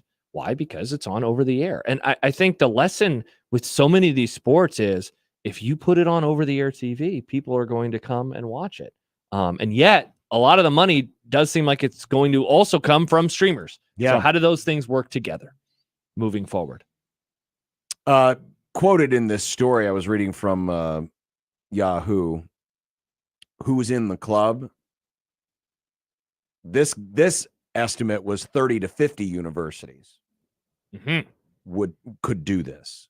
But how many will afford it versus how many that actually can afford it? I mean, will some try to bend the space-time continuum to try to make it work? Probably, at least initially. But yeah, I think and then how many universities will put themselves in a bad spot doing so? Yeah, I think what you will find is this is a starting point for conversation, but remember, you got to get other folks to agree to it. And I mean, I keep wondering, what does it mean for the schools that are outside of this? You know, there is, it's just weird if there are, let's say it's 30 to 50. Let's say 50. Let's go to the high number. It's 50. Okay, so that means there are 83 schools at this moment that would not be involved in that. And you're still going to be playing them? But for what cause? See, where Why? I think where this could really be interesting is what it means for the Olympic sports. Because if you're in the buy-in, if you're in this new subdivision, that means everybody's getting paid. Right on down to the golfers, to the softball players, to the track athletes, everyone. Yeah. But let's say you're not part of this new subdivision, but you're still working under the current rules, meaning NIL. A place like Creighton might end up being okay because they're able to take care of their basketball players through NIL, but they're not putting any of this money in a trust. Mm-hmm. See, that's where the interesting battle could be is, can they design this in such a way that it won't be disadvantageous to be in the new subdivision? Because there may be smaller schools like Creighton who certainly have the support of the money sport that they have, men's basketball, that can still make it work under today's current rules. But other schools are like, well, man, in order to be part of this new subdivision and bring all the NIL in-house, we have to, pony up $30,000 per athlete and create this new line item and all this other stuff. So there's a lot of different things that you got to juggle here. Yeah, it's you go through this process. It's funny, we're talking about this coming off the weekend that we just had where Florida State was left out of the playoff, and obviously their entire fan base is angry, and a lot of fans of college sports are angry, even if they agree. I think Bama is better than Florida State. People are still mad because it goes against the ethos of college athletics. Well, I say that to then move forward. There are going to be a lot of angry people if this is to happen, and it's that small of a number because, like you just brought up Creighton. What happens with these basketball schools? Yeah. With Creighton, with Gonzaga, with Villanova? One of those schools, one of those three has won national titles. Another one has played for national titles, and the other one made it, to the Elite Eight. And they care. They all care about the sport immensely. And yet, what is their seat at the table? Is there even a table for them to sit at in whatever this future brings? Coming up next in content. We thought, remember the summer, your favorite topic? Football season being PGA and Live Golf married hand in hand? I'm done with golf. Well, we're not watching it anymore. It's back. Oh, boy. It's back. Oh, boy. Also, your boy Dabo had something to say today. Are we talking about the background? Or were the actual message? No, just what he had to say. Bummer. Okay. Next on 1620 The Zone. Ian Eagle here from Thursday Night Football on Westwood One. Ryan Leaf and I are set for the Patriots and the Steelers from Pittsburgh this week. Mike Tomlin's squad still in the mix for an AFC playoff spot, but fell to 7-5 last week. Can they get back on the winning track against Ezekiel Elliott and the Patriots? Join us to find out on Thursday Night Football. If it's the NFL, it's on 1620 The Zone. Hi, this is Doug Nodgard with Equitable Bank. Great service never goes out of style. When the digital age dawned, many said computers would be able to handle many of the interactions that used to take a person. Boy, were they wrong. How many times have you called your bank and gotten a recording to press 1 or 2? Not at Equitable. Not only does Equitable answer your call on the first ring, it's answered by a human being. That's because Equitable Bank values its customers. Equitable Bank, we take banking personally. Member FDIC. Boost Mobile is giving families the holiday gift they really want. When you switch to Boost, you get 4 lines for only $25 per month for each line and 4 free 5G devices to gift, like the Samsung Galaxy A23 or Moto 5G stylus. Only Boost switches between the top networks to give you the best service. So stop by a Boost Mobile store and give the gift of Boost. That's 4 lines for only $25 each. Get it exclusively at your local Boost Mobile store today. Visit boostmobile.com for details. New customers and in-store only. Requires auto pay and ID verification. Other restrictions apply. See participating dealers for details. Searching for a taste of Midwest Mex in Omaha? Fortunately, there's only one place to go, the Corner Kick. Nestled within the Corner Kick Sports Bar, where tacos and tequila reign supreme, we've crafted a unique Midwest Mex scratch kitchen, seamlessly blending the heart of Mexican cuisine with the warmth of the Midwest. Whether you're in pursuit of the finest Taco Tuesday, Omaha's best wings, or simply a great spot to gather with friends and family to watch the game, the Corner Kick has it all. They look forward to welcoming you there. iPhone 15 Pro on Verizon. It's your last chance to trade in any iPhone in any condition for the new iPhone 15 Pro with titanium and iPad and Apple Watch SE, all on us with Unlimited Ultimate. Go to your local Verizon store now. iPhone requires Unlimited Ultimate plan first. Service plan required for iPad and Apple Watch. $999.99 device payment or full retail purchase with new smartphone line required first. Less $1,000 trade-in/promo credit. Up to $459.99 device payment purchase with new line on eligible plan required per Apple Watch or iPad. Less up to $459.99 promo credit per device applied. 0% APR. Additional terms and conditions apply. This holiday season, give the gift of education. Give the gift of play, only at Omaha Children's Museum. From Black Friday through New Year's Eve, save $25 when you give the gift of membership. Members receive free daily admission to the museum, family fun weekends, early admission to our new interactive exhibits, discounts in the gift shop, and so much more. This holiday season, give the gift of fun, give the gift of membership with the Omaha Children's Museum. Visit ocm.org for more information.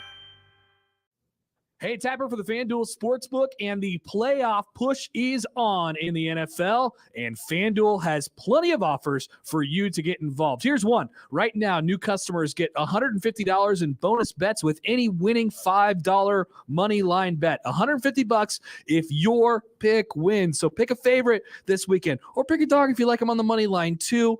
You get $150 in bonus bets if it hits. That's not all on the FanDuel Sportsbook. There's also the wide range of betting options like spreads and player props and anytime touchdowns, scores, and futures bets, which is probably a good time to get those in right about now. Visit FanDuel.com/Happer and get involved in the NFL season with FanDuel, official partner of the NFL. 21 and over, present in Iowa. First online real money wager only. $5 pregame money line wager required. $10 first deposit required. Bonus issued is not withdrawable bonus bet that expires 7 days after receipt.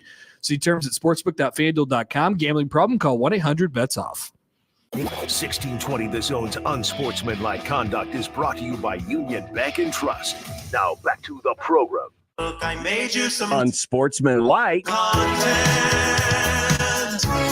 Unsportsmanlike content. Unsportsmanlike content. Content that's unsportsmanlike. To answer your question, Josh, I don't think he actually believed in anything. What's up, John? You got more NBA takes?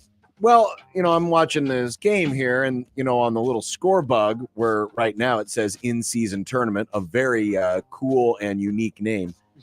They had a bug on there that said season of giving.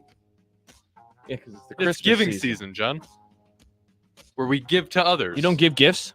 No, I do, but it's why are we phrasing it that way? Why don't you just put happy holidays? Because, you know how you get a thesaurus and you're like, I'm trying to find a different word for excited. That's a different word for happy holidays. Yeah. Phrase. Oh, we know why they don't put Merry Christmas on there. Oh no, because, John's getting triggered about the war on John, happy there are holidays. other holidays this month. I say Merry Christmas and Happy Holidays. I say Merry Christmas on Christmas. Otherwise, I tell people Happy Holidays. Hanukkah began today. Happy Hanukkah. Put on your yarmulkes. It's time to celebrate Hanukkah. Wouldn't that be stolen valor? I don't want to do that. No, I'm just quoting Adam Sandler. Okay. The Sandman. All right, let's get to content. Juan Soto is going to the Yankees. It's a pretty big deal, right? Well, Yankee fans are very excited.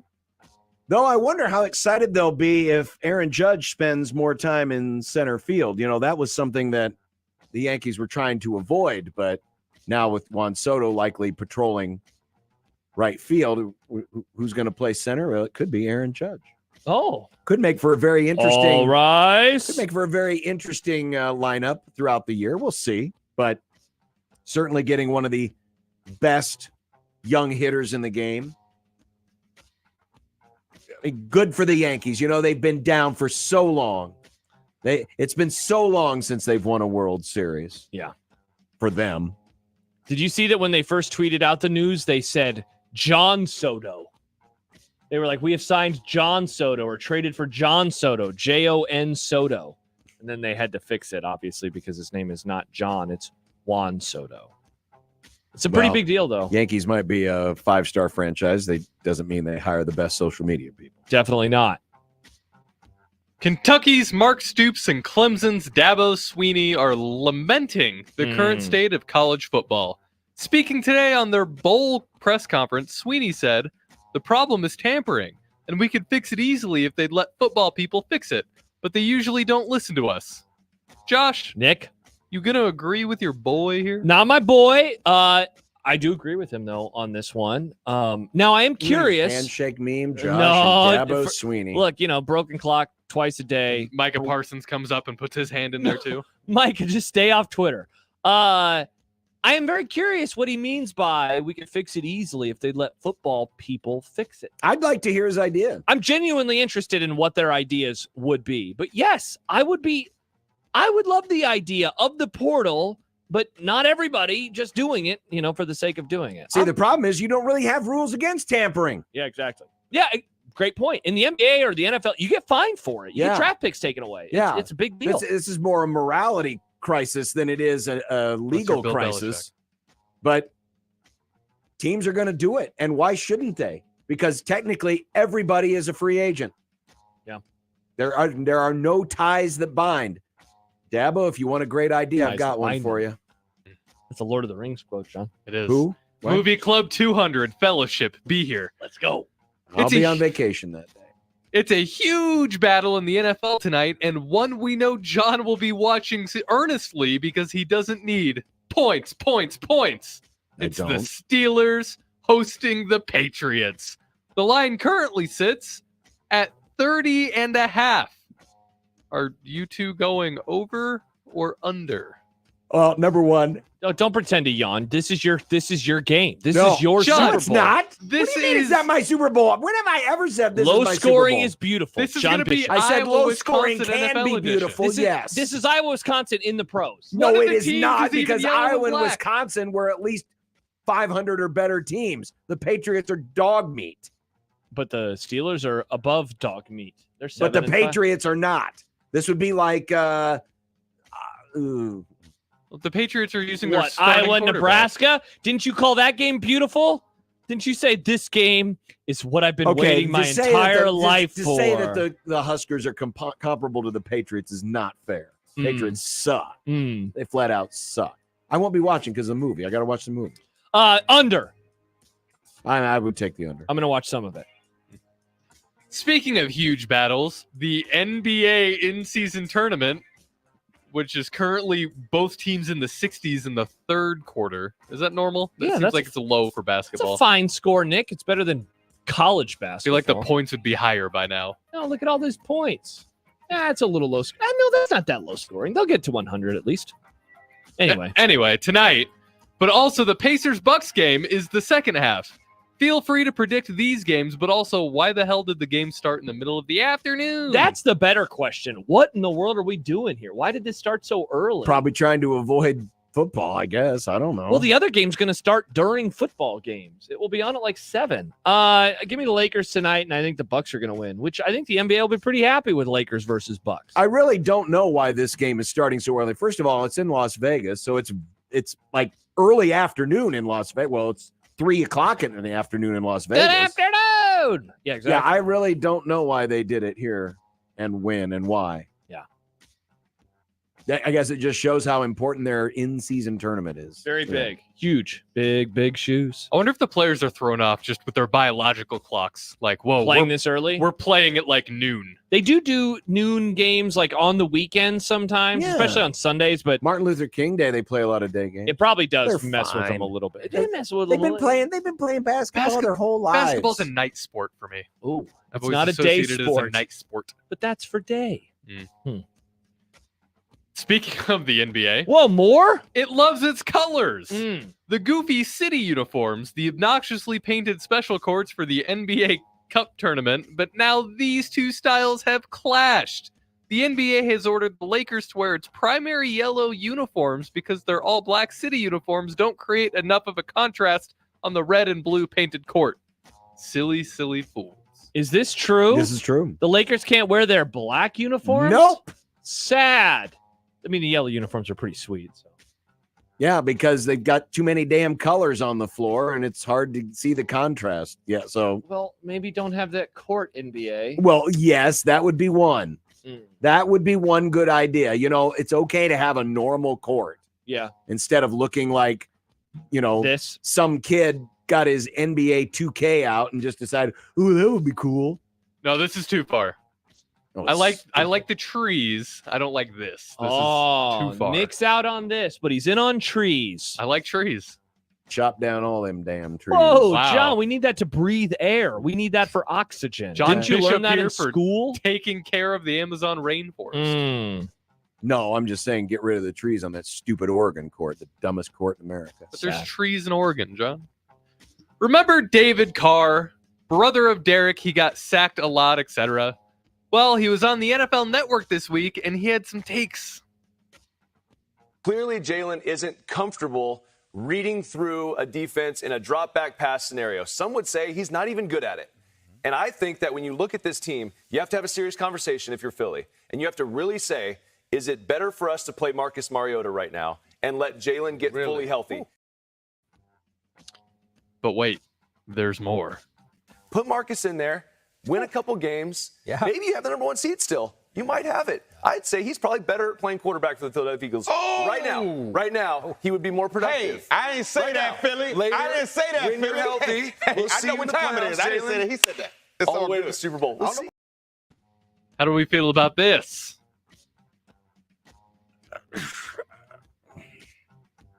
The implication that Marcus Mariota could beat the Dallas Cowboys this weekend is the one that I take the most offense to. Get out of here. What are you talking about? They're going to lose with Jalen Hurts. They're going to win with Mariota. Don't disrespect Oregon. Sorry. Thank you. Oh, I knew that there was some stupid Cowboys angle to all of this. They're playing the Cowboys. What do you mean stupid Cowboys angle? I don't think he's that banged up. Like, is he that injured? I mean, he's had a bunch of beefy, heavy men on top of him multiple times a game. You know what? Maybe they should stop calling the tush push 5 times a game then. If they want to keep him healthy, you know, maybe don't be that aggressive all the time. I don't think that's what's hurting him. But then their coach can make that dumb look. I don't know what's hurting him, but I don't think it's that play that's hurting him. That play is not a dangerous play. It's no more dangerous than any other play in football. Please stop with this stupid narrative. I mean, it's still dangerous to get slowly compressed by that's heavy all I men. was saying. He's more on top of the pile than the poor center and the left tackle and everyone on defense who's burrowing underneath. It's football. Wow, I didn't realize you were going to get in her soapbox. It's a stupid idea. We got to get rid of it because it's dangerous. I wasn't saying that. Football is dangerous. I wasn't saying they shouldn't do it too often. They shouldn't be surprised. You're implying that he's getting hurt because of this play. I think wouldn't run it every time it's 3rd and 4th and 1 anymore. That's all I was saying. It's not that they should. Why? ban the Because play. it works. No, because the risk reward of doing it this many times in the regular season. I don't know if the juice is worth the squeeze. If he's this bad, There's no risk. There's not that. And there's no more risk than any other play. I don't know if I'd say there's no risk. There has to be some risk. It's not.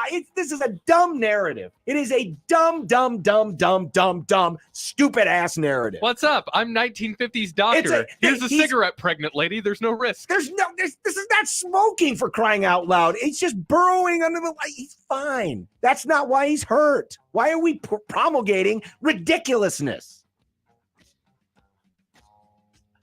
Wow. It's dumb.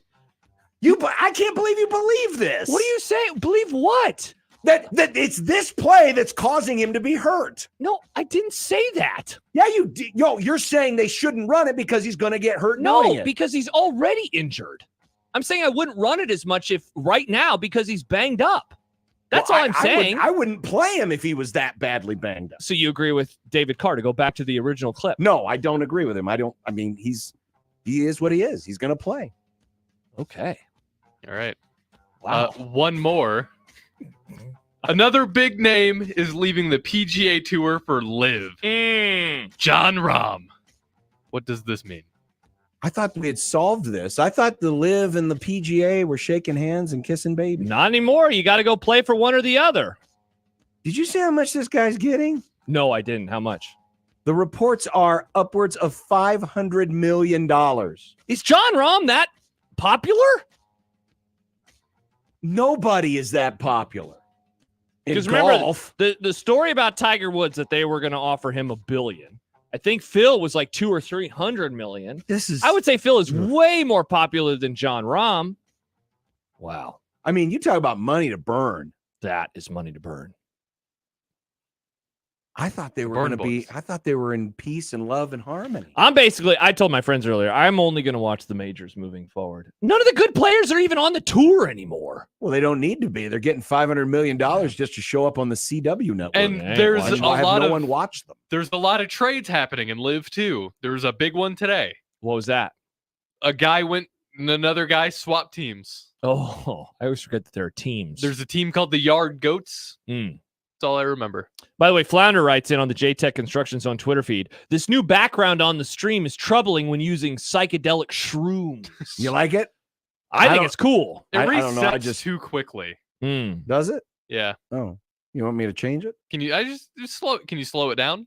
Can you make it go slower? I don't know. Kevin says Rahm is one of the top golfers now. He's a high priority. I know he's one of the best a top golfers. golfer, but I mean, if you're talking about popularity, though, like, do people know who Jon Rahm is? Do casual sports? No, that's the question. No, they do not. Yeah, you and I know who he is because we follow sports and we follow enough golf to know. Was he on Full Swing? I don't know. I didn't watch. What is that? It's a Netflix. Netflix Drive to Survive, but for golf. Yeah. Oh God, I bet that's boring. I watched like 2 episodes. Yeah, I never out of curiosity. Wow. I never watched it. The bet of the day. Here's a chance to put your money where your mouth is. Hopefully, all my big favorites won last night. I got to check. Oh crap! I got to check too. 1620 The Zone. Live from the Host Coffee Studio.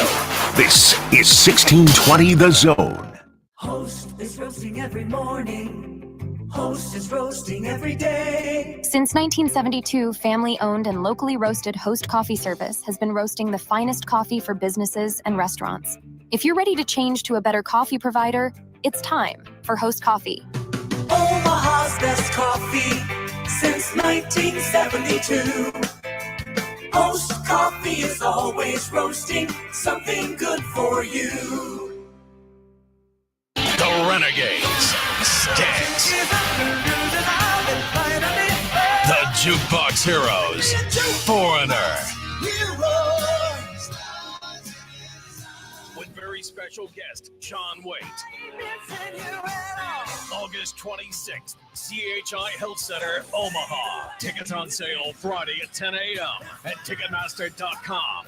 Sticks and Foreigner. The Renegades and Jukebox Heroes Tour. Experience Omaha's first Indian restaurant and brewery. Jaipur has created delicious Indian food and brews, from the tandoori salmon to the chicken tikka makhani. Jaipur has something for every palate. 2 locations, Rockbrook and Dundee. Come see why Jaipur has been voted first place best of Omaha 18 years in a row.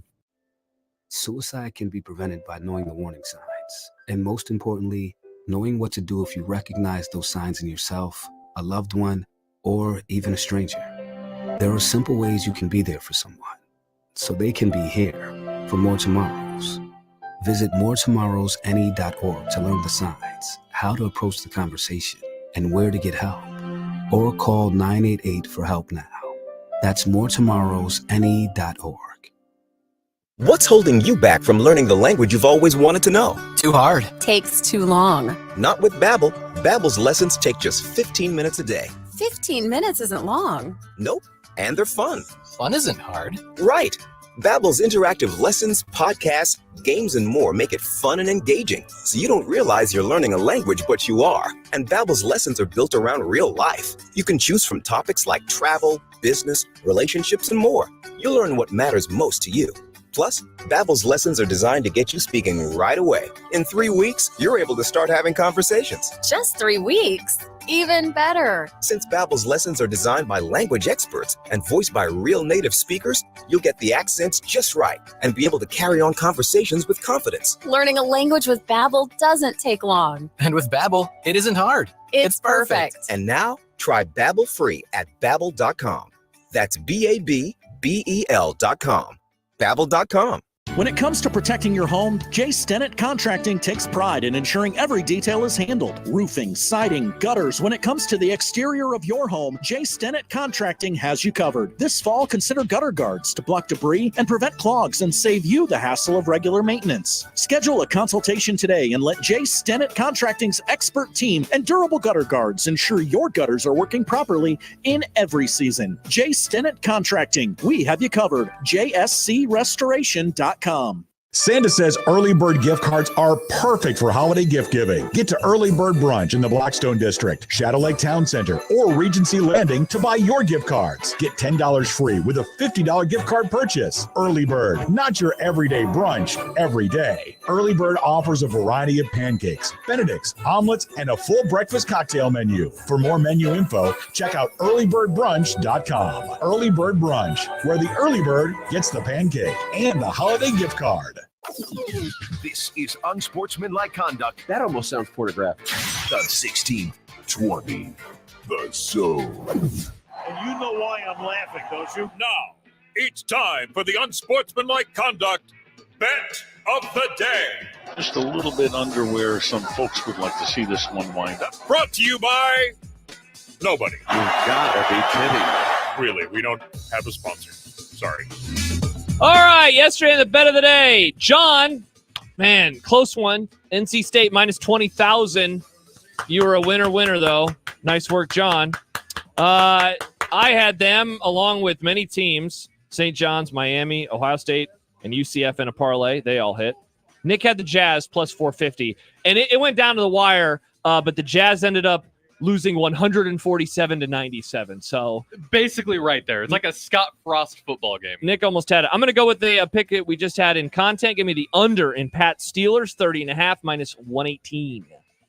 I'm going to go with my boy Al Huss tonight, the head coach, former Creighton assistant over at High Point, minus 4,500 against North Carolina A&T. Let's do this. Go High Point. Go Panthers. That's a real thing? High Point is a school, yeah. Okay. High Point Panthers. Is it possible for me to go lower than the under? I mean, You could buy. They might have alternate points. They right? might have alternate lines Or sell some points. Let me see real fast, Nick. Let's see. I don't know. By the way, while you're looking that up, Mike tweets in, unlike some listeners of the Grum, I don't get pissed. I go grocery shopping and reach for the miss. You should have reached for the miss last segment. You should have. Well, you guys are tell me this place of danger. It's probably It's deadly. not It good might for kill him, us. John. Nobody said that. It's just All right, probably Nick. not good Yes. for him. What? No. How low are you wanting to go? Because you could go all the way down to plus 7.5. I want to go to 25. 25. Under 25. If 25.5 plus 200. You want to do that? Yes. All right. That's the bet of the day. Iowa. Interesting. Thank you, Josh. Mm-hmm. Thank you to the FanDuel Sportsbook. Because you can do those things on the FanDuel Sportsbook. Yep. Buy and sell points. Tomorrow we'll have the FanDuel Sportsbook in predictions. We'll also talk with Aaron Schatz. Oh, NFL. And Kent's Movie Club. Whiplash on Netflix. I guarantee I'm going to have to look up this title. I'm going to forget what it's Whiplash. called. Whiplash. The Cupo.